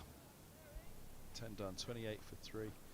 Back to Mercer at the nursery. And where was Mercer in his career for Middlesex and Neurides? I mean, Middlesex had just won the 2008 trophy and actually 2020, and actually Mercer was an integral part of that. He was a fantastic one-day bowler at that stage. They really struggled to get him away. His movement with the white ball right at the top in the power play, it's pretty good. But it was, I'd say, just after that probably when his championship success really kicked in, because 2007, 2008, and his first couple of years. Well, there was quite a bit of turn. Well, I say when I go in, there was quite a move some people on. That's why. But there's quite a bit of turnover. So Chris Silverwood, Alan Richardson, both those bowlers were towards. Which is who he'd have started with, yeah. Yeah, well, I suppose that you come through, then you take the lead, you get the new ball, you start well bowled, you start picking up their role, really, don't you? So whilst he might have been bowling behind those two bowlers for a period of time, he suddenly leapt in front of them. But I always remember him being new ball this end, really. I don't sort of recall. Toby Rowland Jones, Stephen Finn was obviously making his way through too.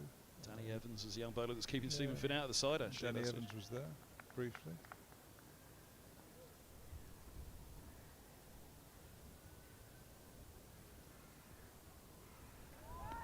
A year or two later, there was Corey Cullimore, Pedro Collins came along.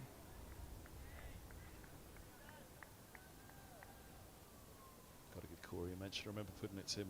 Actually, it was against Warwickshire at Edgbaston, and he bowled out of his skin as well. And he didn't get the wickets that year that he deserved, Collymore. He just kept going past the edge. And I said to him, I think you've picked up a fair few at the other end for Mercer. This is an interview. You picked up a fair few wickets at the other end for Mercer this year, haven't you? And a big smile went across his face. You can say that, Kev, he said. You can say that.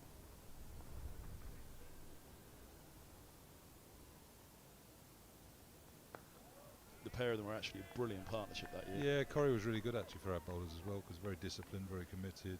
The message was very strong. He was an excellent signing. He was, and not just he was a fine bowler as well. I agree. He deserved twice as many wickets he got from Middlesex. The number of plays and misses, it was just blimey, man. He deserved a bit of luck, and it never really seemed to come his way. He just constantly just kept beating the bat. But not only was he excellent on the field, he was brilliant off the field. Great company, really strong figure, good figure to have around your dressing room.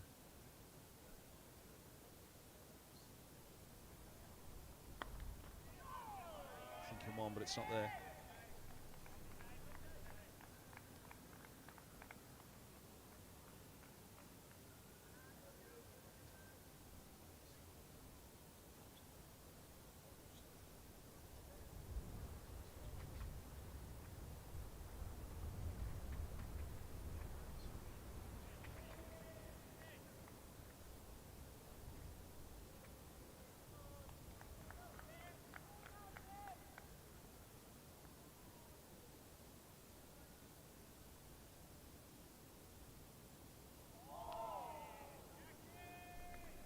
floats it up there outside the off stump again. From only a fast bowler, and so become a bit floaty. It's a dismissive term, isn't it? But for Mercer, just floating. Yeah, it's sort of one of those where it comes in and then woof, it comes you think going now woof, and it sort of nips and sort of just kisses the surface, doesn't it? It doesn't seem to lose a huge amount of pace, so carries through to the keeper at a nice, comfortable height.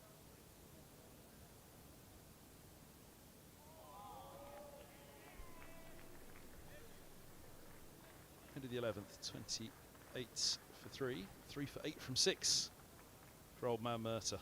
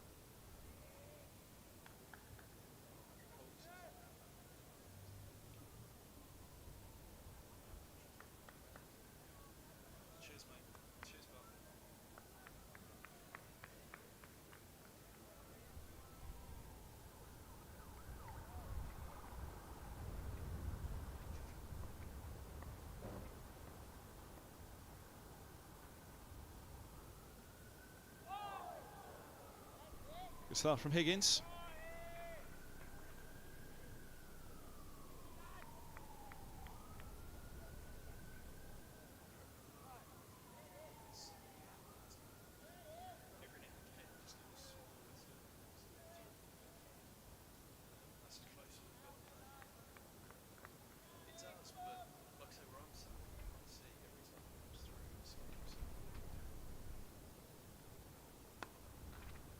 Lovely shot, little use of the feet.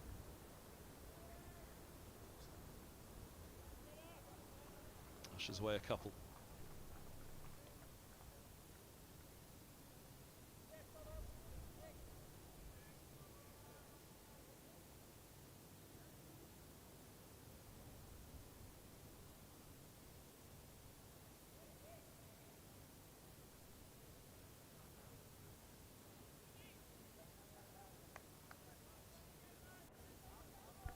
Simpson back up to the stumps.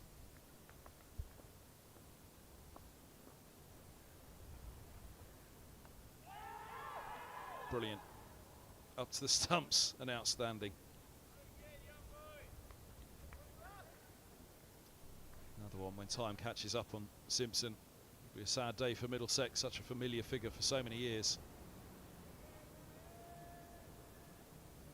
Must come close to having the record for longevity behind the stumps of Middlesex. It's one that I'll have to check. When you think of keepers over the years and injuries, back injuries, hips, knees, fingers. Gloves have obviously improved over the years, which will help matters slightly. Not much though, as some have pointed out, the lack of finger injuries that Simpson's had over the years. It's a mark of the skill that he has behind the stumps and eye coordination.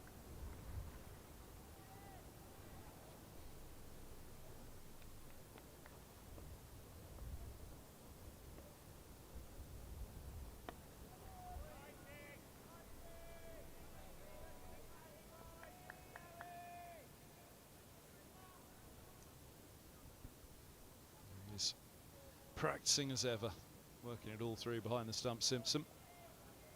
Benefit year this year. Did Tim Mercer ever have a benefit? I think he did. About 15 years ago.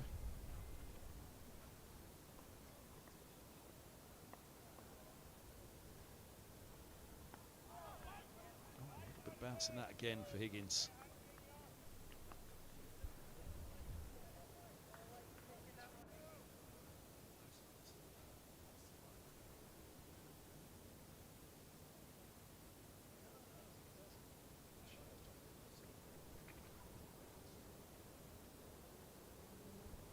33 after time. Let's have a quick look at the scores elsewhere.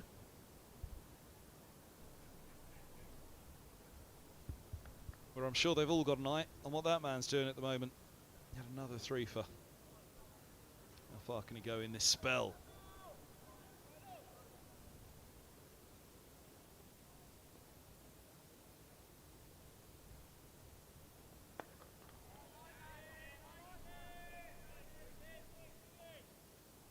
Start with the match at Taunton. That's the one most pressing to Middlesex, and it's good news indeed for Middlesex fans. Somerset 187 for 1, 101 for Lammonby, Goldsworthy 59.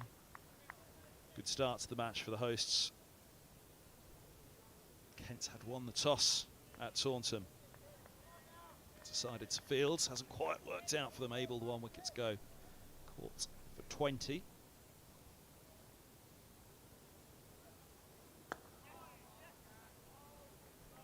Steered single, just wide of helm at mid-on.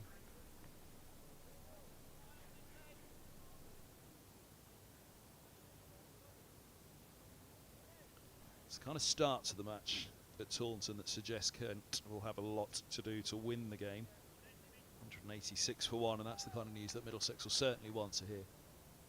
Could be the bonus points topple Middlesex.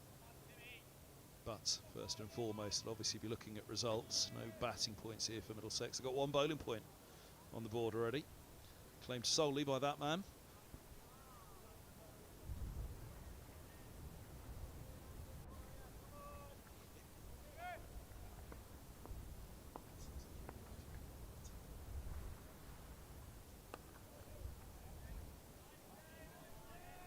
And the live table means Middlesex are 3 points clear of Kent.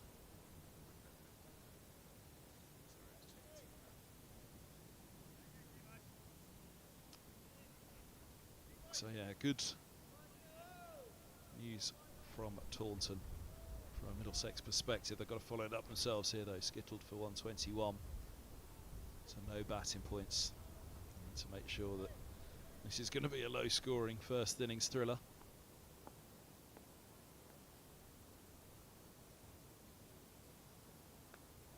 Up in the air.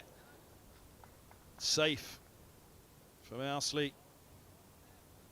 He'll get a boundary. Mercer gets another moral victory.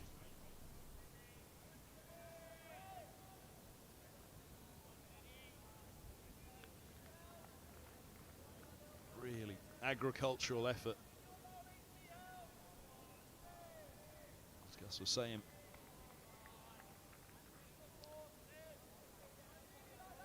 So he's not going to die wandering.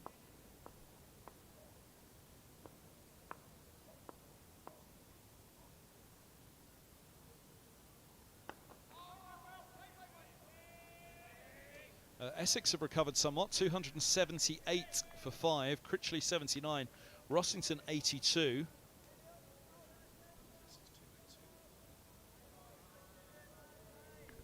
Hampshire with a couple of wickets for Dawson at Chelmsford. Hampshire entertaining Surrey in the final round, and Essex, well, their hope is beat Hampshire, perhaps hope that Hampshire produce a big turner for Dawson in that final round against Surrey and set up a thriller.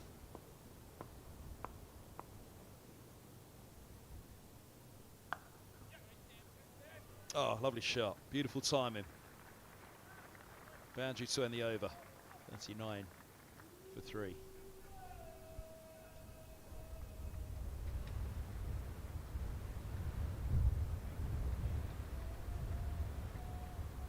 Too much wrong with the ball. Across. Timed beautifully up the hill to the grandstand.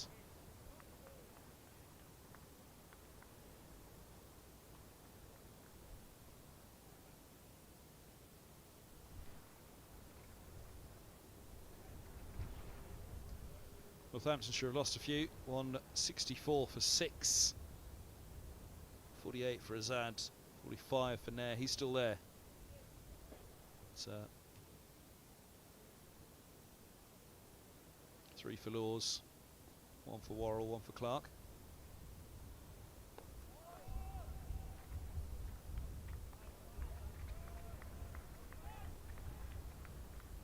No play at Old Trafford on day one. Lancashire versus Nottinghamshire. Nottinghamshire who sit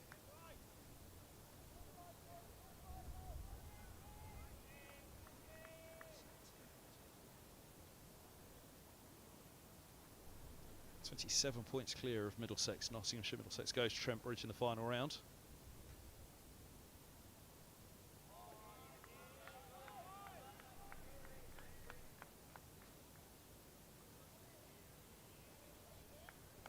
Kent and Middlesex wins in this round could make it nervy for Nottinghamshire at Trent Bridge next week, but Middlesex will be just hoping to keep it all in their own hands.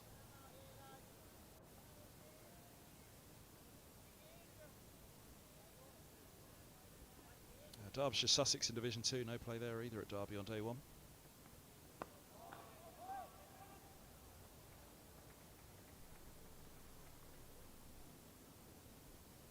Yorkshire 155 for 9 now at Grace Road. Lost. Leicestershire had won the toss. 4 for Davies, 2 for Curry, 2 for Scriven, 1 for Wright. The Middlesex man who's off to Sussex.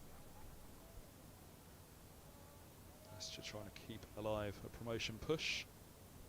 And Worcestershire 96 for 1 against Durham, already promoted.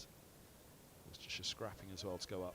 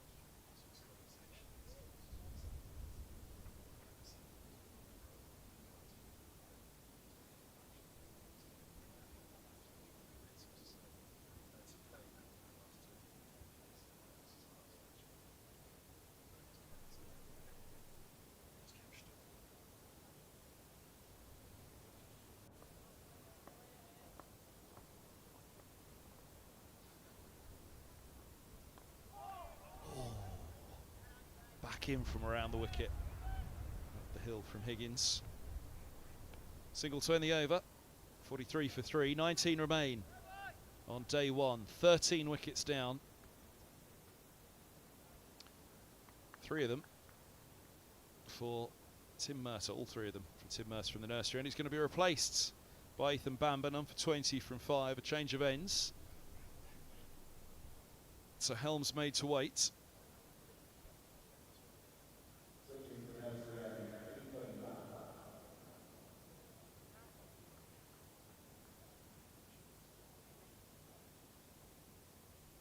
Change of ends. How will it go for Bamber to see if he gets a little bit of change of fortune?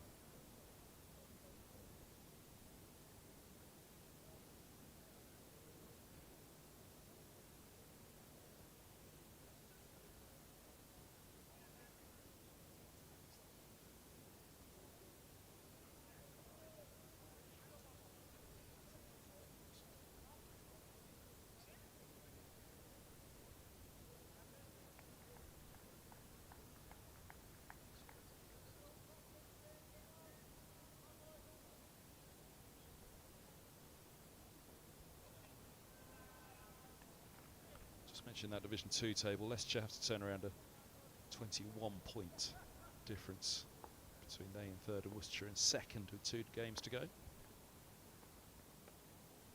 Ooh.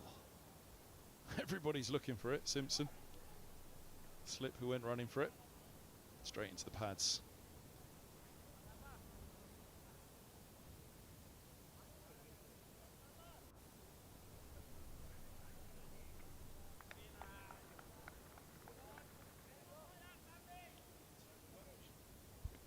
Toe end of the bat. Lucky escape on that one. Mercer all straight in the field now. Sorry, Bamber, my apologies. deep backward square, down to long leg. Mini Mertz, I meant to say.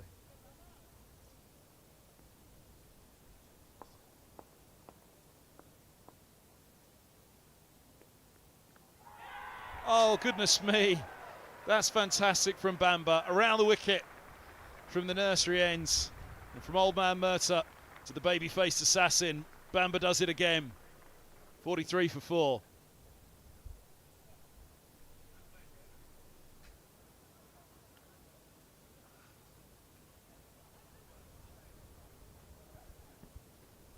Wickets tumbling all day.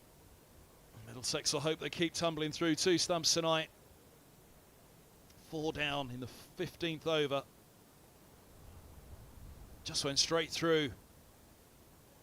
Big movement for Bamba around the wicket with the slope to the left-hander.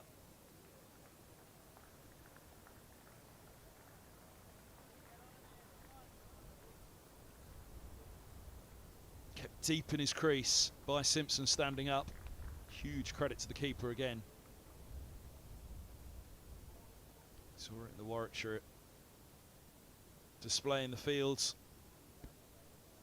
Burgess standing up, and that accounted for a couple of those bold dismissals. Higgins and Davies.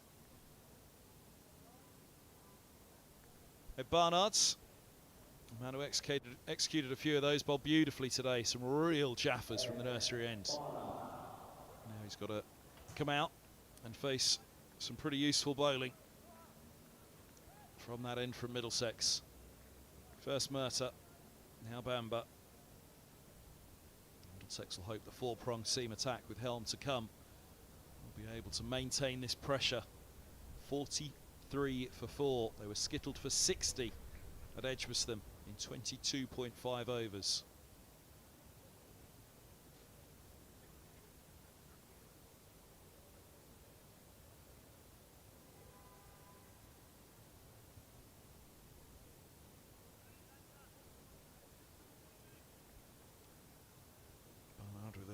Big job to do now. Rhodes 19 from 37. His approach has been clear. Hang on in there. 4 slips and a short leg. The former Worcestershire all-rounder. Helm there at mid-off. Just looking to see how wide he needed to go. Deep backward point is Yadav, just out of shot. First ball on the spot. Yadav will come up, Helm will come down.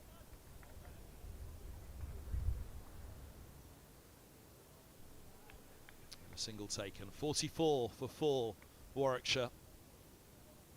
Game on here at Lord's. Middlesex clearly would have been disappointed again, skittled for 121. But 2 strong bowling attacks.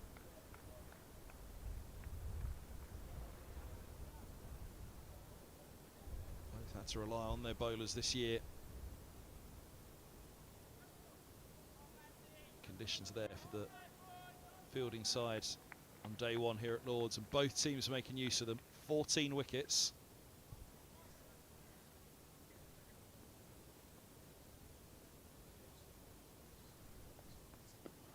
Oh, that's got a chance, has it? Was it just a little inside edge? He was around the wicket to the angle.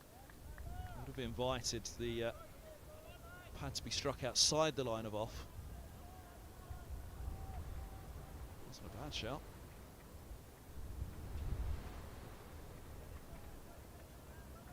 The fact that Bamba looked to the square leg umpire when he appealed suggested he was probably thinking height himself. Too honest for his own good, Ethan Bamba.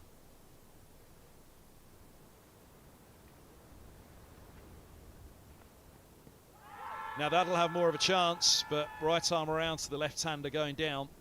That's an awful lot to straighten that up the slope.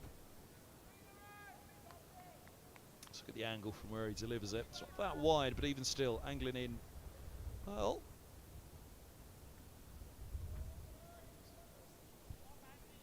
Joe Cracknell might be mustering something to himself at the moment about DRS, an umpire's call.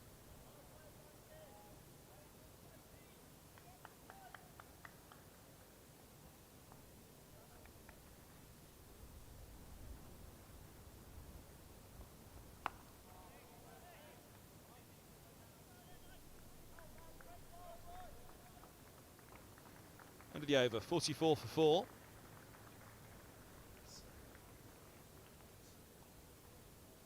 Let's have a look again at that second LBW appeal. Well, there's a long way across, which is why I fancy perhaps there was a chance of being outside the line of off. That's not the case on impact, but yeah, might have gone upstairs for it, might have just been clipping leg. They'll keep being greedy here though, Middlesex, 44 for 4. I'll hope this man Higgins, who's been the, well, again, I've said it a few times, he arrived at Edgbaston as leading wicket taker and leading run scorer for Middlesex. Bamber went ahead of him with his 9 for Edgbaston. That will quite happily be chuntering that he's got the best average of the bowlers. But Higgins is undoubtedly player of the season so far.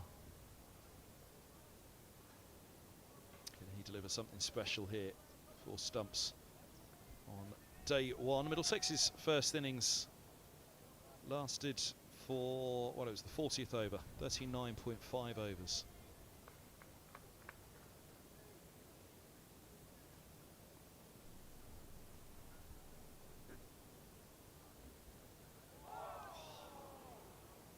Lofty from Barnard. Tough though. Damned if you do, damned if you don't. This is in this situation. Higgins was credited with coming out and being positive against Lancashire after Middlesex were 19 for 5 last week at Old Trafford. But equally get out being positive, and it's called a rash shot.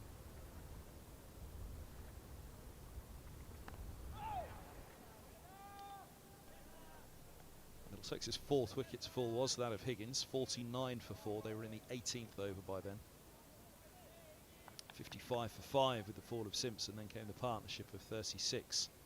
The 6th wicket before Cracknell can feel a little aggrieved by his LBW decision. On for 28. A clatter through to the end before De Carey's. On 21 for the last wicket. With Mercer, who was not out from 1 ball faced, and a nought next to his name.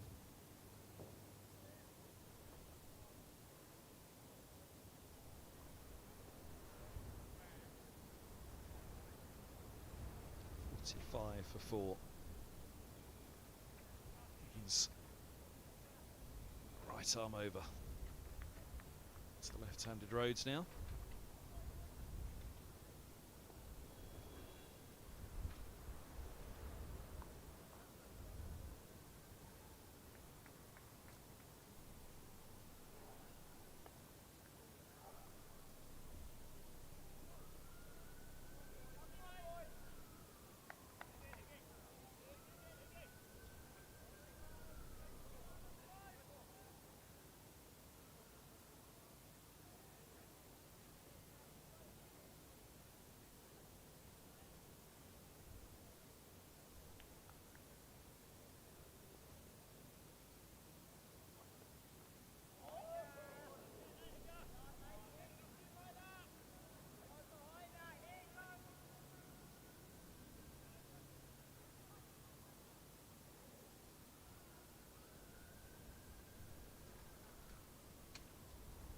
.46 for 4. Lofty again at the end of the over.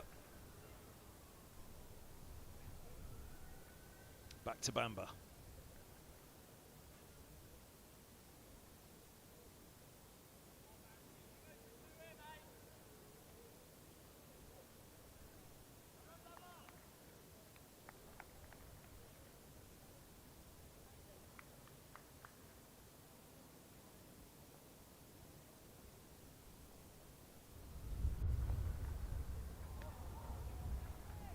Start around the wicket. Rhodes. I've seen Bamber bring that one back down the slope. It's bowl Mousley.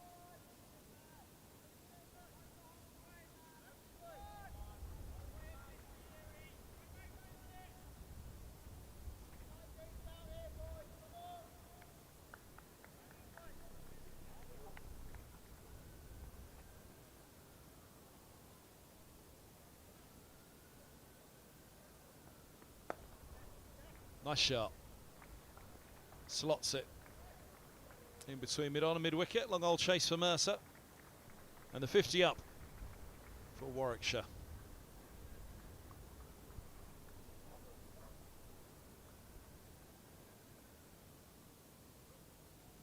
Winning toss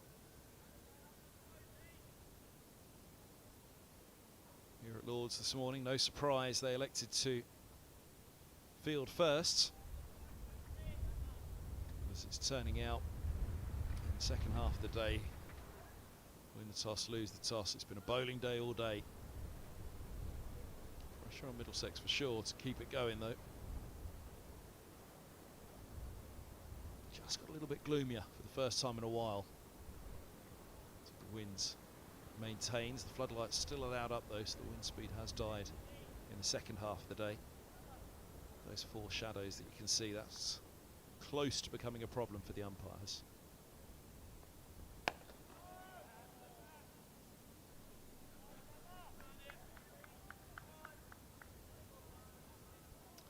Can make up overs tomorrow, of course. 8 overs on day 2 and 8 overs on day 3. Should the weather allow, but the forecast again not great for tomorrow. So right now I think cricket fans would very much just take a 96 overs day tomorrow.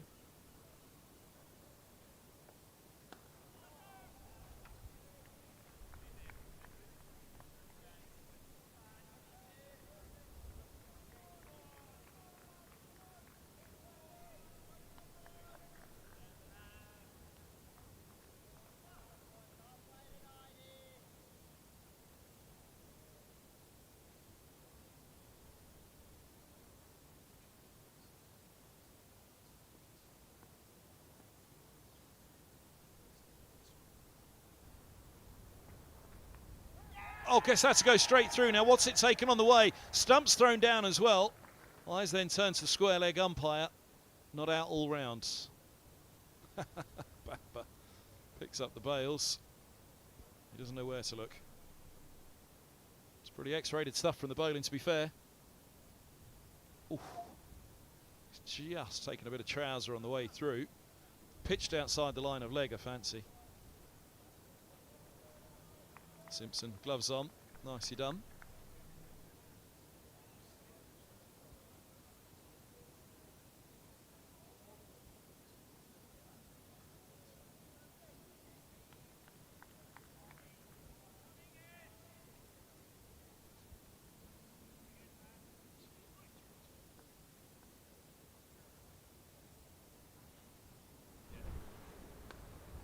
Oh, edgy, but away.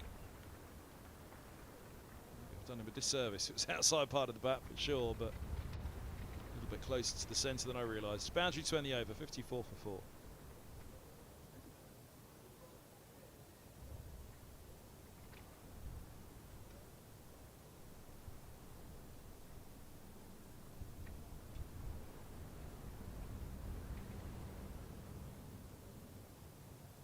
Let's have a quick look at the appeal from Bamber. I think you clearly see it. Not quite so clear that it pitched outside the line leg, but height. If it has just taken the pad on the way through, or the top of the trouser on the way through, it's gone through over the top of the stump, so it clearly wasn't hitting. Yeah, interesting change here from Middlesex. 17 overs done, 54 for 4. First look at spin on day 1 here at Lords. Jayant Yadav into the attack. Second match for Middlesex, and hope to be in position for the game at Chelmsford at the start of December to play the final 4.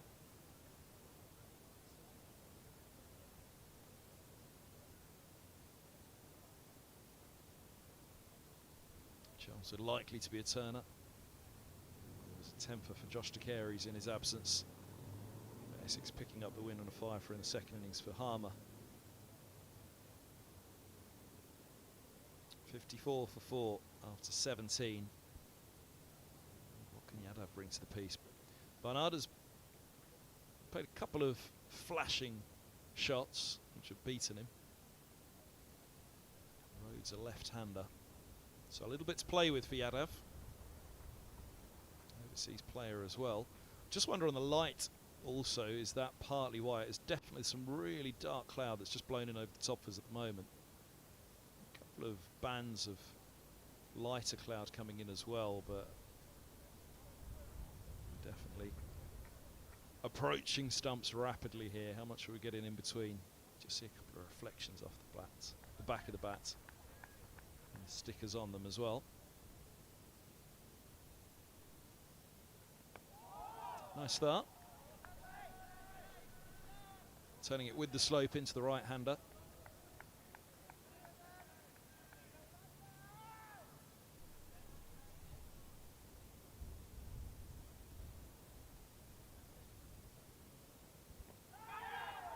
Good again. Just had to be careful to get the bat down there.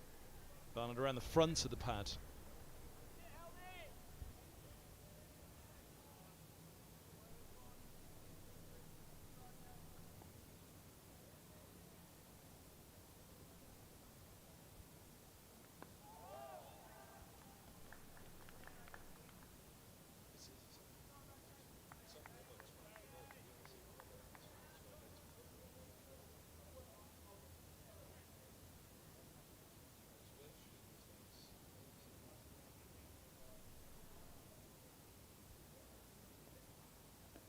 That's a lovely ball. Now, was there a little inside edge on that? Taken at slip. Yadav went up. Big turn.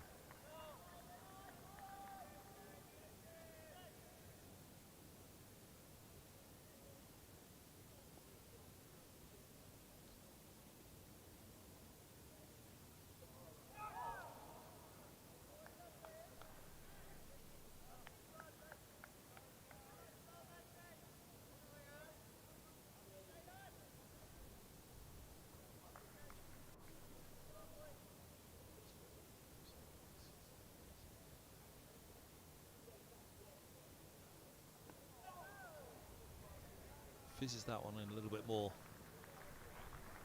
And swats it off into the onside, and a maiden start. 6 tests for Yadav. There's some of that lighter sky in the distance, but we're getting close to being touch and go here. In fact, is the umpire having a little look with the light meter? Or is he just adjusting the bails? No, I think that is the light meter in his hand, so he's happy for the moment. Umpire Warren McDannon, there's umpire Lloyd's. Spin from both ends, and you have to wonder if that is the light now. They're very pronounced, the 4 shadows around each of the players from the floodlights. Yeah, I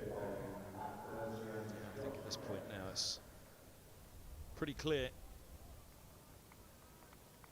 There was something of a protest at Old Trafford from one individual to the umpires, who then got a bit of a telling off from one of the umpires last week in Manchester, when there was spin on at both ends and the umpires took them off for bad light.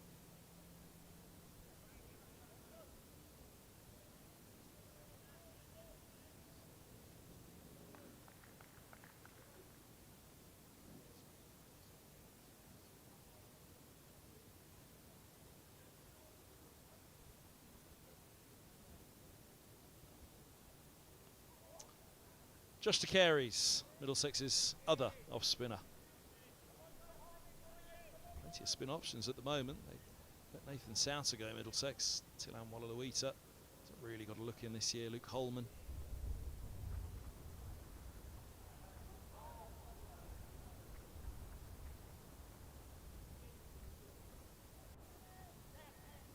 And the wicket to Carey's angled down the leg side the first couple.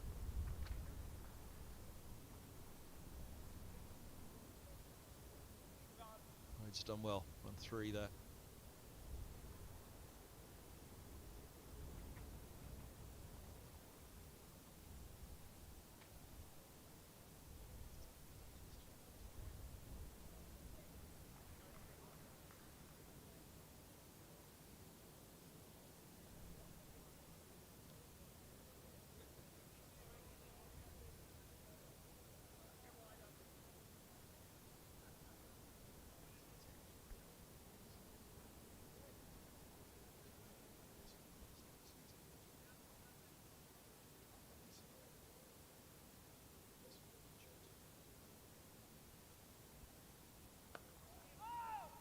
Nicely done.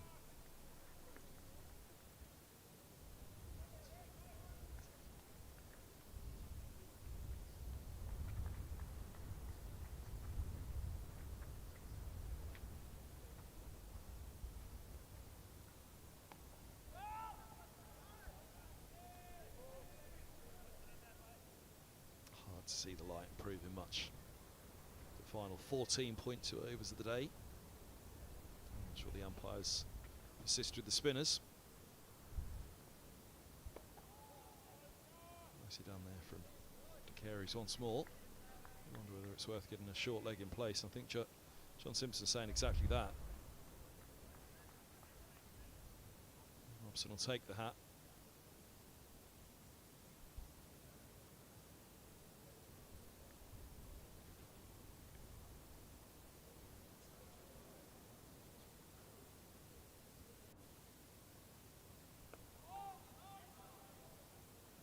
"19 bowled, 57 for 4.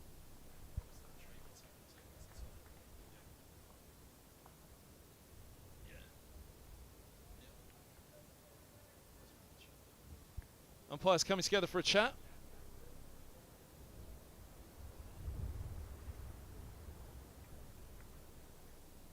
And we're fine for now. In the old days, spin on was fine, but now it's when the artificial light overtakes the natural. Whether it's spin or not, I think there's an issue. Middlesex are trying to give it every chance by having spin at both ends, but it's close out there at the moment. There are lighter skies, as I've said, coming in from behind the pavilion, but it's in between bands of darker cloud as well, so it will be touch and go all the way for whatever we've got left this evening.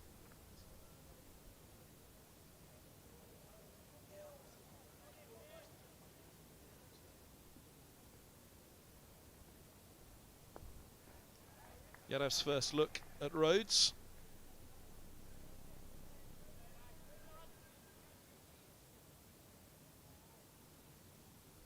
His debut in 2013 for Yorkshire. Oh, that's nicely bowled. Good leave. 28 now, the Nottinghamshire lad.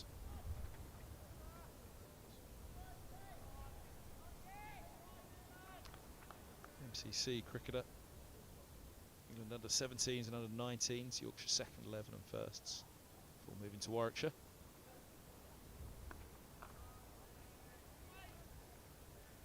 They had the link to Nottinghamshire. Haven't been born in Nottingham though.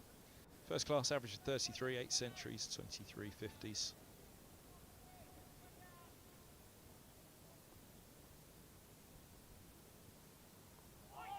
Oh, very nearly got himself into all sorts of trouble there.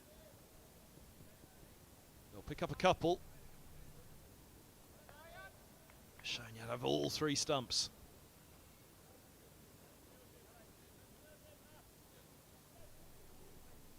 Backing up and nearly chopping on.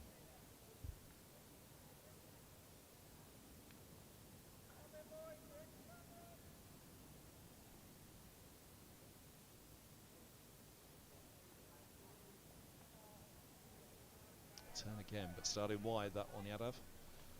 He's got 44 and 6 against Northants last up Rhodes. Got 7 and 10 against Surrey at the Oval.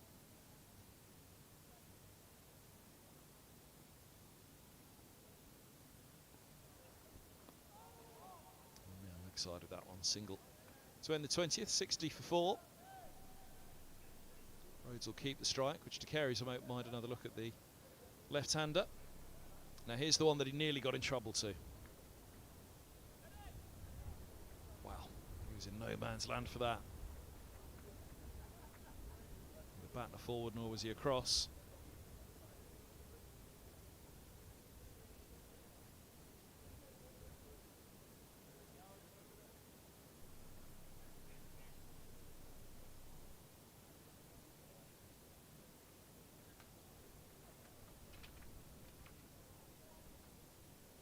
Quite into the list day as well for Rhodes. He got 6 at Birmingham against Hampshire, then 3 down at Hove. Prior to that, he did manage 66 against Durham at Birmingham.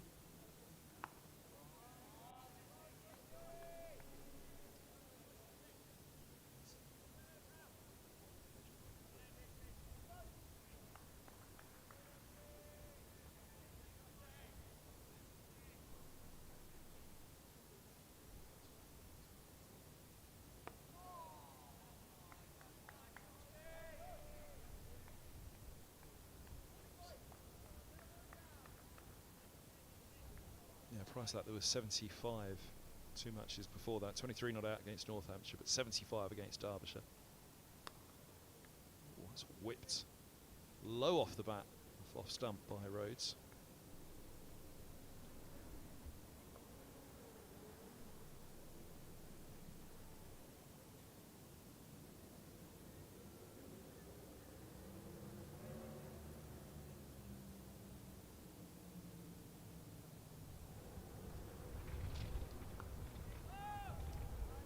Bowled again. He's not quite sure to be back or forward by the looks of it on that one, and short leg's going to complicate it.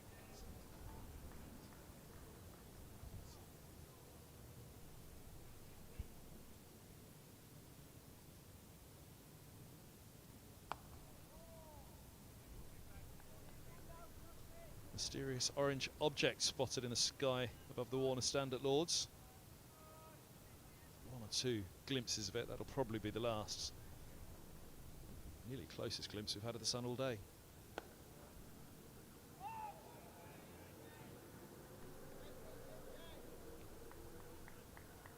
End of the 21st, 61 for 4.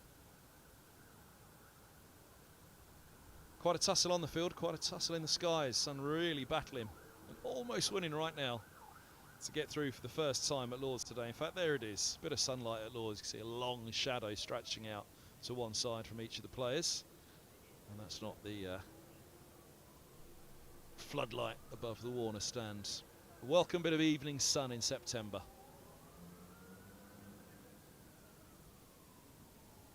Funny late summer feel though, because sun's out, but you can still see all 4 shadows as well. Later in the year, low September sun.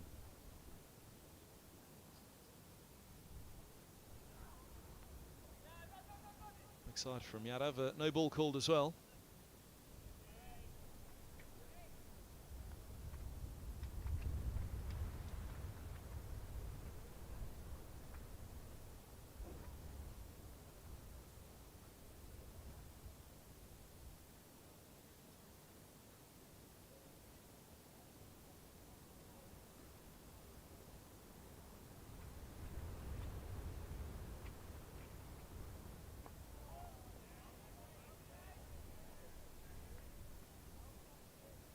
Go. You can see the sun on the chest of Barnard there.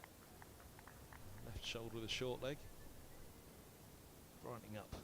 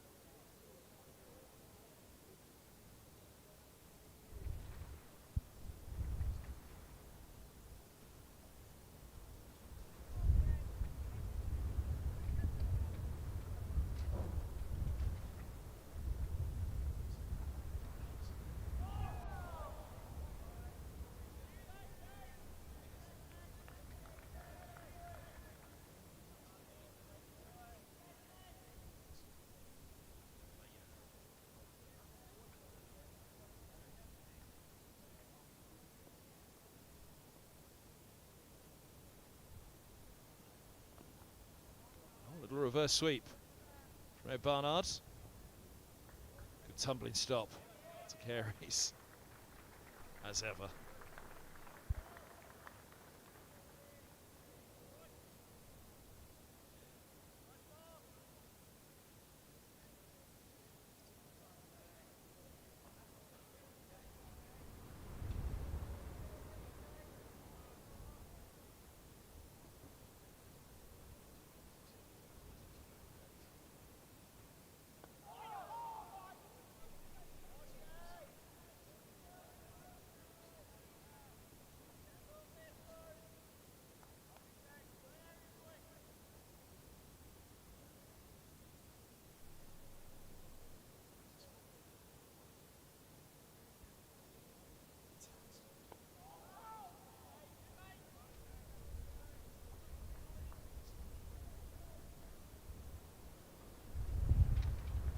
Hard to see there, but just the smallest glimpse of blue right up above the Allen stand, above the scoreboard there, climbing up above the floodlights. Only slither of blue we have seen all day long. And it'll pretty much be the last. The sun will be done as well. Helm's on. Now this could be interesting because the sun's come out, it's brightened up a bit, but there's some heavy cloud, as you'll have just seen on that shot, coming in. So this could make the umpire's mind up pretty quickly.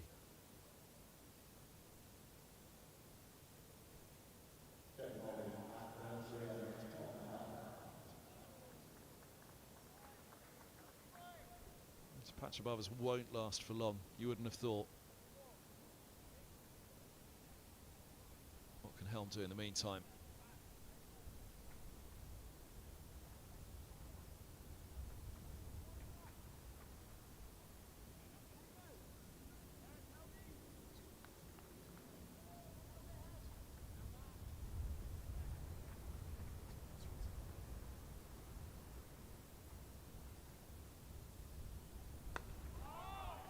Nice start from Helm, right on the spot that he'll want to be.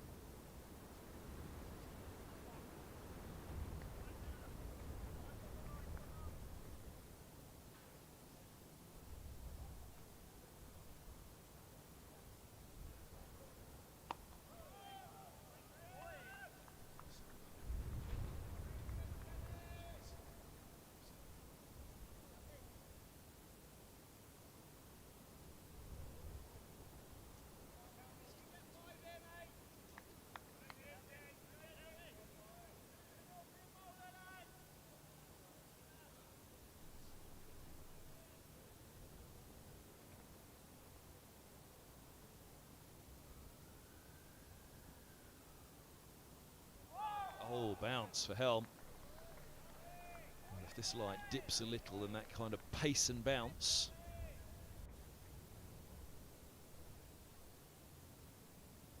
We've seen a little bit of pace today, we've seen a little bit of bounce. Seen much of it put together though. Helm's a grade above when it comes to pace, from good height as well.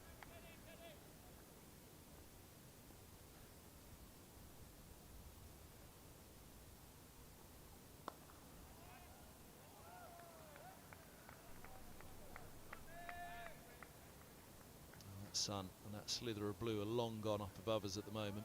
Strong wind continuing to change the conditions overhead pretty rapidly. And there's one or two lighter bits. I mean, just there aren't many more. One or two breaking up areas in that heavy sky above us.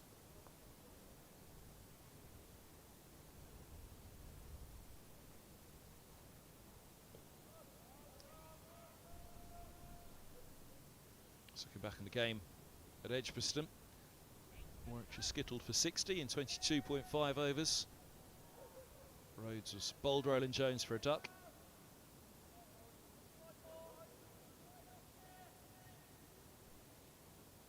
Yates caught Robson, bowled Roland Jones for 10. Alex Davies caught Simpson, bowled Roland Jones for 4. And Sam Hain at 4 was caught Robson, bowled Bamber for 1. That's good from Helm, very, very good with the slope. That's an extraordinarily good lead from Rhodes as well. 66 for 4.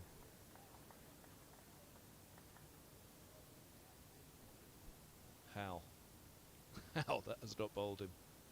Not sure Rhodes knows either. Good judgment. You can see the reflection of the floodlights again as the lights just dipped once more here. Meter reading. Back to James Yadav.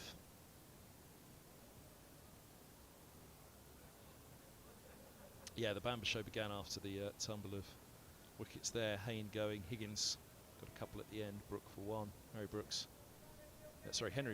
for 1, and Mir Hamza for 6. Barnard was bowled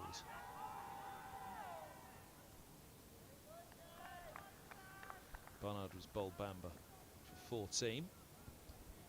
This one was a fairway outside. Oh, well. Tell you what, that's not a bad shout.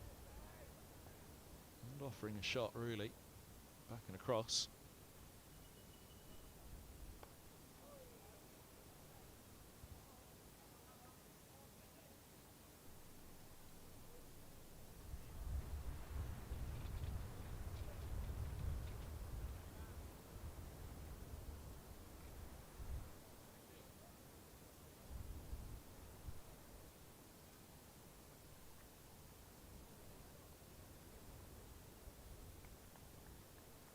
Rhodes in the second innings of that match at Edgbaston was caught Simpson off the bowling of Helm for 19.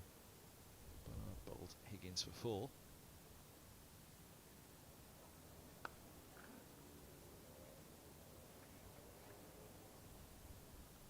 Bamber with 9 for in that match, have been picked up 5 for 20 in the first innings, followed up with 4 for 71 in the second.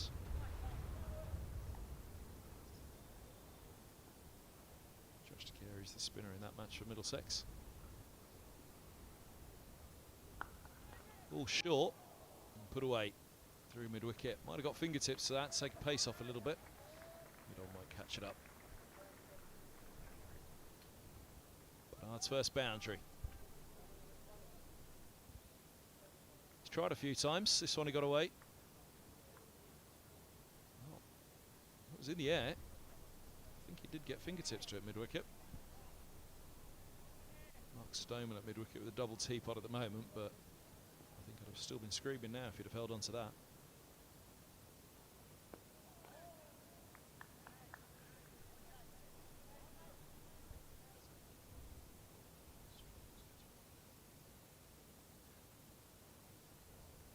Umpire Lloyd there having a look around over the top of the pavilion in the foreground. It's just got a shade darker again out there.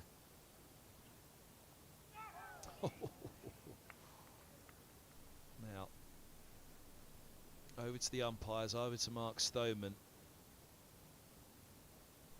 Can Helm bowl in this light? They're going to have a look at the meter reading. It's got to be close right now. Umpires coming together. Helm's got his sweater off. Bernard and Rhodes wait to hear their fate. And we're off. We've got a very good vantage spot here in the... I wonder if they're going to hold for a moment, the umpires, because we've got a good vantage spot up here, and all of a sudden, out of nowhere, a slither of blue has appeared, and the sun's about to break through as well. The sun's having a real scramble with there, but the problem is, sun or no sun, it's late in the year.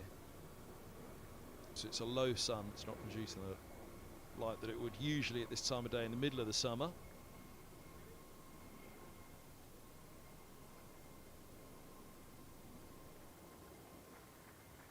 But the briefest of glimpses of the sun, and that's going to be it. I think one of the umpires might have just made a signal to the ground staff that may well be it for the day. There you go, Middlesex. And Mercer, I'm sure, will be asked to lead him off. 3 for Tim Mercer. He was given a guard of honour out there by the Warwickshire fielders when he went out to bat. And he leads the team off on day 1 with 3 more wickets to his name. Extraordinary performance. There's a little glimpse of the sun over the back of the pavilion. It's not enough, though, as the umpires stand there and pause. I think that's pretty much it. Called for the day. And there's confirmation. End of the day. Play to resume at 10:30 tomorrow. 24 overs possible in this one, so a few lost to rain in the afternoon, a couple lost to light at the end. Pretty understandable from the umpires. It's not the time of year for it, really. 6:15 on day 1. The umpires have said that's enough. They gave it every chance. 72 for 4. Middlesex all out for 121. Haven't been put in. Well, if they put a couple more wickets on the board quickly in the morning, Middlesex, then feel as though they're keeping up with this. But this partnership is worth 29 for the 5th wicket, which at the moment is giving Warwickshire the chance to build a first innings lead here. We'll find out tomorrow. Join us back at 10:30 in the morning. For today, from day one at Lords, from myself, Kevin Hand, Angus Fraser and Alan Coleman and everybody bringing you the stream, it's a very good evening.